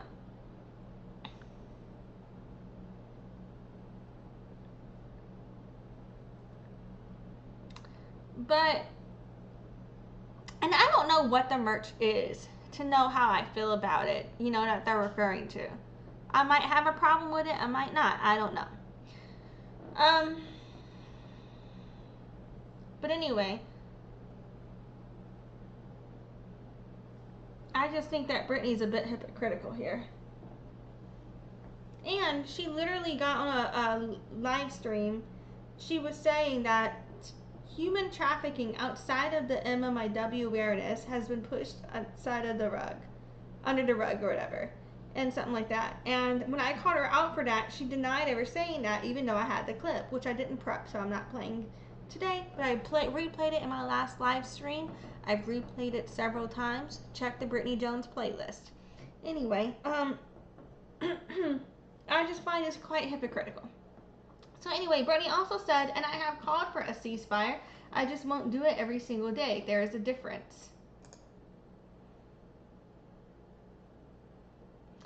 And then Sam said, why are you offended by him and amplifying Indian issues to donate and not mad about him doing the same for, oh dude, I'm so ignorant. Is that the Sudanese flag for Sudan and Palestine issues, etc.? Genuine, I'm so sorry, dude. I need to learn my flags better. I can't recognize flags for shit. Life is hard. Genuine question. It seems anti-black, you protect one community and not the other. And Brittany says, so you can respond to this comment, but not my question on whether you're Indigenous or not. Brittany's really stupid because she can't even recognize that his name is an Anishinaabe name. Maybe she does recognize it and is wondering if just because his name is that, if he's Native. But are you fucking kidding me? Like, bro, simple Google search of what his name is would tell you. I bet if you click his profile, it's probably Native as fuck too, but I didn't look. I don't know who that person is. Anyway, she said that's a simple yes or no answer. Are you Indigenous to Turtle Island? This dude is clearly Anishinaabe, dumbass. Anyway, Brittany said he hasn't donated to the Native community. Instead of showing receipts, you're gaslighting.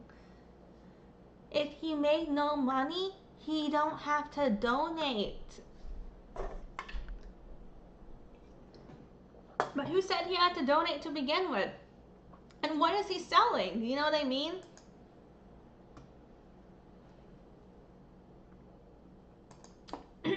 And Sam said, I am. Yeah, I think he's an Anishinaabe because he got a fucking Anishinaabe name up in there. Look at that shit.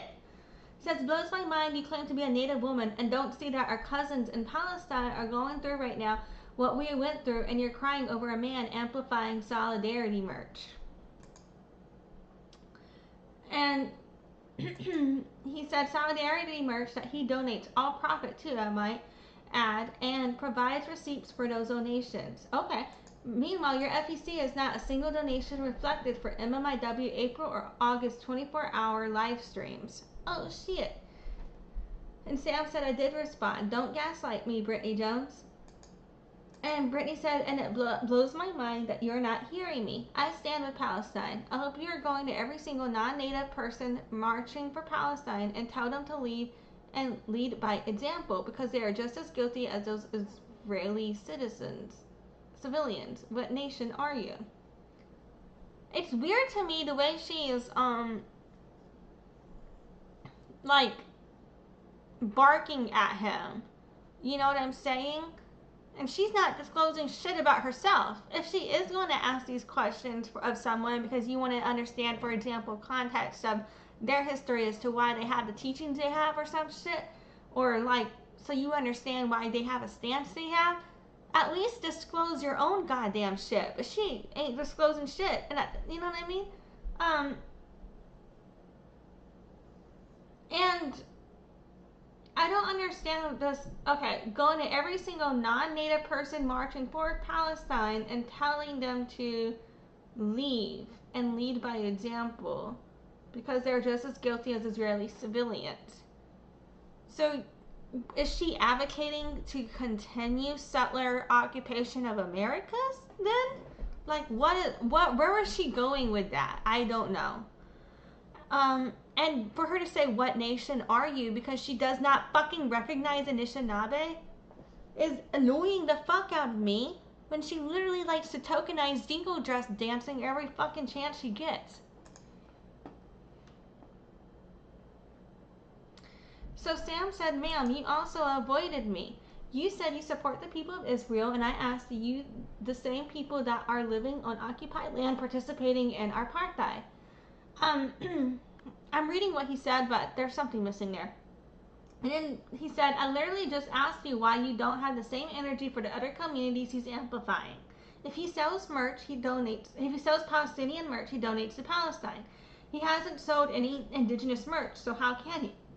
It looks like I'm losing my voice. But yeah. And then it's replaying the Facebook post she made about Wood calling to seize all military or economic aid to the Israeli government so long as they choose to continue indiscriminately killing innocent people, blah, blah, blah. And then it says, we stand with the people of Palestine just as we do with the people of Israel, is what they're referring to. So yeah, I can see where they're coming from. So now, this has the background sound, and it has, there's information in the description with it's scrolling through a question with the Meta AI chat, but we're just going to see what that chat generated response is in the video. So I'm going to read that to you guys, and then we'll listen to what the audio is to this if it plays. But so first, the question put is Brittany Jones' presidential campaign legitimate? And their response is, Brittany Jones's presidential campaign has been widely questioned and debunked by various sources, including fact-checking organizations and news outlets. Her campaign has been accused of lacking transparency and authenticity, and her claims of Native American heritage have been discredited. The Federal Election Commission has also flagged her campaign for discrepancies and lacking documentation, and she has faced legal action for alleged fraud and misusing donations. Based on the available information, it appears that her presidential campaign is not legitimate, However, it's essential to stay informed and consult credible sources for the most up-to-date information. So I think it's a true statement that people often discredit her claims of Native American heritage, but I would also say that Bill Deo has confirmed she's a descendant. Okay. Alrighty. Now, I need to go on break, so we are going to finish this whenever I get back. Yeah. So apologies, guys. I will be back whenever I am back, and thank you for your time.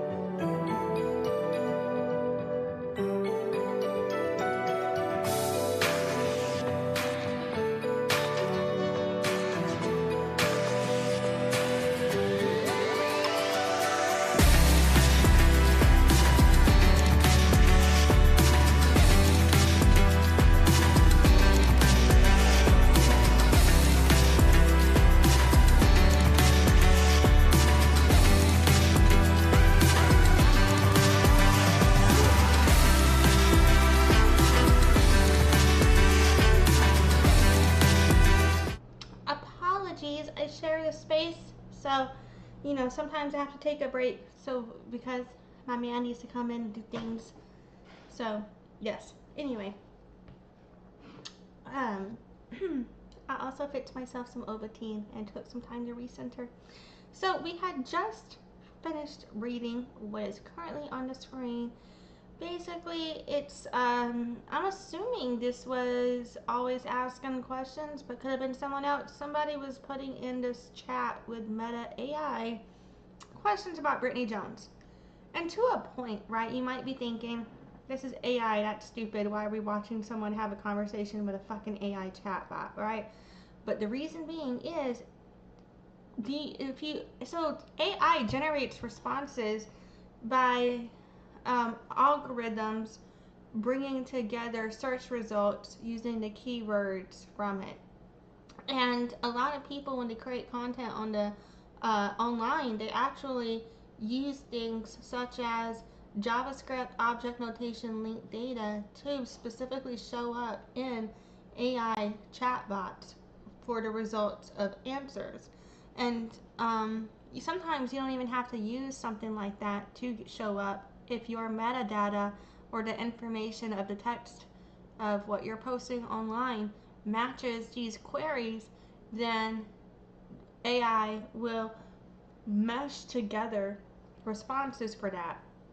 Now, I will say there are also a lot of Brittany Joneses out there too. So, sometimes, I don't think in this case yet, maybe it will, I don't know, but sometimes what I have found when I am looking at Brittany is it will pull up actually a result that is somebody else entirely sometimes. So that's something else to look out for too, because there's a lot of Brittany Joneses out there and Brittany Nicole Jones. A bunch of people with that name.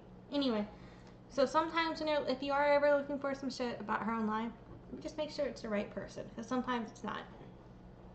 Alright, so the rest of this, what we are reading here.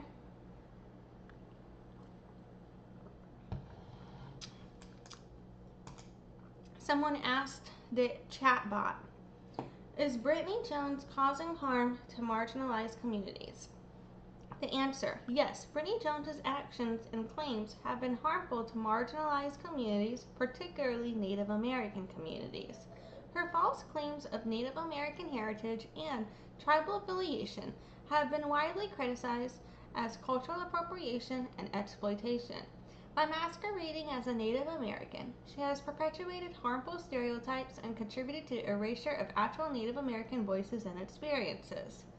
And also, to add, AI is like summarizing what is in the top search results, basically. You know what I'm saying? For these concepts. So anybody can make anything rank. A lot of times these things have truth to them, or even if the thing itself is not true, it'll be true that it's a rhetoric used in society sometimes, type thing. Like, there will be something to it whenever you see things. I don't know, but on another level, it's like AI will also take a lot of things out of context, and you can't, it's not always reliable either. It can be, but you just have to be aware, right? But I will say, I do believe she's made false claims related to Native American heritage, but I also do believe in Bildea. So,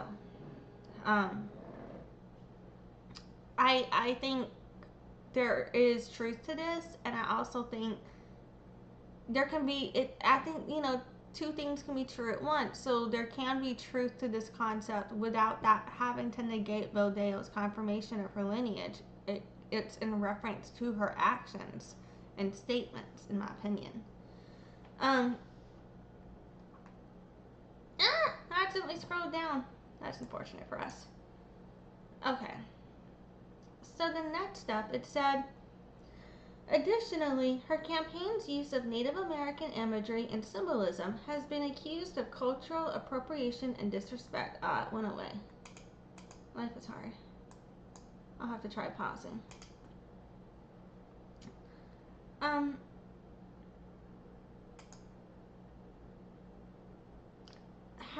That doesn't make sense, because her campaign's use has been accused of, that's not a correct sentence, but whatever, I'm just reading this. Her actions have caused offense and hurt among many Native American individuals and communities who already face significant marginalization and invisibility in society. It's important to hold individuals accountable for their actions and to prioritize respect, inclusivity, and something else, and authenticity in our interactions with, and I don't know, it's cut off. Oh, with marginalized communities. Okay, so now let's see what the voice overlay for this is, because there is like a voice overlay that comes with this, but I had it muted so we could actually read the damn thing. Buju, you know what really irks my nerves? Finding out that there is a Pretendian trying to run for office. Then said Pretendian, claiming that they are a descendant of Matoaka. Also, to use their position to attack indigenous peoples. Buju, you know what really irks my nerves? So earlier when I told you guys, you know, Anishinaabe, they say I couldn't pronounce it. It's like, he said, I guess he can say it right, but it's like, not I guess, but y'all know what I'm saying, but like I can't say it, but it's like, what is it, like Bujo or something, fuck, y'all know what I'm saying? But I see a lot of Anishinaabe people greet each other, greet people in general that way. It's like a way to say hello. And someone once told me an origin story behind that word, but I'm not going to repeat it because that's not my place. But I know that it also, like that greeting, that word is also tied to one of their, I don't know if it's technically an origin story, but I know it's like one of their stories. You know, if that makes sense. But yeah, and I had already pulled it up before, but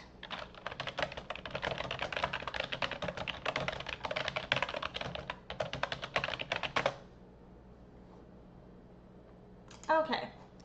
So when you Google, how was the name Matoaka used traditionally by Powhatans? It says, among the Powhatan people, Matoaka was a highly guarded, secret birth name. It was generally used only within the immediate family. Powhatans utilized public and secret names out of the belief that common usage of a true name might diminish its spiritual power or allow enemies to work harmful magic. So this is what I was telling you guys before. We had public versus secret names, we had everyday nicknames, and we had strict concealment. We really did not believe in Europeans using our private names. So it would be extremely disrespectful for people who are not direct family of Matoaka to use her name Matoaka. It's extremely disrespectful. If you're not Powhatan, it is considered traditionally extremely fucking disrespectful to slap in the face. Like, if you're a Native American, I'm trying to give grace because I understand many natives feel tied to Matoaka for her role as an MMIW representative.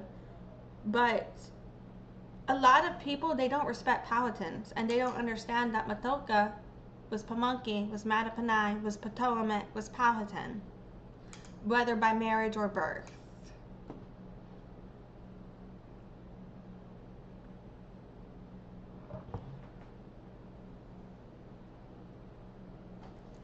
A lot of people don't realize how many descendants she has today.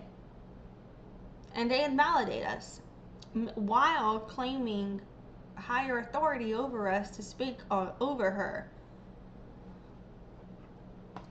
Pocahontas is a valid name for her, and I hate when people disregard that. There's a reason that Pocahontas is what on Pamunkey website, the Mattaponi website.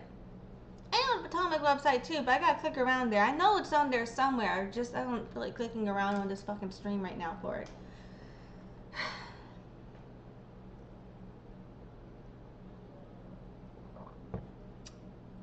So yeah, y'all let that marinate.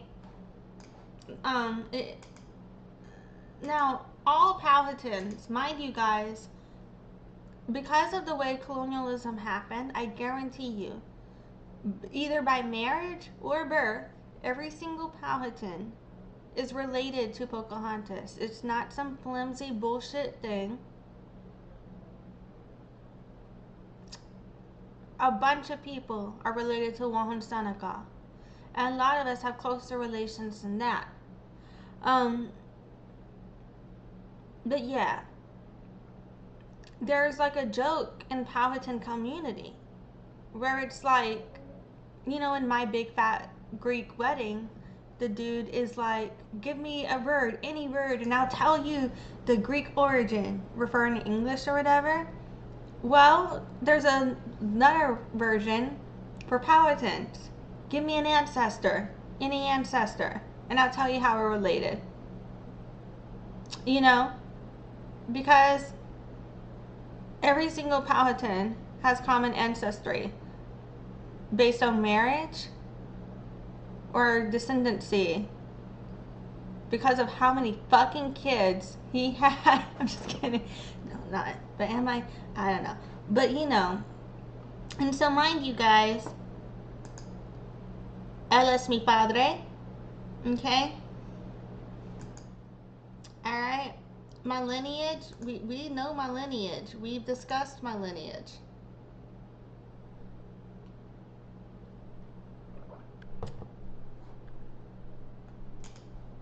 Alright. Now, so people love to bring up Matoaka shit, but anyway, and people love to act like relatives of Matoaka don't exist today. I think that's wild.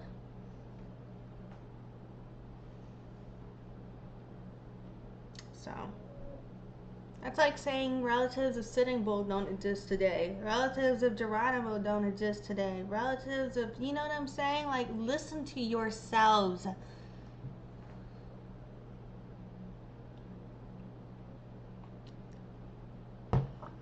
But anyway,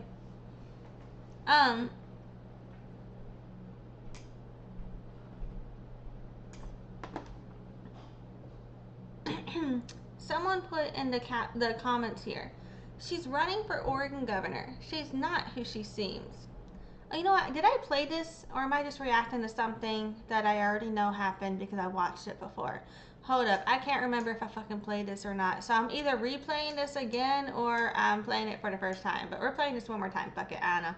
Or again. Or for the first time. Shit. Fuck. You know what I'm saying. Finding out that there is a Pretendian trying to run for office.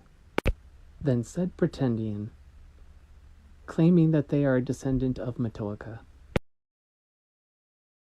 Also, to use their position to attack indigenous peoples. Okay, now. Yeah. I can't remember if I played it or not. But I've said it twice. I just showed y'all another source on it. If you're not Powhatan, referring to her as Matoaka may be considered as offensive and disrespectful by some Powhatans who do uphold or some of those traditional beliefs. Just so you know. But not every Powhatan feels that way. So a lot of Powhatans may not give a fuck. They don't give a fuck what you call her. Pocahontas, Amanote, Matoaka, knock yourself out as long as you're not disrespecting her in another way, right? But there are many who, if you ever catch heat for it, I fucking warned you. Anyway, because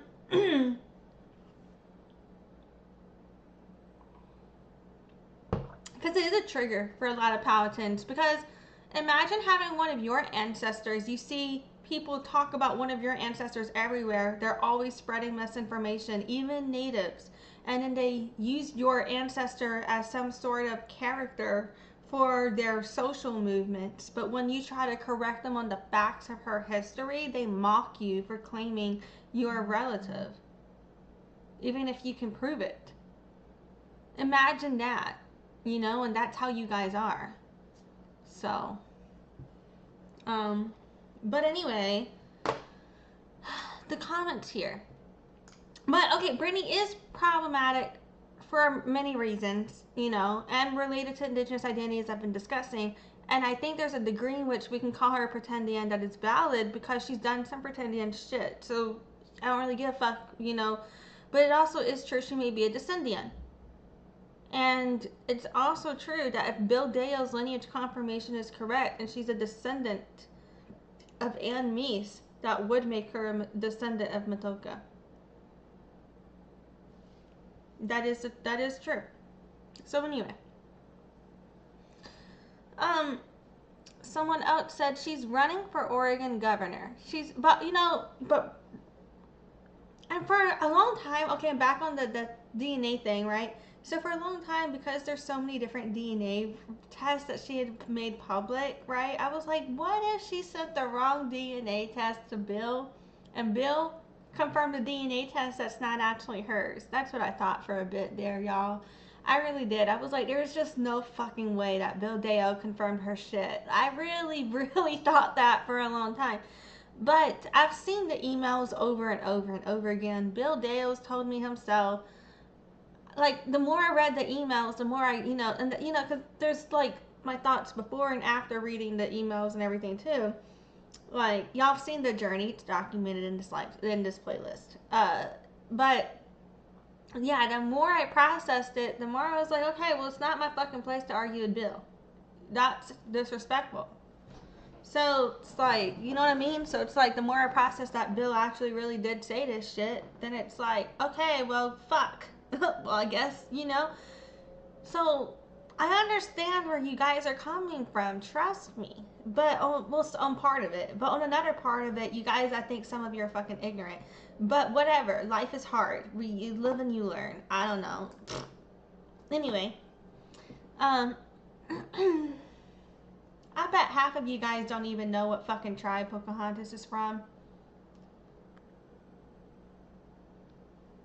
And none of you know what tribe her mother's from. Because that's something Powhatans argue about. Yeah. I love us. And I'm talking about descendants too. For full disclosure, for my vernacular in my live streams, I'm going to be referring to officially, and in the official capacity of other people's media representation, etc. I think it really does matter for the distinction and to not overstep and to whatever, clarify. But it's like everybody also in their own space needs their own place, process their own shit, and has the right to think what the fuck they think about their own fucking shit as they live it, right? So, I don't know, right? So, like, yeah, I'm weird.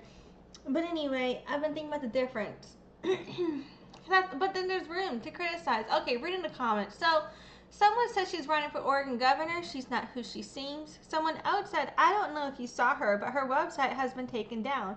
I don't know if she stopped paying for the domain or what, but it's gone. Ah, fuck. Bushu, God damn it. Okay. Alright, sorry. Scrolled away from the comments. I was trying to scroll down the comments. I scrolled away from the post. Anyway. Iran said she grifts on it. I'm sure she will try and keep that as active as possible. She has GoFundMe set up that she don't need anymore, and it's still gaining profit. Jones for President 2024.com is still active. What site are you referring to? Because we know the school doesn't exist anymore. James said, laughing my ass off, you used my sound. And they said, absolutely. I haven't quiet for a while, but it's because I've been working on this. She's officially under investigation, and I am here for all of it. And he said, oh, this is good. So, honestly, though, he's who I think Brittany sounds alike when she's upset. And I'm not saying that in reference to words, because they say very different things.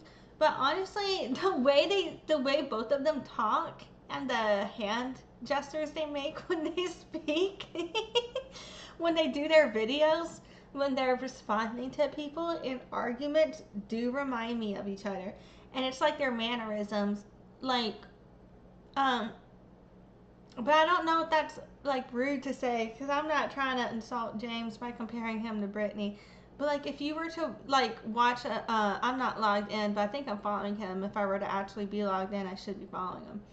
But if, you were to fucking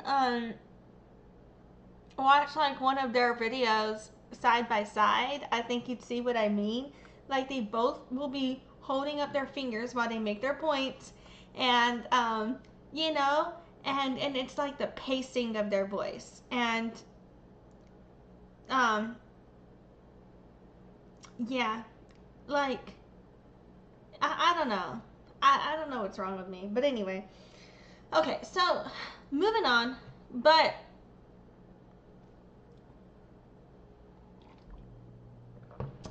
So then he tagged someone else, said thank you, I was able to find James' account for this sound, thank you. Some Taff is watching, said thank you, Brittany Jones is dangerous. So previously I'd been covering a lot of Brittany Jones stuff, and I was like, I didn't think she was dangerous. In the very first video I ever posted, I said that, right? And at the time, I could just see no reason as to why people were saying that, because in my head at that time, I just saw Brittany as someone that was so lofty and unable to execute. I was like, how is she dangerous, right? And I know this is rude, but I just didn't see the feasibility of her campaign. So when people were donating to it, I was like, who the fuck is stupid enough to donate to it? I really said that and thought that at first. Like I kind of almost didn't feel bad for people at first when I found out people were upset they donated to Brittany, because at first I was like, well, they were stupid enough to give her their money to begin with. I'm a bitch for that. I totally am. Y'all judge me. But fucking then the more I've been like going through everything and seeing why people feel misled and how she will promise things and not deliver, now I'm like, oh fuck, no wait, god damn, you know? And because of all of these things happening, I think that's why people are so like on the lineage thing, like no fucking way, right? Like I even if I think it's problematic, some of the shit that they say negating the lineage, because no disrespect to Bill Dale, would never want to disrespect Bill Dale. I am totally understanding how they get there, how they are there now, because it's like no fucking way, right? You know what I'm saying? Like I don't know. Okay, let's go to the next one. I did say I won't call for a ceasefire every single day. Okay, this is like the second or third time they've used the same video. And it looks like a 7-second clip, but the caption overlay said she dirty deleted the video, so we don't really need to keep watching that. Y'all get the point there, right? But I'm running to be president of... Okay, so the caption here says, note the powwow music note at the end of the clip, because she's so native she don't need to call for a ceasefire. So I'm pretty sure in here she uses Electric Powwow by Hallucination. And Star said she's using a popular song from the Hallucination Native to boost to the native side of TikTok. And Randall USA said she really is. What is this garbage? And Mrs. Contos replied, she's evil. I have a real life experience with her where she tried to get me unalived at the end because I caught her in lies. I don't know anything about that allegation. And I'm only saying allegation to cover my ass legally, to be real, not because I don't believe Miss Contos. I totally believe her.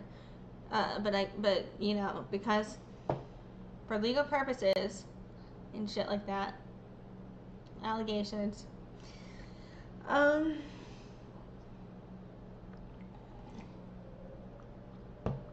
But not to discredit Mrs. Contos. You know what I'm saying?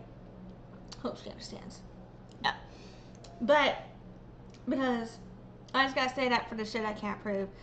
But yeah, because you know, honestly, I was really like, after when I was processing for my last video, like, cause she had literally, so I've been, criticizing some of the statements she's made and her actions, right?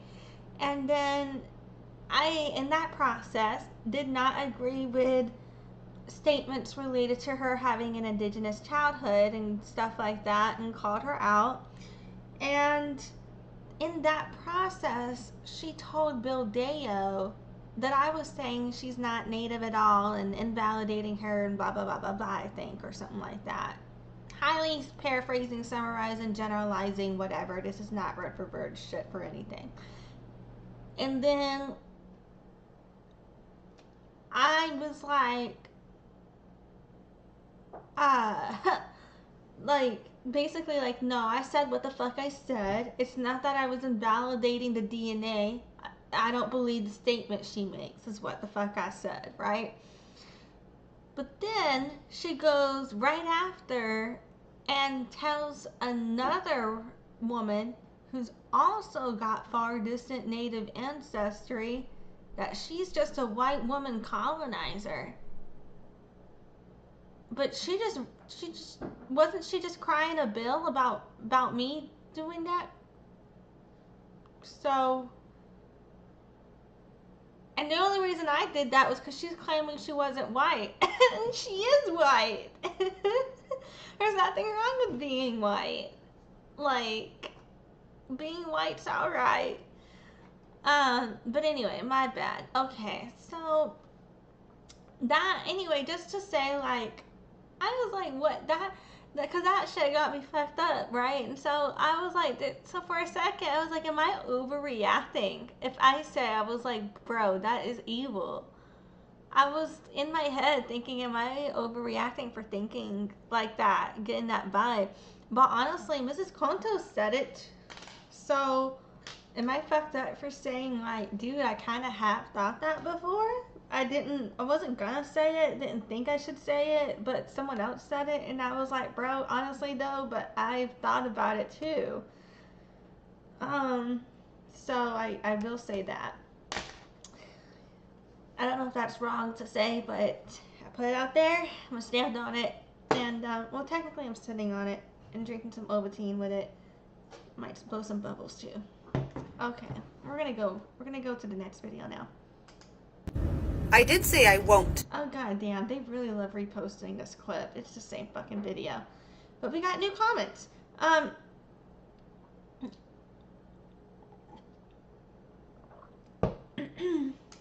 Oh, this one has looks like it has a caption. Did the last one have a caption I should have read? Sorry, this is gonna replay like twice more for you guys. Whoopsie. Okay, nothing was here. I did say I won't. Fuck off. Okay. Let's read this. So the description, it says, she won't call for a ceasefire because she's too native to call for a ceasefire. What actually happened is she lied about her ancestry, found an MDLP chart, and uses that as her personal DNA, which nobody is 1000% indigenous. Brittany Jones has used every single marginalized community as a token to appear as a good person. There's a reason her vice president left.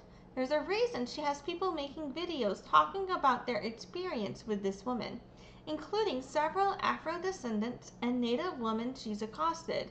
Unfortunately, the woman has several victims in her path. I've had one bananaed already. I'm rebuilding this one with all of the receipts that she is choosing to leave out in her debunk videos. Not 6 months ago, the woman had a wife missing in China, and all of a sudden, she's in Arizona getting snagged by some dude she met on TikTok, abandoning her kids in the process. Even AI Meta recognizes her as fraud. The woman is evil. Please do not do your research. Don't take my word for it.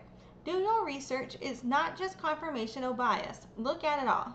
The harmless woman is causing, I think they meant the harm this woman is causing, and she's a good candidate? I don't know. She's wearing braids for MMIW when she has gone out of her way to put a Native woman in harm's way, almost getting her killed to keep her quiet. Jones is a monster. I don't know what allegations they're referring to with the trying to get her killed allegations. Honestly, I'm surprised that stayed on TikTok because sometimes they won't let you say that shit. Oh, I got a message. Oh, I got a video. Do I need to see this video now? It's this video. Oh, that's a cool video. Oh, this is about something totally unrelated. This looks so good. Oh, I'm so proud of my cousin. Oh, sorry, apologies. My cousin can do graphic design, and he just sent me an animation. Oh my god, that looks great. And he's like really talented at illustrating. Okay, sorry. Okay, distracted. Focus, bitch. Anyway, what was I reading? Marco. Oh yes. So, Yeah, I don't know about this murder plot shit. So that's crazy, right? Cause like, you know, this is everything. We've got sex, drama, you know, I don't know, but whatever, cheating allegations, whatever, fucking. Anyway, fucking, but that not to make light of a serious situation, just to not focus on some crazy shit, because what the fuck is that, right? So it's more about, oh fuck, because if I dwell on that, I will spiral, so I need to keep going. I don't know if that's okay or not. Okay, but moving on. The comment here says, this lady is the worst human. I remember the day my cousin called me terrified because this woman contacted her abuser to lie about her. Just another evil white lady who wants brown people dead. And they responded, same story we have been hearing from many of the vulnerable people she latches onto. Someone else said, I want to know how many supporters she really has. In this March through April approval poll, 41.46% of people never heard of her, and 39.02% of people dislike her. Someone else said she preys on vulnerable people while pretending to wear many hats, so she can gain followers from multiple communities at once. Okay. Next. So, they got a song in the background, and it's got a meme, and it's got like a vampire trying, you know, basically like, oh no, going away with their hands up from sunlight. Then the same with Superman to kryptonite, and then it's got a picture of Brittany Jones, and then it says stars GedMatch population chart debunk next to it. Which I do think is funny in context of, like, even despite the Bill Dale confirmation aspect, in relation to she kept sharing different versions, and we know at least some of that shit is wrong, right? Like, so yeah.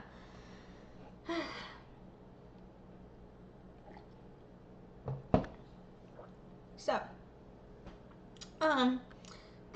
James said laughing my ass off on here. Someone said the Ravens party, someone said, oh, someone's challenging the science, how cute. And then Star said, see my I Love Science playlist for details and explanation.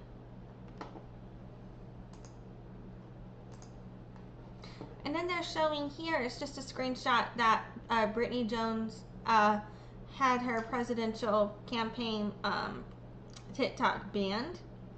And the description said, headmistress of the trailer parked. Now, next, this video is her in an RV, and I wonder if this is the same RV she was doing the GoFundMe fundraiser for or not. We'll watch this video in a minute. We'll just go ahead and do the description of shit first. So, the description says, I can't for 1 second take her seriously as a witch, a native, a political figure, an ally, or whatever she claims to be that day. That's a white lady with all kinds of grandiose delusions. Universe said F you, BJ. So yeah. And honestly, when I watched it, I didn't know what the fuck they were talking about, so maybe I'll get it this time. But last night, I was like, maybe I missed it. But they said, I cannot. That just happened in real life. Oh my days. They said, I think this is the best video thus far. They said, isn't that foreshadowing? I don't know what is. Someone said, BJ, I think the time in this video is a bit different. Just a negative, angry sounding energy. Someone else said, I wonder. There must be a big reason Spirit said, fuck you. And they said, right? She said, that is priceless. Oh wow, too funny. Someone said, okay, those can backfire easy. And Star said, already did from the looks of it. They got laughing emojis. Someone said, is that a plastic liquor bottle she's trying to manifest wealth into? Tell me your practice involves stealing from other cultures without telling me. Someone else said, I wouldn't even catch the level to see if it's a liquor bottle. I honestly thought it might have been an Ozark water jug. They said, funny how we all met because of a beer can and her blocking WWB because she's a grown woman and she can do what she wants to repo MAGA people for drinking and crying they don't CGB and gets bananaed full circle. So I think WWB is Women Wear Bows or something like that, whatever her name is, I forget, I'm sorry. But I don't know what the fuck I think CGV isn't that consumer guideline violation or some shit? I don't know. But anyway, they said, yes, I was waiting for someone to notice. And then they tagged someone else and said, please take a look at this. As a spiritual person, I'd love to hear your opinion. And so then I think, we see her response in a bit later. So let's watch this video now.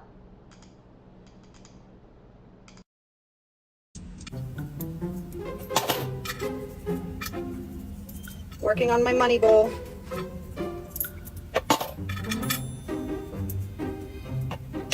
Trying to build up this account for Jackie. I'm going to be starting a new Jones for President account. The tone is going to be a little different than the last one.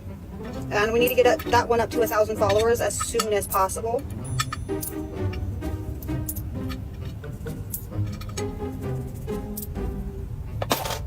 I have incense and ash all over my hands. Oops, I just blew that all over the bed. My bad. Look at all that. I wonder how much is going to be added after this month. But we got to go let the wind take this.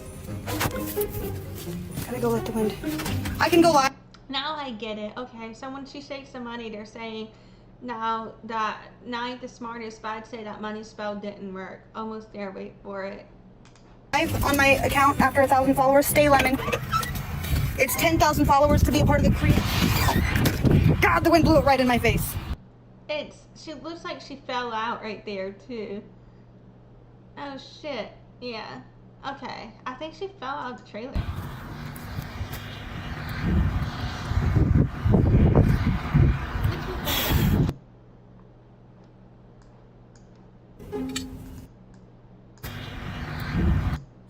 It's 10,000 followers to be a part of the crew. That looks like she fell. But we gotta go let the wind take this. It's not like, oh sorry, I mean it. I can go live on my account after 1,000 followers.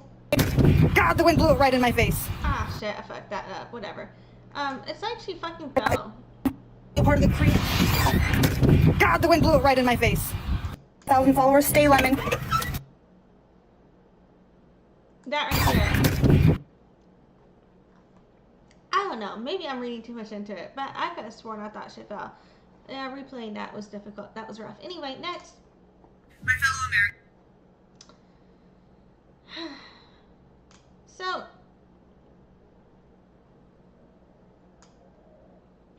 let's just watch this. But people are asking if anyone knows if the Underdesk News saw this or responded to it. I don't know. But yeah, let's see what's next. Now that Under the Desk News is being called out for working in tandem with the White House, do you guys remember this video that they posted over a year ago about the requirements to run for president?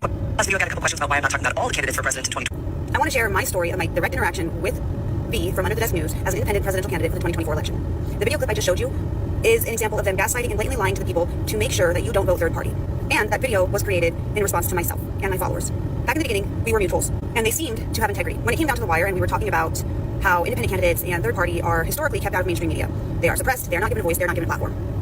People were addressing this in Under the Desk News comments, saying that my campaign was being suppressed, that no news station would have me on. And they said they were aware of the issues that my campaign is facing, but they're not covering presidential candidates at that time. Less than a week goes by from that, and they are all of a sudden talking about Marianne Williamson, a Democrat, major party candidate, who has been on TV, in the news, Good Morning America, Breakfast Club, etc.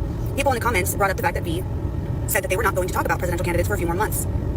And that why would they choose to cover Williamson when there are independent candidates out there that are actually being suppressed, actually being kept from mainstream media. There were so many comments tagging me, asking me to cover what was going on with my campaign, and asking why they were not covering it and why they were only covering a major party candidate. This was before they went to the White House.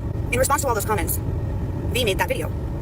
They said in the beginning that people were asking why they were not making a video for all presidential candidates. That's the first time they gaslit people, because they were making that video in response to my campaign specifically, not all presidential candidates. Nobody was asking why they were not making content for all presidential candidates. They were asking why they were not making content or bringing awareness to what's happening to my campaign, because it was 10 times worse than what Williamson was going through. Then they turned around and said that there are financial and employee requirements to qualify to run for president, blatantly lying to the people to discourage them from voting for third party. It was at this point that I realized that they did not have integrity, that they sold out. And when I called it out, unfortunately, their supporters were not aware of this yet, and they did attack me. They specifically mentioned public funding as the financial requirement to run for president. There is no requirement to obtain public funding to be a presidential candidate. As an independent candidate that's not part of a party, I don't even have access to those funds. Regardless, I am still a presidential candidate registered with the FEC. They then go on to say that we have to have a certain amount of employees by a certain deadline, or we no longer qualify to run for president.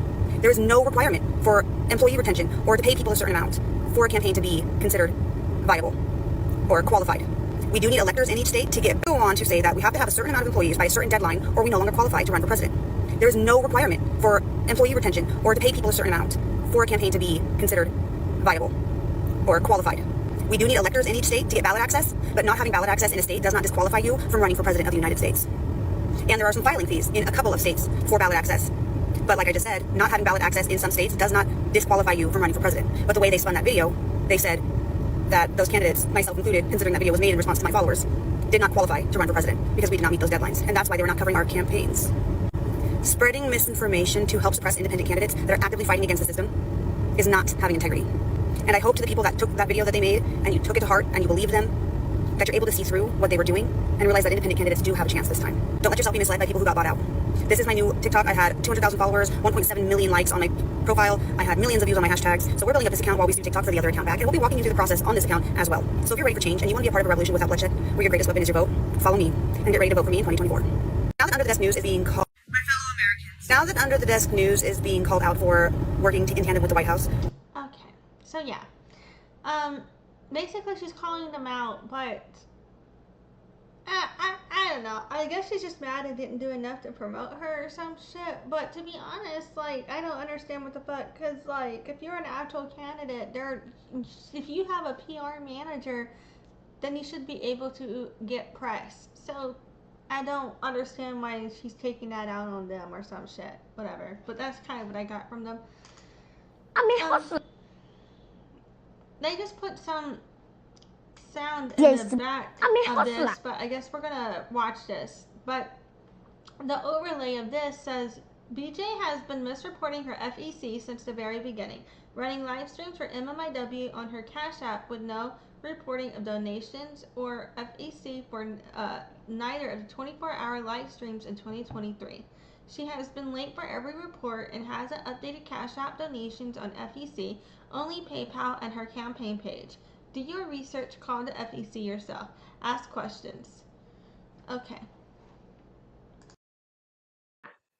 You don't need to ask the hustler where she is getting her money. I'm a big hustler. I work hard for my money. Okay. I work very hard for my money, so you don't have the right to ask me where I get my money. So right here they had, going back. Okay. So this says Mercury Stardust has inspired me to run my own fundraising marathon. Isn't that, hold on. Let me see if that's the same person.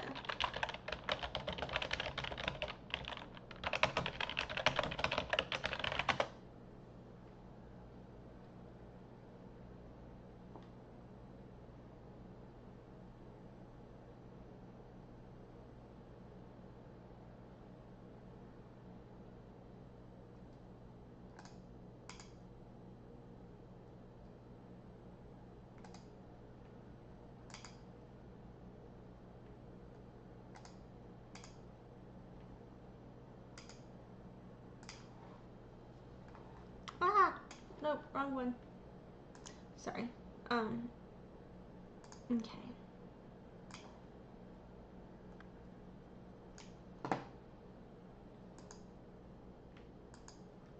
So, Bridget and Casey Speak Out talk about assault from Mercury Stardust. So... Popular comfort... Oopsie. I accidentally clicked play on this other video that I've never seen about Mercury Stardust, so I'm curious as to it. You know what? I've never seen this. I might watch this for curiosity. Because this came up whenever I was looking for this. So, this is what I wanted to pull up. This is some shit I just found by accident. So, this has nothing to do with what we'll be talking about today, but I'll link it in the description of the video. It'll probably get moved to the comments when I go timestamp for those who want to check this shit out. But here, Bridget and Casey Speak Out talk about, they've been talking about how Mercury Stardust has their YouTube channel has another statement as well, apparently. So yeah, y'all should check out all of this. So I'm gonna link this in the description of the video. I saw them on TikTok not Instagram the first time, but yeah. So anyway, I'll make sure to link these two later in the description of this video. But I just think that's interesting. You know, she was inspired by Mercury Stardust.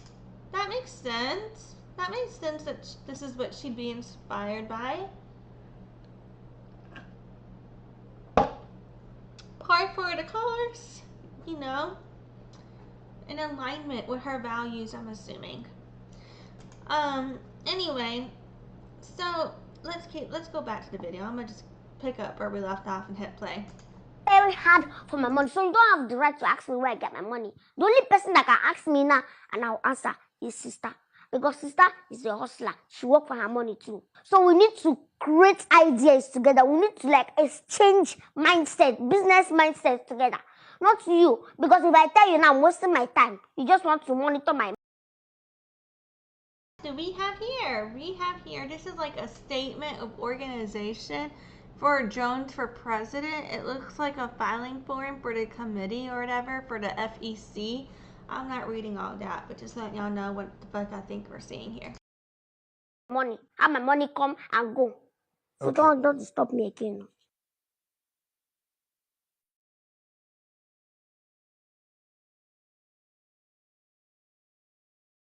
Okay, and so here is where we see Brittany Jones with some locks. And this, you know, I forgot to put a trigger warning. But yeah, so the Grinch fingers. This is why we're really all here today. And I just want to discuss, is it cultural appropriation for white, I think I spelled it wrong, fuck it, to, yep, wear locks, yeah. You know, it says there is no single consensus, which there should be, I believe, yes. So, you know, I just want to put it out there, yeah, it's cultural appropriation, in my opinion. I just want to put it out there. I don't think, you know, yeah, okay, who the fuck, it was not, people in Celtic, Nordic, and indigenous groups like that weren't wearing the same type, weren't wearing locks like this.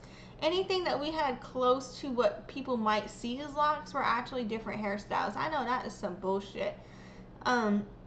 But yeah, so I feel like it is cultural appropriation personally for her to wear locks. It's not for her hair type. I just don't understand what the fuck this is, why the fuck you're doing it, you know.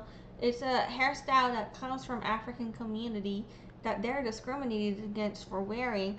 So for her to feel entitled to wear it, and it's not even her fucking heritage, just really pisses me the fuck off personally. But it's like par for the course with this one. So this is part of where our cover photo comes from. So we saw the first part with Pretendiana Jones from Fabel. This is another part with the lock, cultural appropriation. And there's another example of cultural appropriation with locks that we'll look at as well. That I think between this and you see the other, I think it also ties to fetishization and sexualization of her wanting to be perceived as someone such as a black woman who, you know, where she doesn't want to be seen as white, I think, based on when you look at, for example, this text message where she says, I don't publicly say I wasn't raised white. I'm smarter than that, LOL, because I was fussing at her for saying that, you know, here and here. I was fussing at her for telling me that, she says, she's saying, oh, she doesn't have the lived experience of living on the res or being raised around her community. She's saying she acknowledges the color of her skin and the privilege it gives her, but then she says, but I was also not raised white. I was raised in the indigenous community until I was about 7. Then I was raised Mexican. I'm like, that's what? Like, but, so this is the type of shit where I call her Pretendian, where I say, you know, where I make fun of her and shit. That's why. So, and with these locks and the cultural appropriation, this bitch pisses me the fuck off. So, this is a big part of where today's cover photo comes from. Okay, moving on. So here we got another letter from the Federal Election Commission. Yippee! Is this the same one or is this a different one? Because I do not want to read all that. Let's see.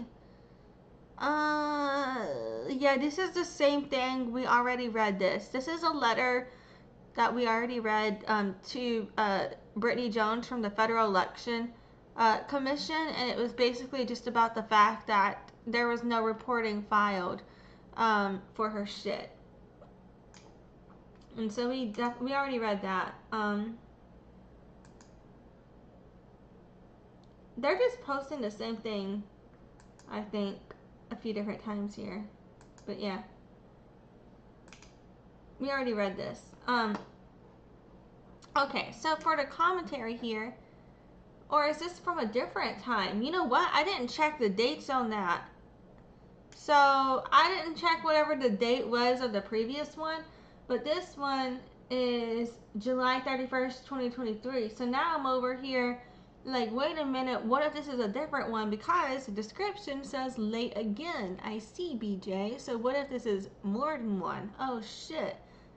Okay. Damn. Anyway, so someone was tagged and they said, laugh my ass off, this is crazy. They said every single report since she started.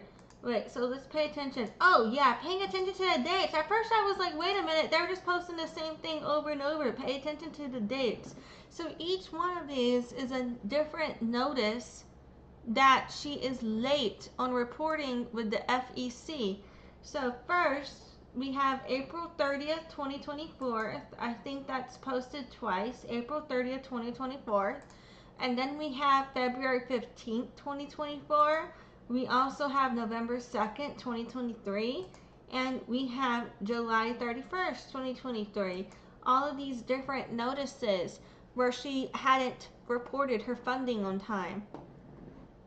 Damn, I didn't pay attention to the date, and I was paying attention to the rest, and I was like, they're just posting the same thing over and over. That's fucking crazy though, y'all. Anyway, and so, yeah, and so then they said there's like 36,000 unaccounted for. Not a single address is legit. She's been evicted. Her running mate on the FEC left 10 months ago. I'm just burping over here. I don't know where they're getting that 36,000 unaccounted for from, but that's crazy. Someone else said, she's a fraud. I have more information about my personal experience with Jones. She's a monster. Lots of people have spoken out. This page is full of her harm. And then they said, thank you for directing more people to the evidence of her fraud. Oh, this one person's tagging people. And then they tagged someone else and said, all her FEC is wrong as fuck. Missing money and she only pays herself. And he tagged, AA Ron tagged somebody and said she only pays herself and so much money is unaccounted for. Okay, let's see the next one. Come check this. Okay, so on the overlay it says, so she's misrepresented every single quarterly report since her campaign started. That totally tracks with what I know of Brittany Nicole Jones. So it says beginning cash on hand $0, ending cash on hand $40,000.97. Debts or loans owed by the committee $35,619.69. And they put, where is the $35,619.69 unaccounted for? So I guess that's where they're getting the number from, but I don't know where they're saying that if it's a debt or loan owed by the committee, that it's unaccounted for. But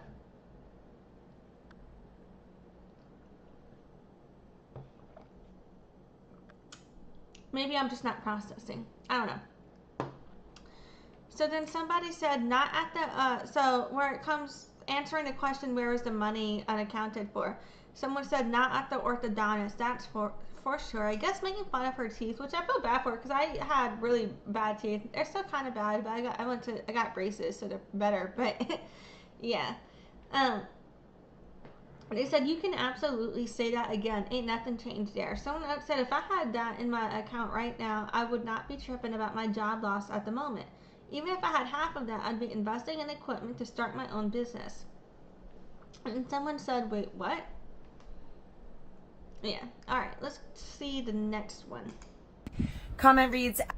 Okay. So previously, he had tagged tagged her to take a look about the pagan shit and say, please take a look at, as a spiritual person, I'd love to hear your opinion. So this is her opinion on Brittany. It's not my place to speak on. Oh shit! Accidentally scrolled. Come check. Okay. Comment. My bad. I accidentally scrolled away. But I don't think that if you are white, you should be wearing bonnets. Like, I know it's people in the community. Some people in the community don't care. Some people in the community do care. You know, when it comes to Black community members believing that others wearing bonnets is cultural appropriation, because I know some people that, you know, they were why I started wearing one to begin with when I was, because they were like telling me to, because I was struggling with my fucking balding ass head. Then I found out it's cultural appropriation. So then with other community members, I found a different solution, and I found this other satin lined sleeping beanie I wear instead. But whenever I am wearing one, but honestly, I just been doing my braids. I usually only wear one if I want to sleep with rollers.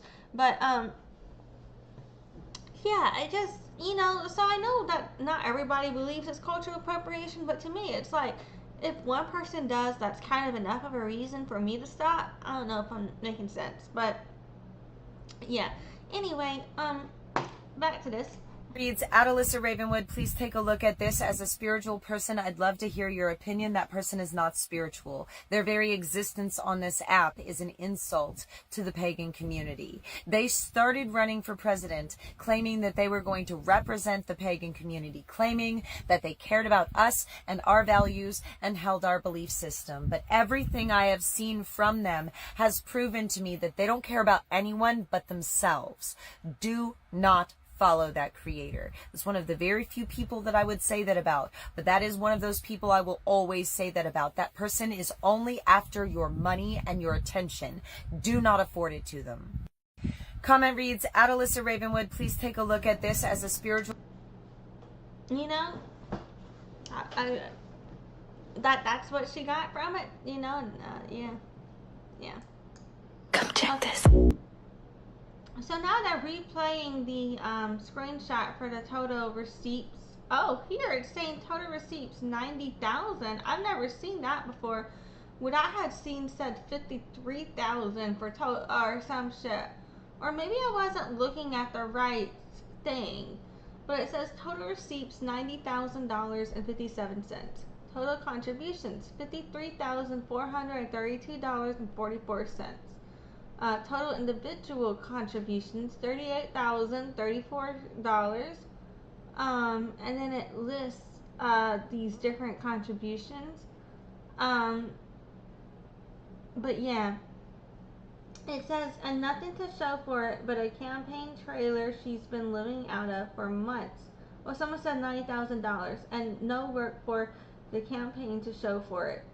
Related to the $9,000 raise. That's crazy. I didn't realize she raised Comment 90,000. reads, at Alyssa Ravenwood. Okay, damn it. That scrolled away again.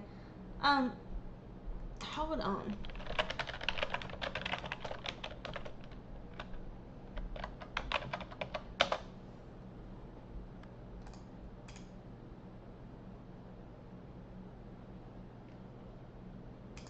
Because when I was looking at the FEC overview, it was showing me 53,000 for all years, or 62,000 or some shit.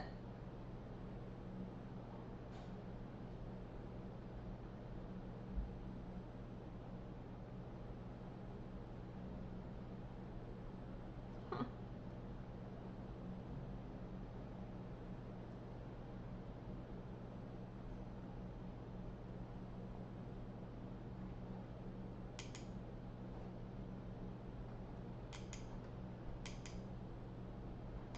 Okay, browse the receipts. Let's see.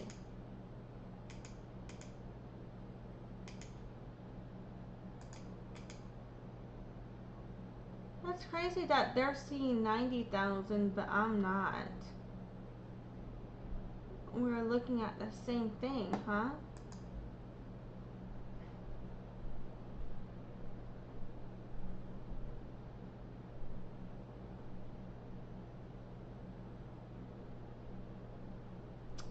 She's paying herself a candidate salary. We can see that. Ah, that's where she's getting money from. Candidate salary. Okay. But I wonder, how did these numbers change?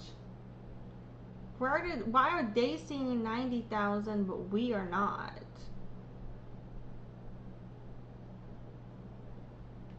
And we now know for sure she's been paying herself a salary from the campaign funds because it's documented here. FEC website under disbursements.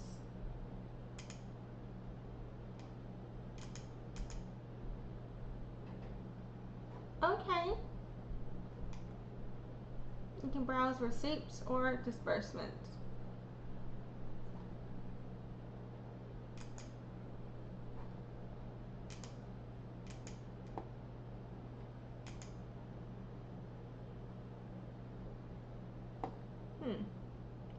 How is it that the numbers changed from here?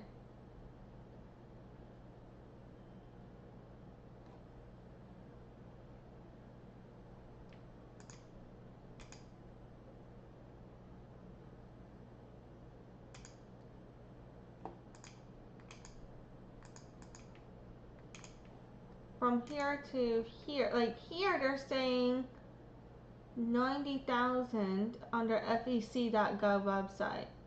If that's for Brittany Jones, because it's not showing her name right here. But if that was for Brittany Jones, I wonder where they're getting that number from. But we're only seeing, like, we're seeing a different number.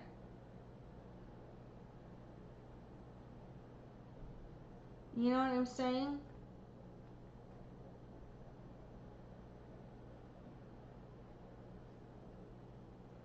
I don't know.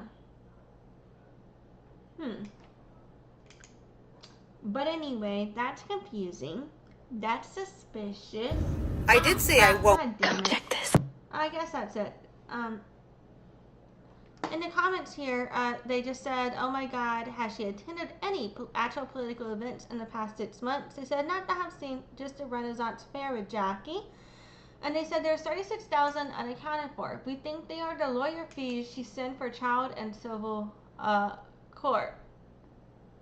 Yeah, because what I don't understand is, you know, right here where it says total contributions 53,000, that's totally fine.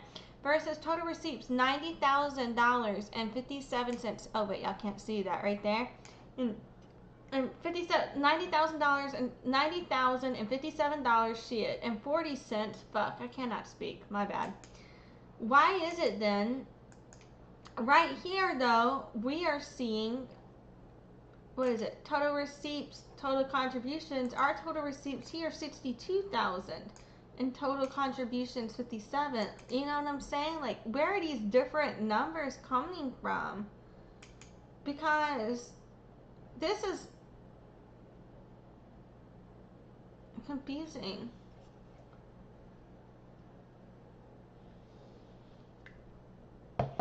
But anyway, next. I did say I won't. Okay, goddamn it. They're replaying that fucking same stupid ass video. But they're basically saying before her main count got bananas, she dared to delete that video that they're replaying about her saying she won't call for a ceasefire every day. And then they're saying now she's changed her tune with her new account. This is called performative activism. But yeah, fucking Jules said, oh, that's fucked up, taking people's money. I agree, but it's like, I don't understand where that discrepancy came from. Like, they're seeing a 90,000 number. Where did that go? Because the FEC website doesn't just change. So I'm so confused, man. But anyway, it's like, I would totally understand if she just changed her mind. If she would just like make a post like, or admit she changed her mind or some shit. I don't think people would be harping so hard. I mean, maybe some would, but not everybody would be going so hard. But it's like the way she gaslit people, and now after she wants to make a post that says boycott the two parties. Do not vote for Biden, RFK, Trump, or Stein. None of them will take a firm enough stand against Israel. Vote for me, Brittany Jones, and my running mate Jacqueline Carpio to end genocide. Enough is enough. And so yeah, that's why they think that now it's just getting used as a political campaign talking point. The description for this says, follow the comments. This woman does not care about a ceasefire. She only cares because it lost her about 6,000 followers. And someone said, wow, just wow, what a snake. They said, got her. She is ridiculous. Does not realize the internet is forever. Someone else said, thank you for the duet. And then she said, she just leaves a trail of shit everywhere, huh? And they said, it still says ceasefire nowhere. I mean, everywhere. They put that. And okay. It says, all of the ew, ick, and oh, that's nasties. And they said, the way she's always lying. Wonder if she'll surpass 34 counts. And then they said she may actually beat Trump's numbers at something. It just won't be at an Oval Office. They said, oh, that would be hilarious. So now it said, that Brittany woman is straight evil. Look at this page, dude. They've collected so much. Or something like that. I don't know. I actually can't read the bottom. But it's fine.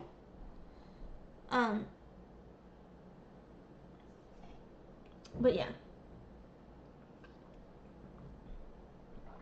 Okay. Let's go next one. Whoa, whoa, whoa! So, here, they're showing the post about, her claiming to be a descendant of Pocahontas here. And they said the fetishization of distant adopted ancestors to speak over indigenous people and tokenize while running for president isn't it. And you know what? I could agree with that statement. I could understand why they're saying that. I could agree with that statement. And, yeah. On the description, it says, you know what? All right, let me listen to this. Let me see if it says anything here. My bad. Whoa, whoa, whoa, whoa! No, we're okay. Not doing that. No, I don't know why They're just saying we're not doing that now. You're into this, but we're stopping it right now. Okay. So the description says, look at my platform for debunks and context. And then it says, someone's PNW Gem commented, said, you should come check out my videos on good old Brittany. Someone else said, she shouldn't be elected anywhere. She's a grifter. Someone else said, crazy how they always refer to their grandfathers as grandfathers, but then their 10th great grandmother is a descendant or just a native woman. So dehumanizing and gross. Okay, that doesn't make sense because, their 10th great grandmother is obviously a descendant of someone, but your 10th great grandmother, you're the descendant of the 10th great grandmother. They're not the descendant. You know what I'm saying?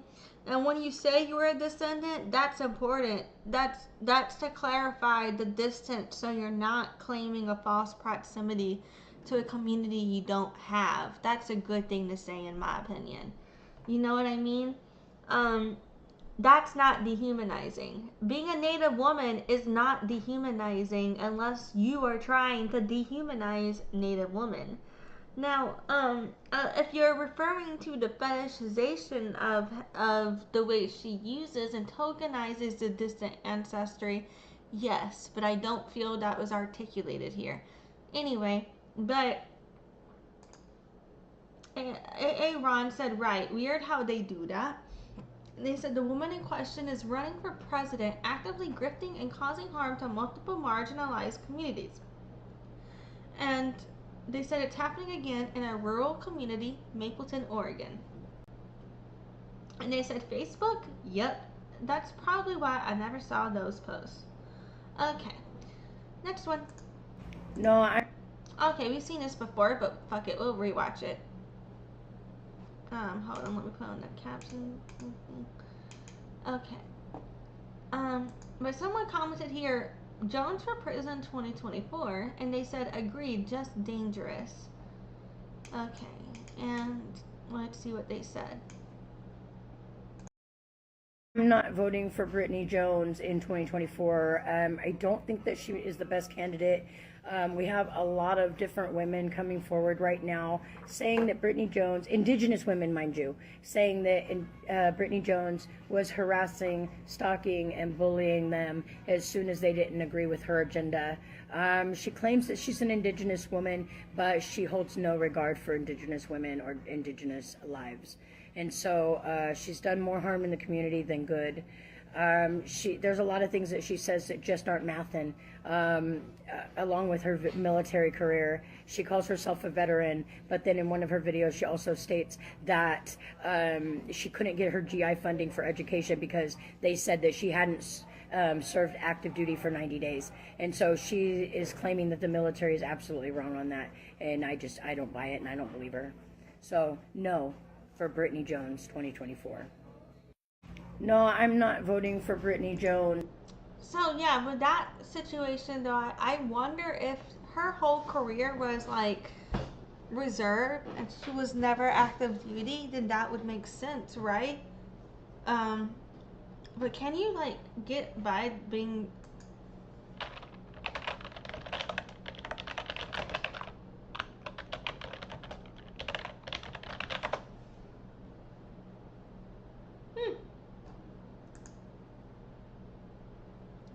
apparently you can be reserve in the military the entire time. Oh, I put entree time instead of entire. That's my bad. Let's fix that. But apparently he can be in the reserve or National Guard the entire time. You're not required to be in active duty. So that would explain that.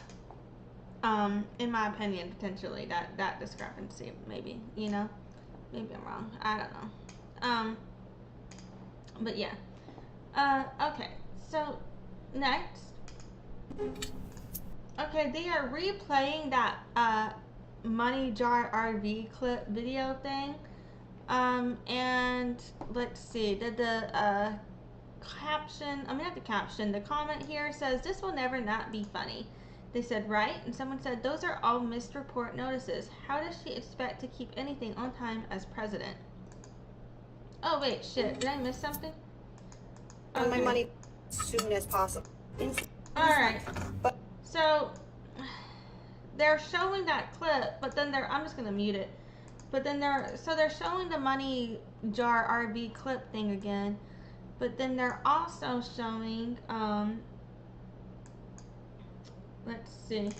Okay, oh shit, it's got some caption overlay. So it says, this woman started grifting witch talk. Then when that didn't work, she tried infiltrating the indigenous community. Jackie, the new transphobic running mate, after tokenizing a black man, oh god damn it. After tokenizing a black man, didn't work out for her. I wonder who tokenized a black man. Brittany? Anyway. And then it says she used a population chart that has been debunked as fraudulent DNA. Check the I Love Science playlist from Star account there, and it with her link.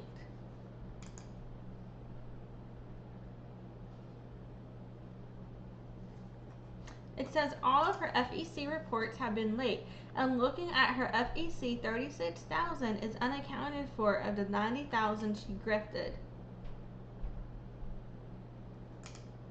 And then it's showing the notices where she was not reporting the FEC reporting donations again. It has shown April and February, now November, and now July. These are different years, 2023 and 2024. And it says, this woman has moved from the military to kink community to LGBTQIA to witch, pagan, now is telling everyone she's indigenous and has been found to be fraud. She is placing several BIPOC in harm's way, including harassing, stalking, and trying to tear down Black and Indigenous-owned businesses to hide her lies and performative activism. I'm not going to keep discussing the Indigenous identity thing. We're just going to keep going for now. But y'all know how it is. And it says, you've stolen from and harmed enough marginalized individuals and communities. Energy don't lie.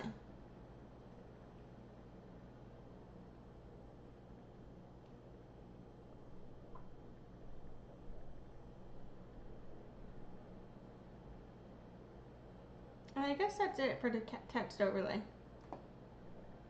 Okay. And it says, say no to BJ. Alright. Let me unmute this. Ah, god damn it. The sound's not available on this one, so we're just going to keep going.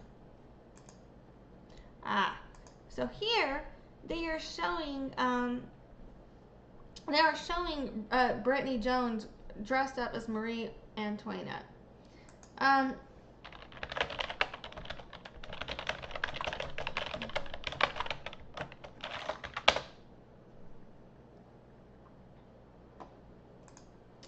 So, Marie Antoinette had a famous quote, "Let them eat cake," and this comes from a dismissal of starving French peasants who lacked bread.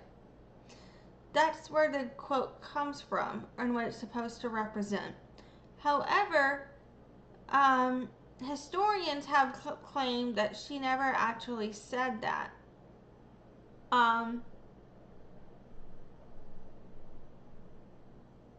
So yeah. It originally appeared in a 1765 autobiography, though, and has been repeated ever since.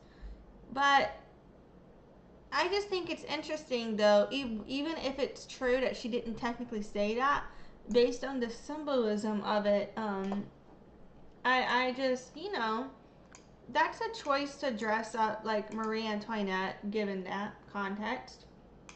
But what we're really here for is this. This is where our second image from today's profile picture comes from.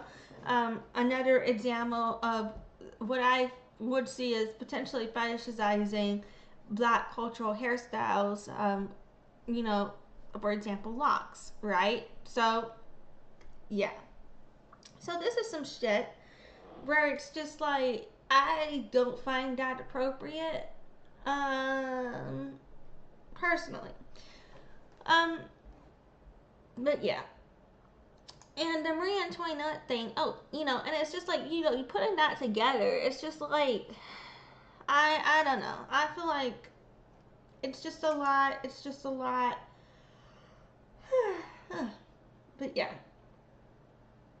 Over here, it's got a screenshot, and apparently Brittany was saying something about people trying to humiliate her, or embarrass her, or belittle her. But I think she humiliates herself. But then they're showing her hairline, where it looks like she may be experiencing some thinning and some hair loss and some balding. Which, I'm someone who's recovering from hair loss, so I wouldn't judge someone from that on premise. But I just think that is funny given the context of the cultural appropriation of locks. You know what I'm saying? It's like, yeah, when you culturally appropriate locks, you're gonna become a balding ass bitch. Yeah. Anyway, and the caption here, wait, did she actually do this and I missed it? Did it have anything to do with these celebrities cosplaying French aristocrats and the whole let them eat cake thing? And yeah, and I just think that's wild that she wants to get on TikTok yelling at white people, calling them colonizers, trying to represent herself as a lived native woman, you know, but why the fuck are you culturally appropriating locks then? Like, what the hell is this? So, yeah. Yeah. Does not look good. Not looking good. Next up, we're just gonna see what he has to say. Oh, god damn it. The sound's not available for this shit, so we're just gonna keep going. sounds not available for this one either, so we'll keep going. I'm just not even gonna deal Friendly with reminder. Ah, that was loud. Sorry, guys. Okay. I'm not even dealing with the ones the sound's not available for. But yeah. Okay, let's just see what she has to say. Let's take it from the top. That no matter what, we need you to write our names on the ballot November 4th, 2024.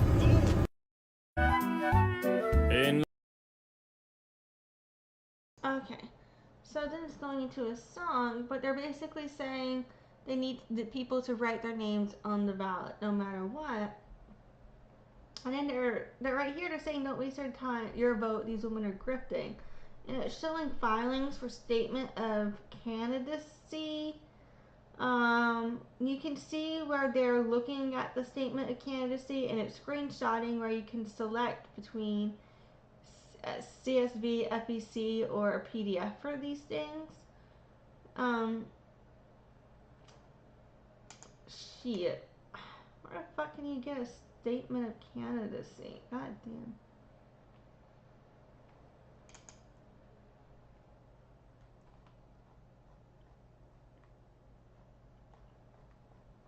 Man, fuck if I know how to get there, but okay.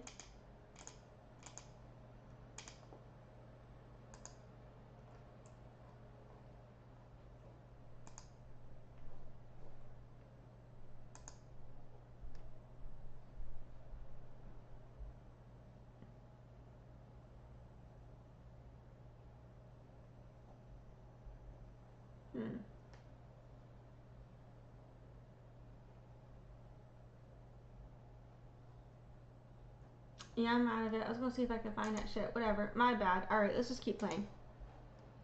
And so then it's showing the FEC form for the statement of candidacy.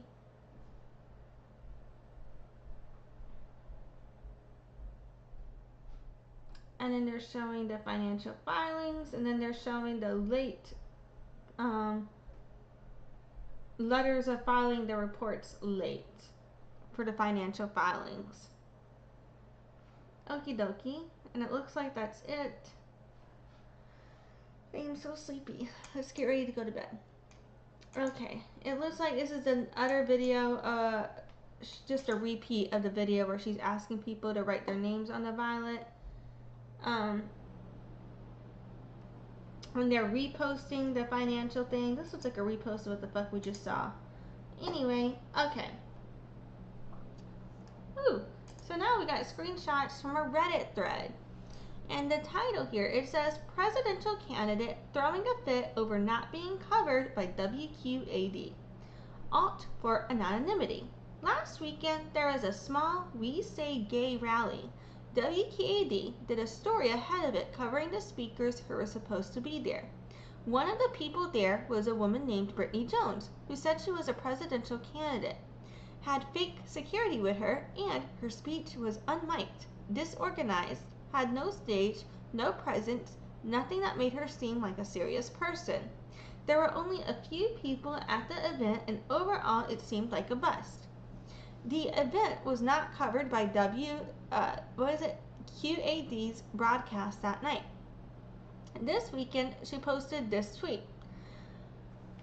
We don't have access to that though, but why the fuck if I try to click that link and it's a screenshot? Anyway, it says we don't know the name of the person that answered the phone or the name of the person who called the station. She also posted a second tweet and this TikTok saying WQAD didn't cover her because they're afraid of unaffiliated candidates. This is a position she held before last weekend, according to a TikTok she uploaded to her YouTube page. In addition to tagging anchor Linda's inactive Twitter, Brittany commented on every single one of Linda's Instagram posts, asking why the station didn't cover her. Now to be clear, this woman is from Oregon. She says she is an unaffiliated candidate, a veteran, disabled, poor, indigenous, and pansexual, and cites these as reasons media outlets won't cover her, despite the fact that she has about 400 Twitter followers and 200,000 TikTok followers, not hard for that platform, and zero experience in politics. Why would WQAD, a station that still has her listed on their website, along other unaffiliated candidates, has covered gay-related news since 2014, discriminate against specifically her? She's not from the area and completely irrelevant.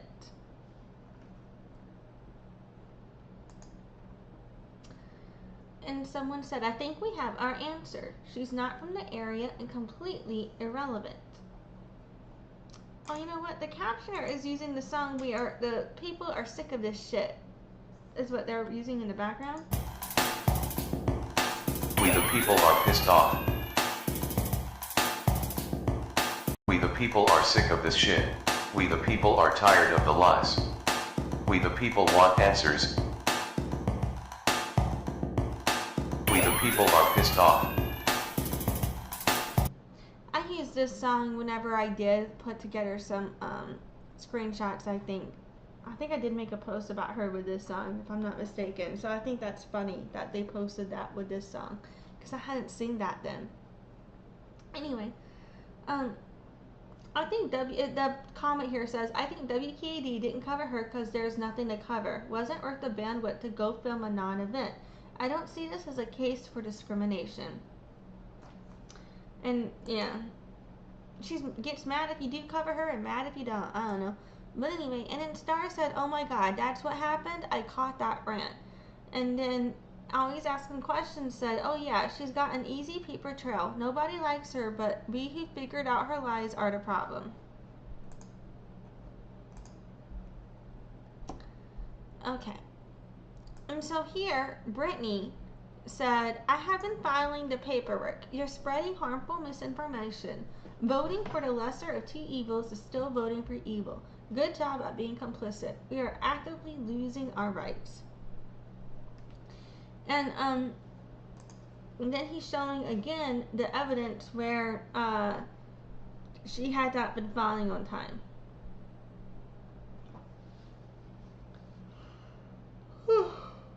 But we've seen this already, so yeah. But the thing about Brittany is she often acts as if the information that's right here ain't there, but we know it's here. So, you know, I don't know. You know, like, I think she's used to being able to argue with people who aren't going to bother to fact check her or some shit. Like, just kind of wearing them down mentally or something, I guess. I don't know.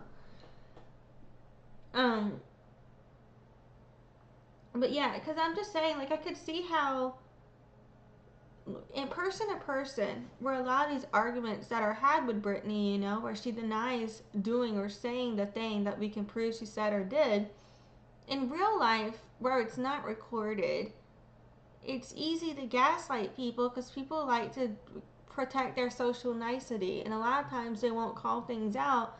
They'll just be like, oh, so say she denies she said what she said. They'll just be like, oh, okay, they're thinking they heard it wrong or just like whatever.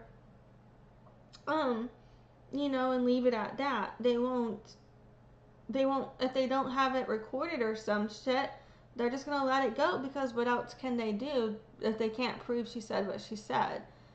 So I think she's so used to being able to gaslight people, to not believing, like, to not, either not, like, standing on it or whatever, or, like, or believing her, like, that, now that the internet can really prove she said or did what she said and did, she's still responding as if this evidence isn't here when it is. And I'm like, why is that? And I wonder if it's because, well, she must be so used to acting this way that she's not used to what it's like when she can get caught or something. You know, I don't know. I'm just trying to make sense of it. That's just speculation. Okay, so next. Oh wait, comments here. So people are saying, she is still telling people to write her in after she said she was dropping out. Or does she need to grift that generator first before she starts her cash cow? They said she absolutely is. They said, oh, what now? No. Yeah, because she did make a video about how she was dropping out. So that's fucking crazy. And someone else said, does she still have a chance of seeing prison if she drops out? They said so many people she's harmed. What she did with Sugar definitely was a point where people started looking into her more. Sugar disappeared without a word can't be a coincidence. I don't know who Sugar is. Someone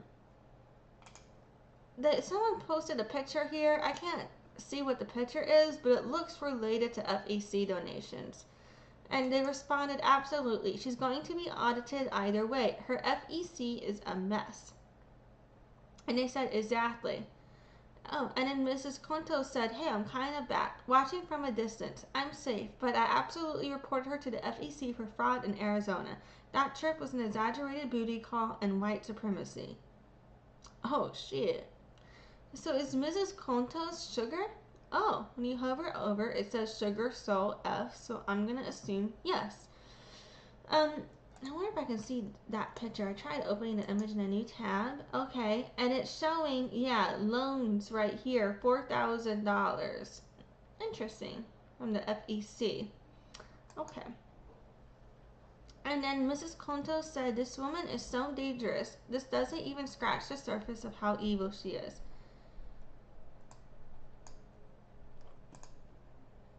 Okay. So now we got kind of a longer video here. So I'm going to put this over. And you guys are prepped. It's just a few minutes. Here we go. Wish there could be more parties and more equally split between powers. Get rid of the two-party system. Actually use your voice to tell people how to do that. Then there's 400,000 people that could possibly have their mind changed to actually support independent and third-party candidates. It literally just got changed into a dictatorship as well, by the way, with Biden in office. Okay, so show me then. And I genuinely mean that. Show me. Show me math, show me polls, show me data, show me analysis, show me how we can guarantee, without a shadow of a doubt, a win, a third-party win in this election year. If anybody out there can guarantee me and show me a way that we can get it done without voting blue down the ticket, then I am all ears and I will use my platform to spread it everywhere. Show me with numbers and evidence how we can statistically guarantee a win, and a win meaning keeping Trump out of office. That's what I mean by a win. But nobody yet has been able to show me that. We actually both want the same thing, even though you call me evil. You had challenged me to be brave, and for me, being brave is doing whatever possible to keep Trump out of office in 2024, even if that includes playing the long game. Since nobody yet has been able to show me how to statistically guarantee a third-party win, the long game for me means going with an administration that will allow us the room to make bigger change for the future. One of the two major parties allows us the room for that, and the other one will basically dismantle our right to vote or create any change in the future. And having to play the long game to create meaningful change sometimes means, in my opinion, buying time. And if I use my what you say is a large platform to sway people to go down a path that was never statistically able to be successful to begin with, and that helps usher a dictator into office, I could never live with myself. I could never look my daughter, my patients, anybody in the face. So please, if you or anybody can show me how we can statistically guarantee a win, not voting blue down the ticket, I am all ears. I am willing to listen. But I will not use my singular vote, and especially not my platform here, to gamble with people's lives. So if not wanting to lead people down a path that has been so far only shown to be an unsuccessful path, that makes me evil. So until someone shows me, and I genuinely hope somebody can, and the only option that I have seen that is statistically possible is playing the long game, which can't be done in 4 months. And whether you believe me or not, my only goal is to create space and time so that we can not only change the system, but at the same time protect as many people as possible in the process. But if you can empirically show me another way that is guaranteed, then I will go for it. Nobody's been able to do that yet. So we'll see. If people like you that say you wish there could be more parties and more equally split between powers, get rid of the two-party system, actually use your voice to tell people how to do that. Okay. Alright. Yeah, I just I don't really have too much there. I've talked a lot about, how it doesn't really matter. Like, to a point, I think which way you vote with all of that can matter with how with the human rights and immediate access to human rights issues as well. Um, when it comes to people with, like, okay, so basically if you're choosing between Kamala and Trump, then obviously, or Biden and Trump, or anything is better than Trump basically at this point, right? For example, where he's taking away so many rights, having ICE exacerbated, the abortion taken away, all of these things happening. But when it comes to, well, this country, though, has for a long time been built off of police brutality, indigenous genocide, mass incarceration, etc. And that hasn't really changed much, no matter what else has changed, right? So, to some degrees, I understand how who we vote for impacts our social issues, and on another level, it's like no matter what, you're still upholding the same evils. So, theoretically, I can get to loopholes and semantics about philosophical arguments, pros and cons of those concepts. So I'm just not gonna dwindle down there right now. But moving on. Is this the same fucking post? They really like making, okay, they've got a stitch on this and then more shit is coming, but they really like using the same shit a lot. But yeah. So, the Psych NP said, I'm supporting the lesser of two evils, an administration that will allow a chance to change things instead of change us into a dictatorship. I can understand that. Actually use your voice to tell people how to do that. The following information regarding Brittany Jones' bid for President of the United States is for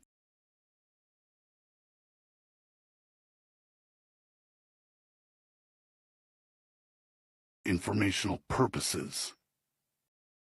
Oh, God damn it, I didn't unmute, but I was reading this thing and it said, note, submission of false, erroneous, or incomplete information may subject the person signing the statement to penalties. I share this information solely so that the American voting public can make a decision consistent with their values. If you go to the FEC website, Form 2, you will find Brittany Nicole Jones listed as a presidential candidate. As vice president, you will see Anthony McDonald. Currently, she is claiming to run with a woman by the name of Jackie. Jackie is not her registered running mate.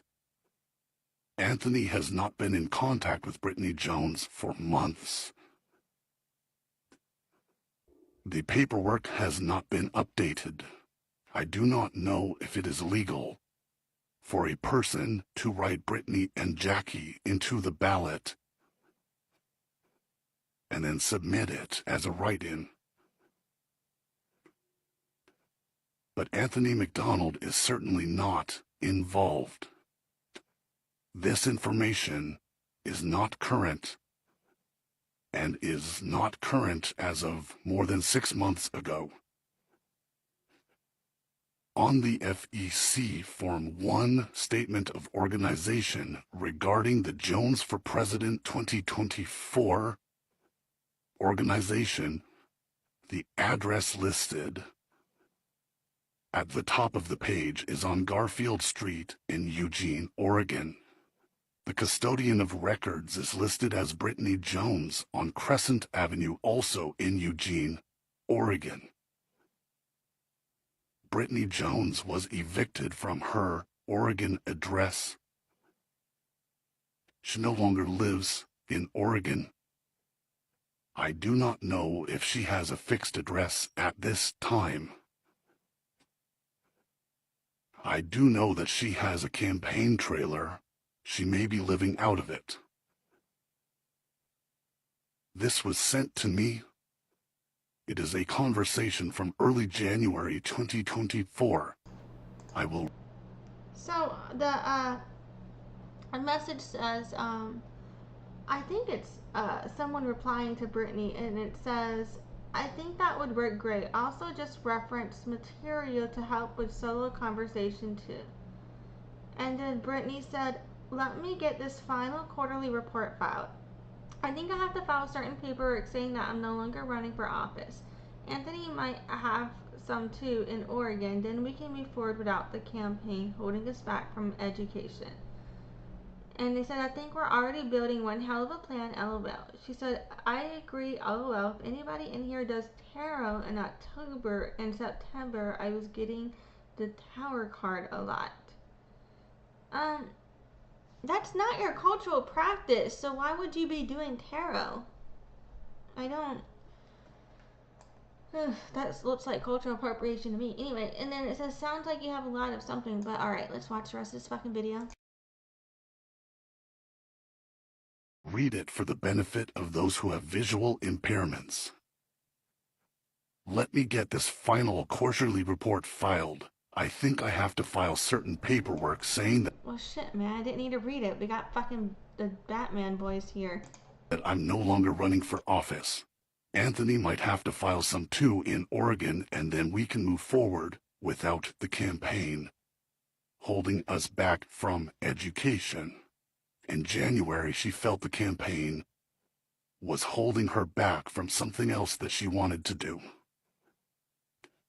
This is January, and Anthony was already not in contact with her, and she was already not in Oregon at this time. But her running mate and her address were not updated. It's been about 6 months. This was sent to me yesterday. For the benefit of those with visual impairments, I will read aloud. I'm dropping out of the race to focus on the convention and the TikTok lawsuit. I don't have the time to keep filing financial statements every quarter with everything else going on. Just letting you guys know, I want to focus on setting up the convention and prepping for 2028 so independents and third parties have a fair shot. Brittany Jones does not believe that third parties have a shot at winning the presidency.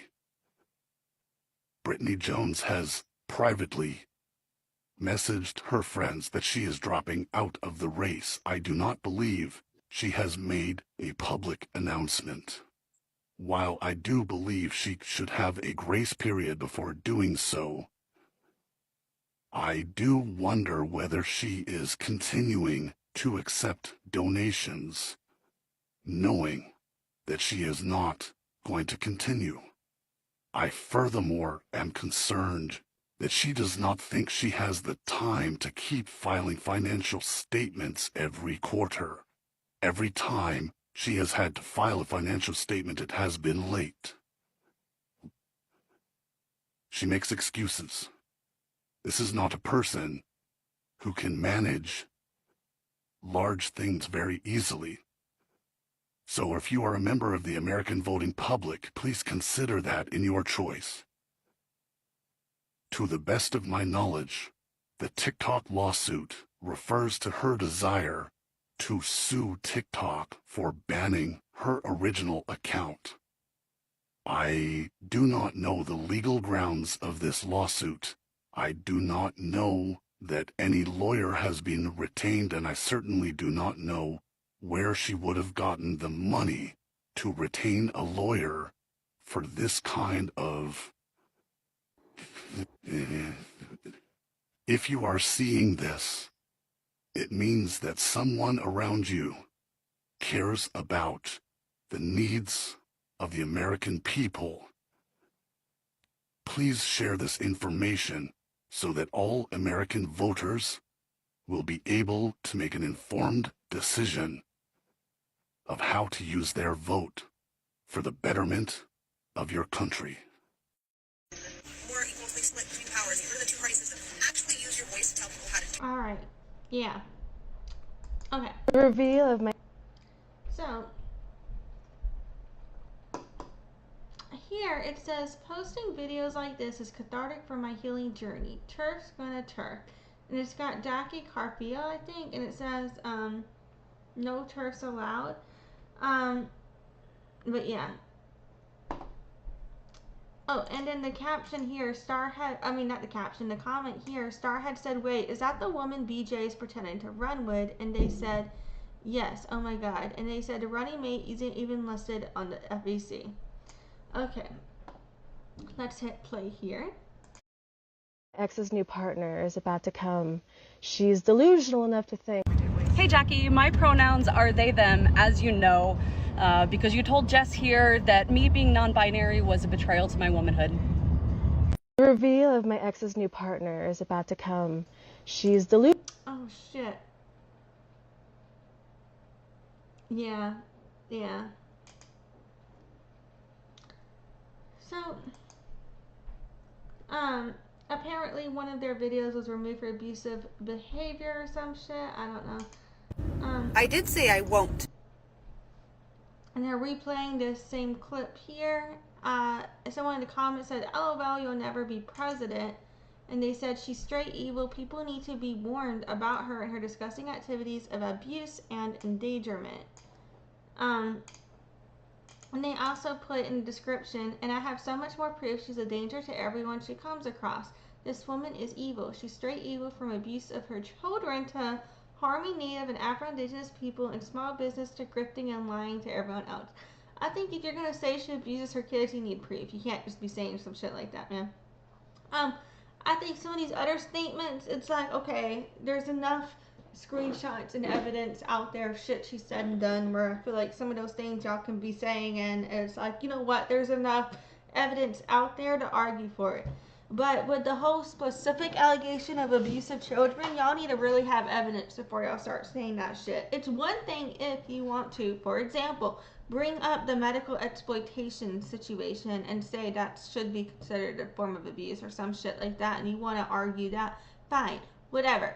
But to just blanket statement this shit, that's dangerous. Y'all need to watch yourselves, pull up some evidence, at least cite her something, because this is a dangerous path y'all are walking on too, you know what I'm saying? And another thing, a lot of the reasons people criticize Brittany Jones are extremely valid, but because people take it too far with this other type of shit, that's why no one fucking listens, I think, to the real shit. You know, for the people who could actually do something about it, because they have to swim through all of this bullshit to get through the real shit. Okay. But anyway, let's go to the next video. Okay.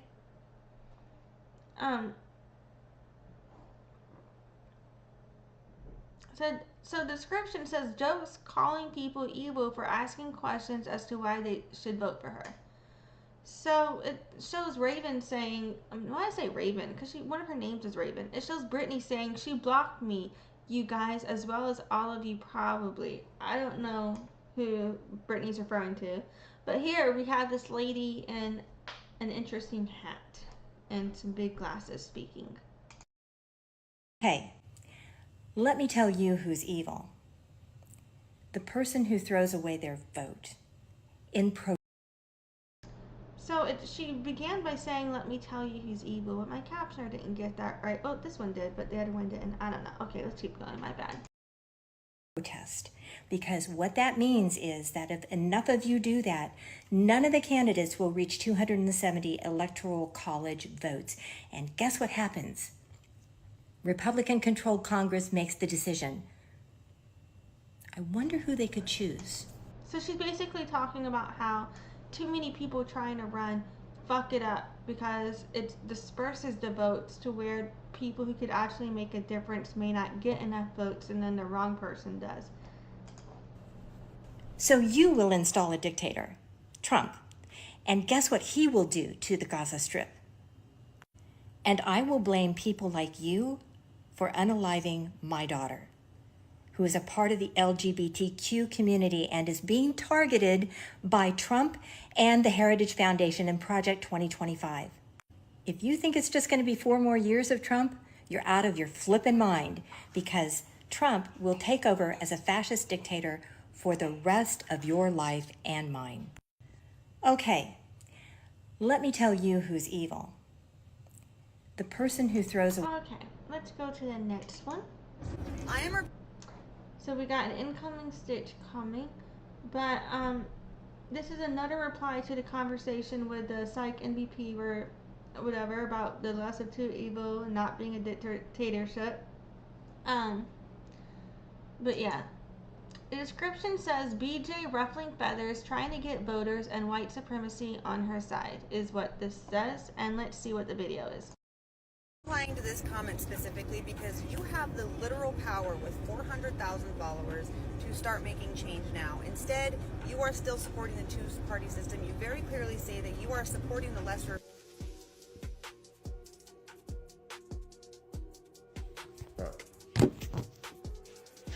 I'm going to break this down in a couple of ways. And I'm going to reiterate what a lot of people have been saying, but a lot of y'all are not picking up. Third parties are not an option because not every state carries third party options on the fucking ballot. And the electors of those said states have to abide by those laws.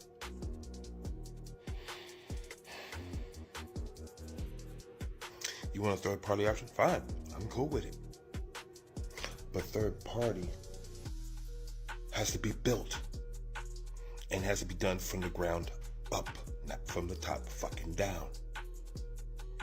The Heritage Foundation has a 50-year head start because they used the very system that you and a lot of people despise to put key people in places, and they did it locally.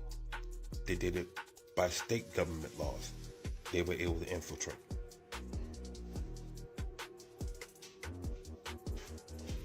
I am so sick of you fucking moral crusaders thinking you know what's best for me and mine. Because if there's one thing that I've learned, and especially if I had a very, very, very amount of disdain for, is morality. My morals won't allow me to vote for Joe Biden. You know what? Your morals don't fucking speak for me.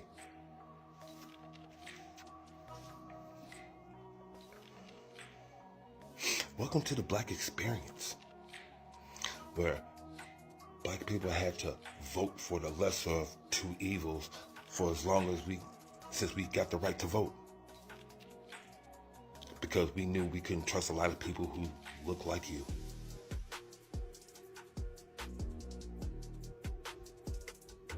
Because we've been screaming for decades about police brutality. It wasn't until you saw George Floyd. It wasn't until you saw Alton Sterling. It wasn't until you saw Ahmaud Arbery. It wasn't until you saw Philando Castile. It wasn't until you saw Sandra Bland. Actual live footage of this shit happened until y'all fucking got activated, so miss me with that bullshit.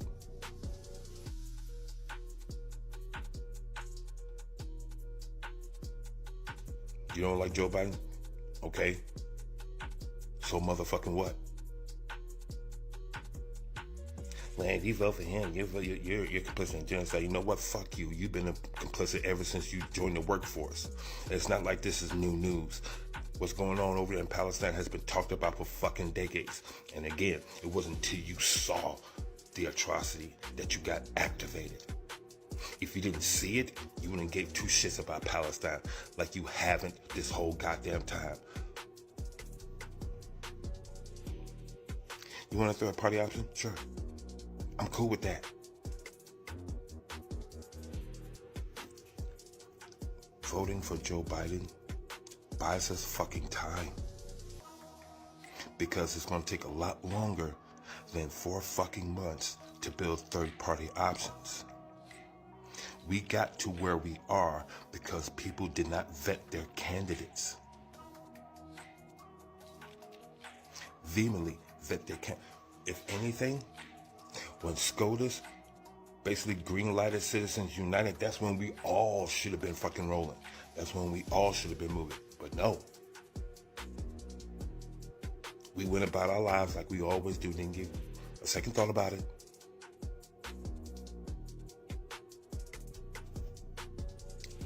More crusaders.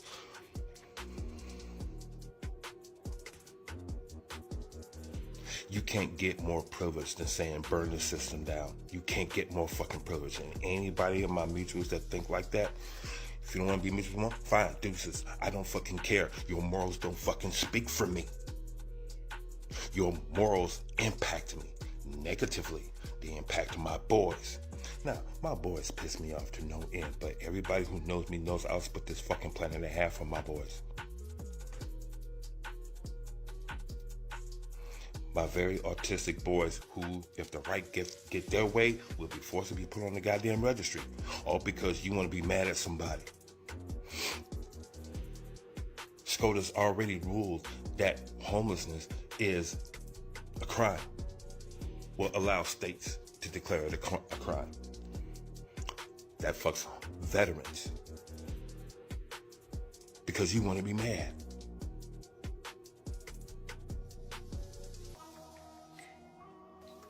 The shit that you're upset about has been going on for fucking decades, and now you want to be pissed off about a system that's been doing us this whole fucking time. Well, I knew it. No, you didn't.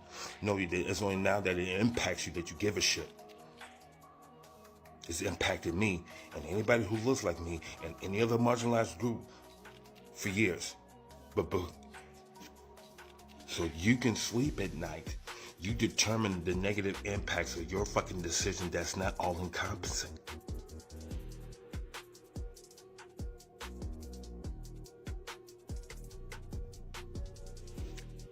You want a third-party option? Okay. We have to build the third-party options. We have to vet our candidates, state and local, to enact different laws to allow third-party options. We have to wipe Congress clean. And that's something that is very much in all of our control right now. So you, lady, specifically, next time you want to make a video in your car, make sure you go down the road about 2 miles, make a right on Fuck Off Avenue. Go about another 2 miles, make a left on Fuck Off Boulevard. Take that about 5 miles until you get to Interstate Fuck Off, and take that east until you fuck all the way off.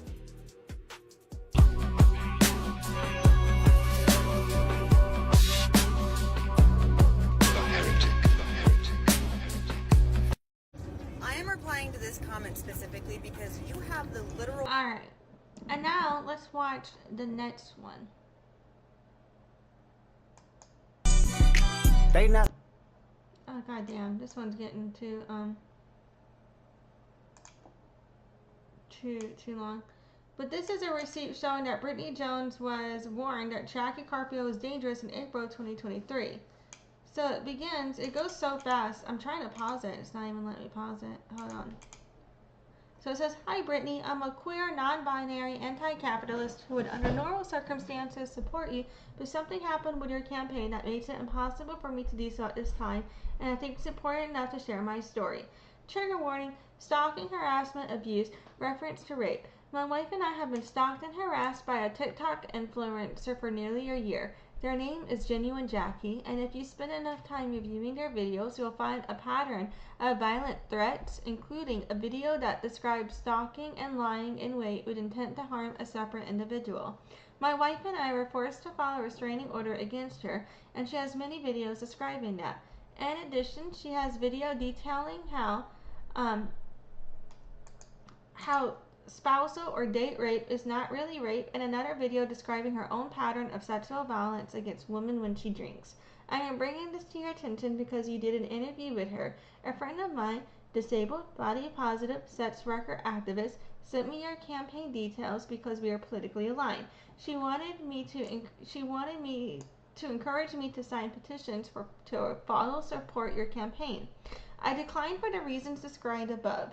I am bringing this to your attention because I believe it was an oversight by your campaign to do an informal interview with her, but it is important to vet people you affiliate with, and my ability to trust your campaign is negligible given your willingness to align with someone as openly dangerously as Genuine Jackie.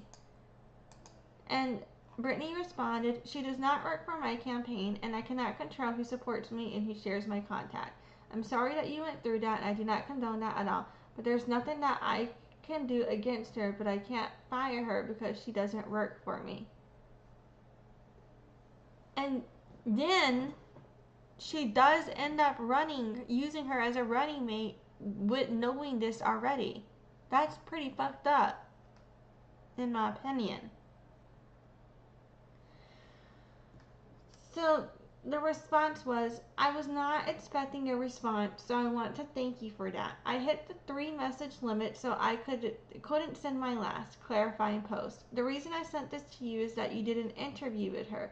I recognize that you can't get everyone, but the videos I described are on her public TikTok. I want to encourage you in your campaign to vet people you officially collaborate with.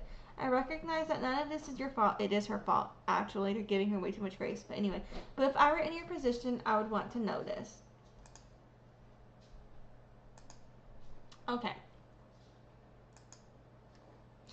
And the description of this video says, "BJ knew about Jackie's abusive behavior a year prior and dismissed this valuable information. BJ is still amplifying her as a running mate who isn't properly filed with the FEC. BJ has a history of allowing and committing abusive behavior. This is a pattern we have been watching for over a year, 2 years, 3 years. Her ex-staff remembers. Her victims remember. I'm pretty sure Pepperidge Farm remembers because the evidence goes back long before the Clock Act." And then the overlay says, "Tell me you're right wing without telling me you're right wing," for this next video.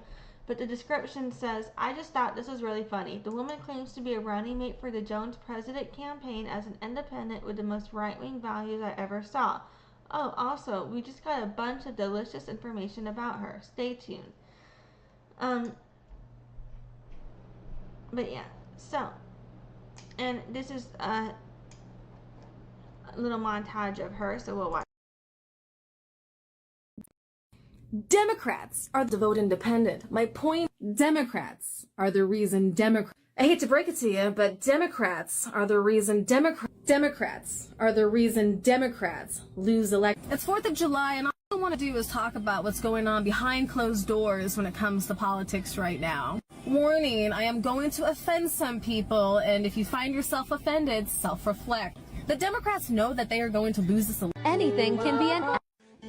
Democrats are the reason Democrats.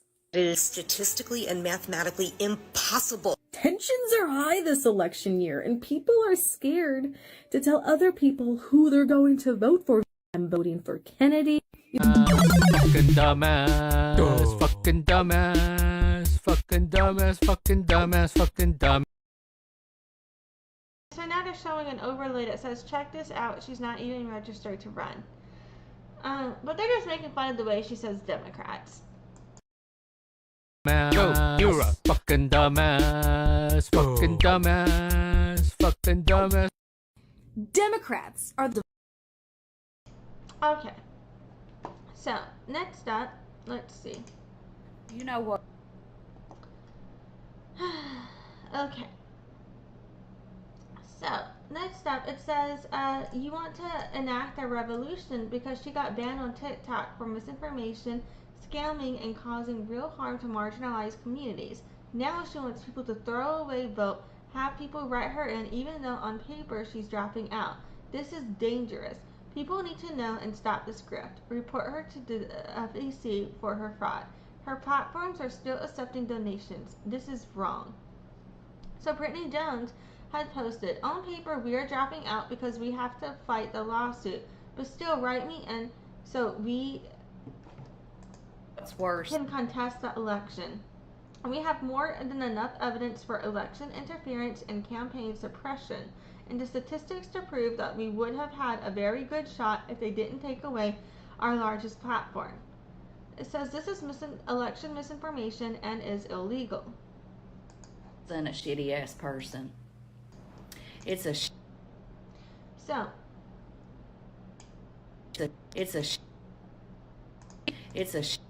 God damn it. I'm trying to read the thing, but it keeps going to the next thing before I can pause it. So hold on. It's a... Okay, got it. So,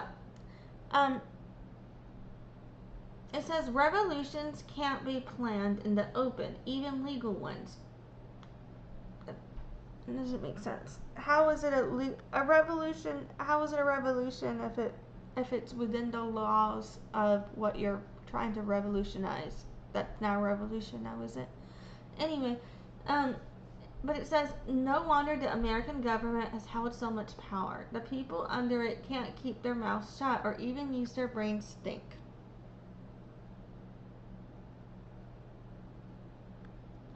She's saying the people under the American government can't use their brains to think? She's just calling them all Americans stupid, but she doesn't think she's stupid? It's one thing to think, oh my goodness. It's one thing to, you know what, generalize or some shit, or be like, you know what, these are some stupid ass people about some shit, and you have something to say about a specific reason. But when you're trying to get people's votes and take people's money, and then saying they can't even use their brains to think, that's just heartless. But anyway. Shitty ass person pretending to be a genuine good person. You know what's worse than a shitty ass person? It's a shit. Okay. So the description for this video, it says she wants to enact a revolution because she got banned on TikTok for misinformation, scamming, and causing real harm to marginalized communities, and trolling Trump supporters and dragging Democrats like a right-winger. She falsified Indigenous heritage by misrepresenting MDLP charts. She's gone after Black-owned businesses, placed domestic violence victims in direct harm's way, abused her entire staff, claimed to raise money for crisis across the nation, and nothing reflects on FEC like she claims it is. This woman, her running mate, has 2 confirmed orders of protection against her for harassment, and BJ was told this woman was dangerous and still lies about her being a running mate because the paperwork doesn't exist. The list goes on. Now, she wants people to throw away the vote, have people write her in even though on paper she's dropping out. This is dangerous. People need to know and stop donating to her and not vote for her. Her platforms are still accepting donations. This is wrong. This whole campaign is dangerous. And someone said, oh my God, seriously, when was this posted? July 8, 2024? And they responded today. And it says July 8, 2024. They said she's horrible. Half is watching said that. Someone else said she don't stop, does she? They said never. Someone else said, and she said she was running to win. She can only get written in on the 7 states where absolutely anyone, even my dog, can get written in. And then they said she's still at it. And someone else said it's getting worse by the minute, honestly. Someone else said, please take a look. This woman is causing big harm everywhere and harming Black, Indigenous, people of color, aside from campaigning fraud. Someone else said she never stops. And then someone said, so, she's dropping out and doesn't have ballot access, but yes, waste your vote on someone it won't count for fuck's sake, Jones fans. Okay, next. This time, okay, this is her video about her dropping out. I guess I'll fucking replay it again. I don't know. But the comment, someone said, please help us get her out of Mapleton. All cases were dismissed and she was given a 2-week notice to vacate. Now she is still going after the owner. Help. Someone else said dissociative identity disorder. That looks ableist. We got some emojis, laughing emojis here. Someone said, BJ, you can't stop lying. You're white too. Someone else said, exactly. They said she's still claiming she's Indigenous. And then they said, will she still be audited after so much time if she doesn't file her last report in a timely manner? Someone else said, absolutely. Chances are they're going to audit her simply because she's been late for everything and it looks like she's grifting. And they replied, awesome. Okay. So, yeah, we'll just replay this one more time in context of, you know, she may have been asking people to write her in even after she dropped out, if that's true. I don't know. Let's just see what this video says again. Rumors are true if you've heard them. I am dropping out of the race.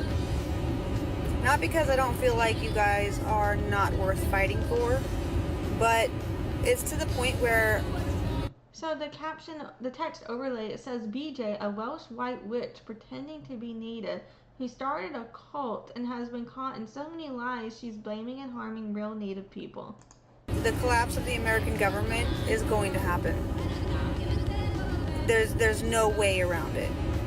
And I'm gonna let the white people tear each other apart. In the meantime, I'm going to be organizing groups and community spaces so that when it does fall, we can rise up and take it for ourselves before anybody else. And then it says BJ has started so many groups that have failed because she's finding ways to grift on supporter donations to fund her daily life. And we did see on FEC that she does pay herself with these donations, or at least it was reported there that she did.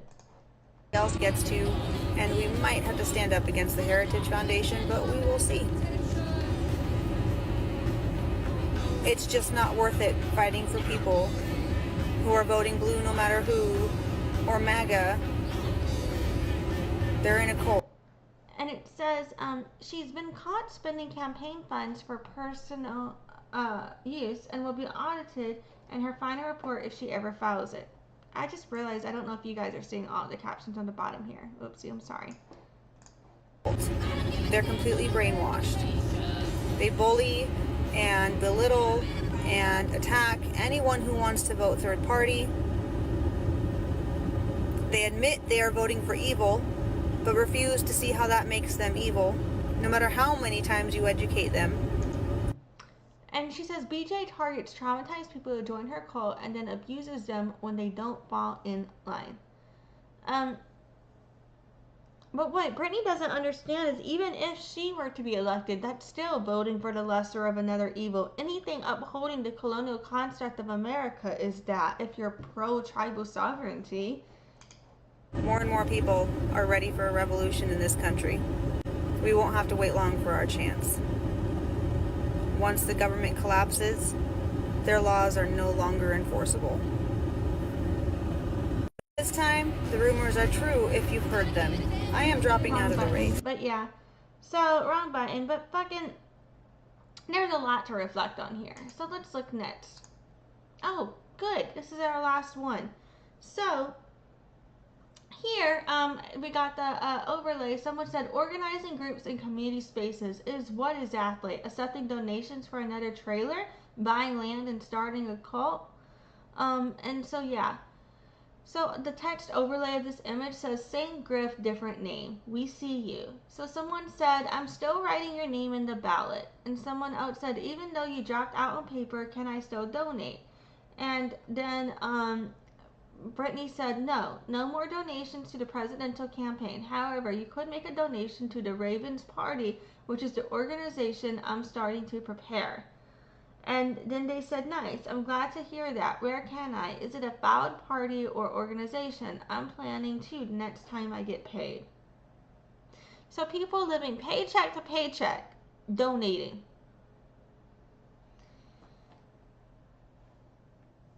Yeah. And that's the last post there.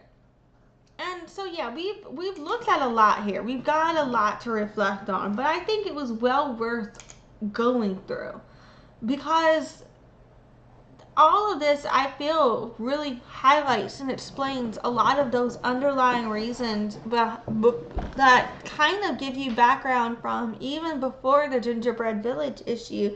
Some of the social issues behind why people are calling Brittany out for what was happening, we got even more details. There have been allegations about her allegedly trying to harm somebody. The user that goes by Sugar on TikTok was saying that, or also known as Mrs. Something, I forgot the name, but Costos or some shit, I don't know. But like, you know, those people were basically saying that Brittany had threatened them, and there's been a lot of, allegations in that way of people claiming that Brittany was dangerous, and I had previously not understood that, because I just saw her as someone so lofty. I was like, how could that be dangerous? Because I didn't see her as someone able to execute. But now, in hindsight, when you look at the potential impact of misleading statements and how she, in my opinion, is accepting funds for end results that are not feasible, that she's aware of. If it is true that she was accepting donations when she was aware she was going to drop out, but then she did say in message that she wasn't going to accept those donations to her president campaign, but she was still encouraging people to donate to her other organization while telling people to write her in as a president, almost as if trying to get around the concept, huh? But then you don't have to report all those donations to the FEC now, do you? So that's interesting. I don't know why they had screenshots of an FEC report showing the number 90,000. And I was like, whoa. I don't know where they're getting that number from. When I look into the FEC, I'm seeing numbers related to 50,000 and 60,000. But I'm flabbergasted with that discrepancy as well. I don't know what the fuck's happening there. But yeah, the issue, we did see where she was culturally appropriating locks. And I don't understand why she ever felt comfortable to do so. If she claims that she was raised indigenous and not white, then wouldn't she know better? So is that evidence of that not being true, right? I don't know. But there was also evidence that she was warned that her running mate, Jacqueline, was involved in potential abuse.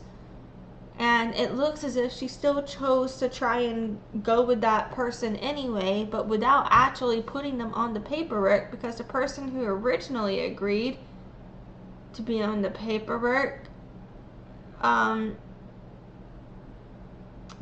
dropped out, apparently, if what I understood was correct. There's just a lot to get into here. And something to contend with, why is none of the people, or any of the people from her presidential campaign still with her on her governor? Did she lose all of that support? Why? Things like that. Where she's making misinformation about Norse pagans, claiming that Norse people are indigenous or some shit like that, getting called out for that. Is she going to take accountability for that? She's pissing everybody off. And again, I think that it's nobody should be trying to discredit or dismiss Bill Dale, in my opinion. I find that to be anti-indigenous.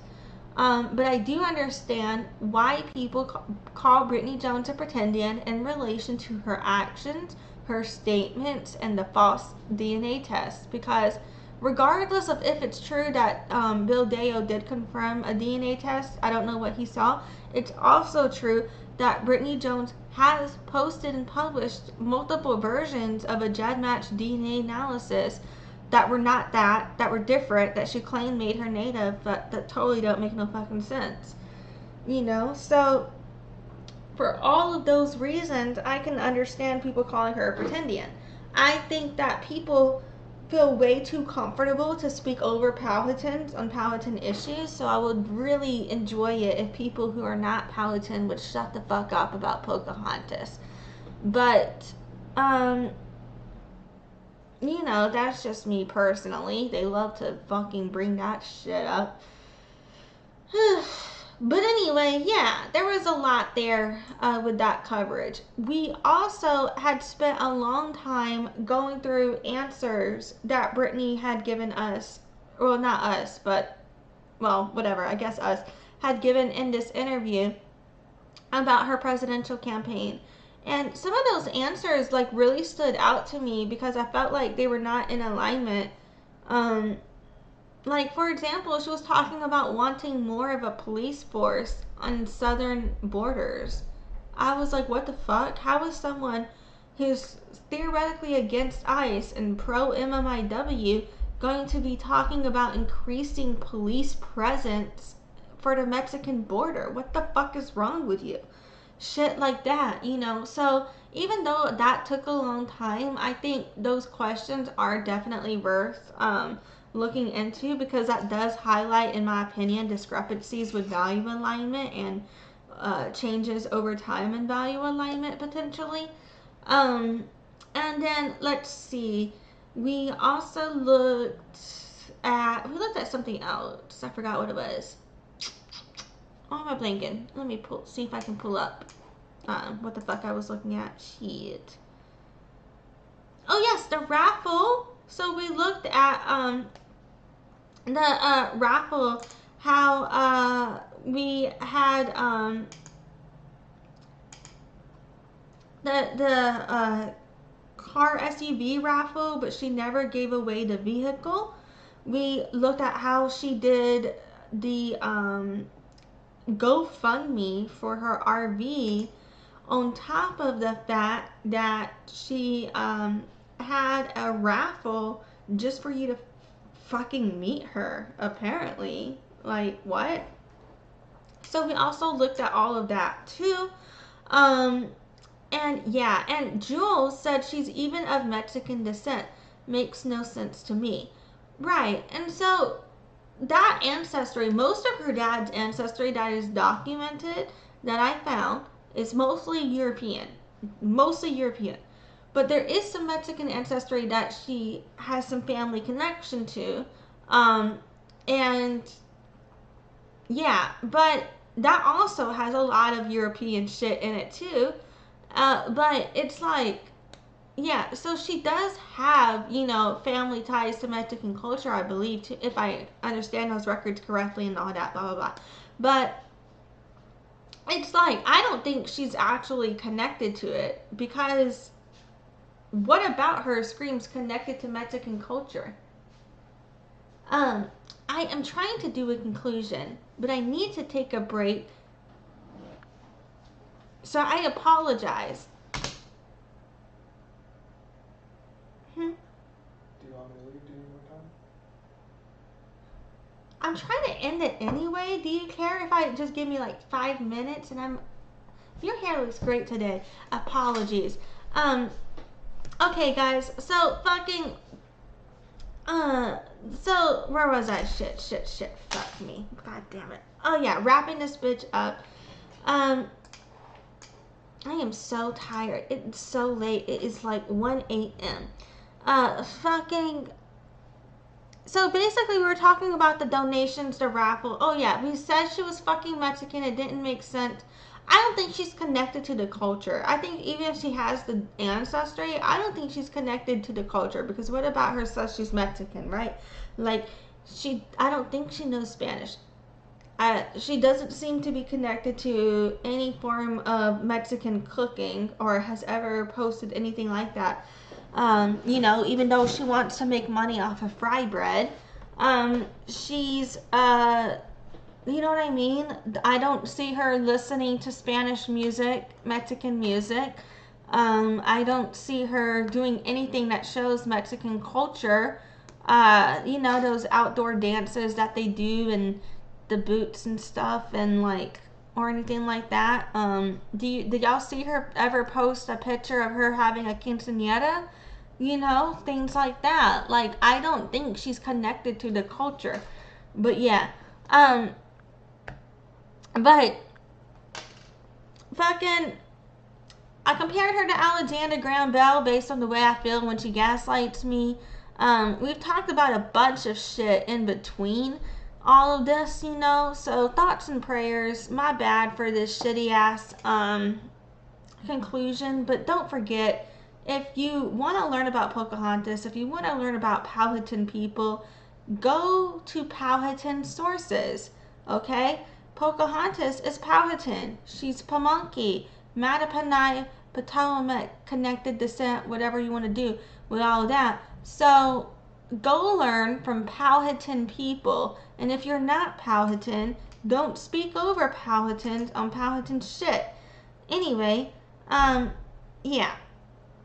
So we've looked at a lot today. I'm so sorry for this poor recap. I have the urge to jump off because my man wants to do some shit up in here, and I've been hogging this room long enough. And you know what I'm saying? And it's time to get ready for bed because fuck, this plane is crashing. And I gotta stop saying that. I keep saying that as a metaphor for whenever I can't think anymore. But now I'm like, bro, that's really insensitive for the trauma people have with those types of traumatic events. So I don't really know how the fuck I started saying that and why I keep doing that as a default. So I'm gonna work on that. But yeah, like, thank you guys for joining me today. I feel like I'm not trying to be problematic by continuing to talk about her or criticize any of this. I just feel like I have the urge to speak on this shit because it's like, it's a big deal to me, you know, to appropriate somebody else's culture, and like wearing locks that way was extremely harmful, I felt. And the way she was talking about the indigenous community related to how the Nordic people colonized that region, I'm not using the right words because I'm not decolonized enough to, and that's not my territory to speak on. So I apologize if I'm not appropriate. But, you know, like all of that shit, like, you know, where she's saying all of that, it's like, come on, get it together. And then when you look at the discrepancies in the filings and the paperwork with her FEC donations, like, because there's so much shit documented that I see the truth for, even though I get pissed off with people who I feel are spreading misinformation and misrepresenting Powhatans and spreading indigenous erasure on Powhatans, I feel like, and the captioner does not get Powhatan right anytime I say it. It's Powhatan, Powhatan. It never fucking gets it right, Powhatan. But anyway, it's spreading indigenous erasure in my opinion. So y'all get it. I'm spiraling. I just feel like hopefully y'all understand like why these discrepancies or why I've been so flustered with it all. And you can also see I'm not the only one that feels this way. But yeah. Thank you for joining me today. I'm going to actually end this bitch. I've kept that man waiting long enough, so I'm just gonna end it here for now. I appreciate you guys. Oh yes, another thing we discussed about, I also did pull up and reference again the success that she did have. Even though she lost, we could acknowledge the amount of votes she was able to get in terms of success, you know, with the Democratic primaries. Like, what could she do to translate this into something sustainable so she doesn't have to keep fucking, you know, hurting people to get by, is what I think she's doing, because she doesn't have a better way of making a living. Something, you know, maybe she could get into an actual sustainable career with something like marketing. She could do better in life, maybe, right? Who knows? Thank you so much for joining me, Jules. I appreciate you so much. It means a lot to me that you're here, and anybody else that's watching too. But yes, we got no peace to everybody. Thank you, Jules. Anna, I appreciate everybody. I know I was told that our people don't believe you could own a day, so they wouldn't necessarily say Winkan Rarak. But I don't know. I just feel like you guys make me feel like my Rarak is Winkan. So, you know. Anyway, thank you so much for joining me today. Anna, Winkano peace. I appreciate you guys. Kanana Vanamun. Hope you have a great night, and I will see you when I see you. Bye. Thanks for watching. Join the loyalty program at nola-chow.com/loyalty and check in during live streams to get points for rewards.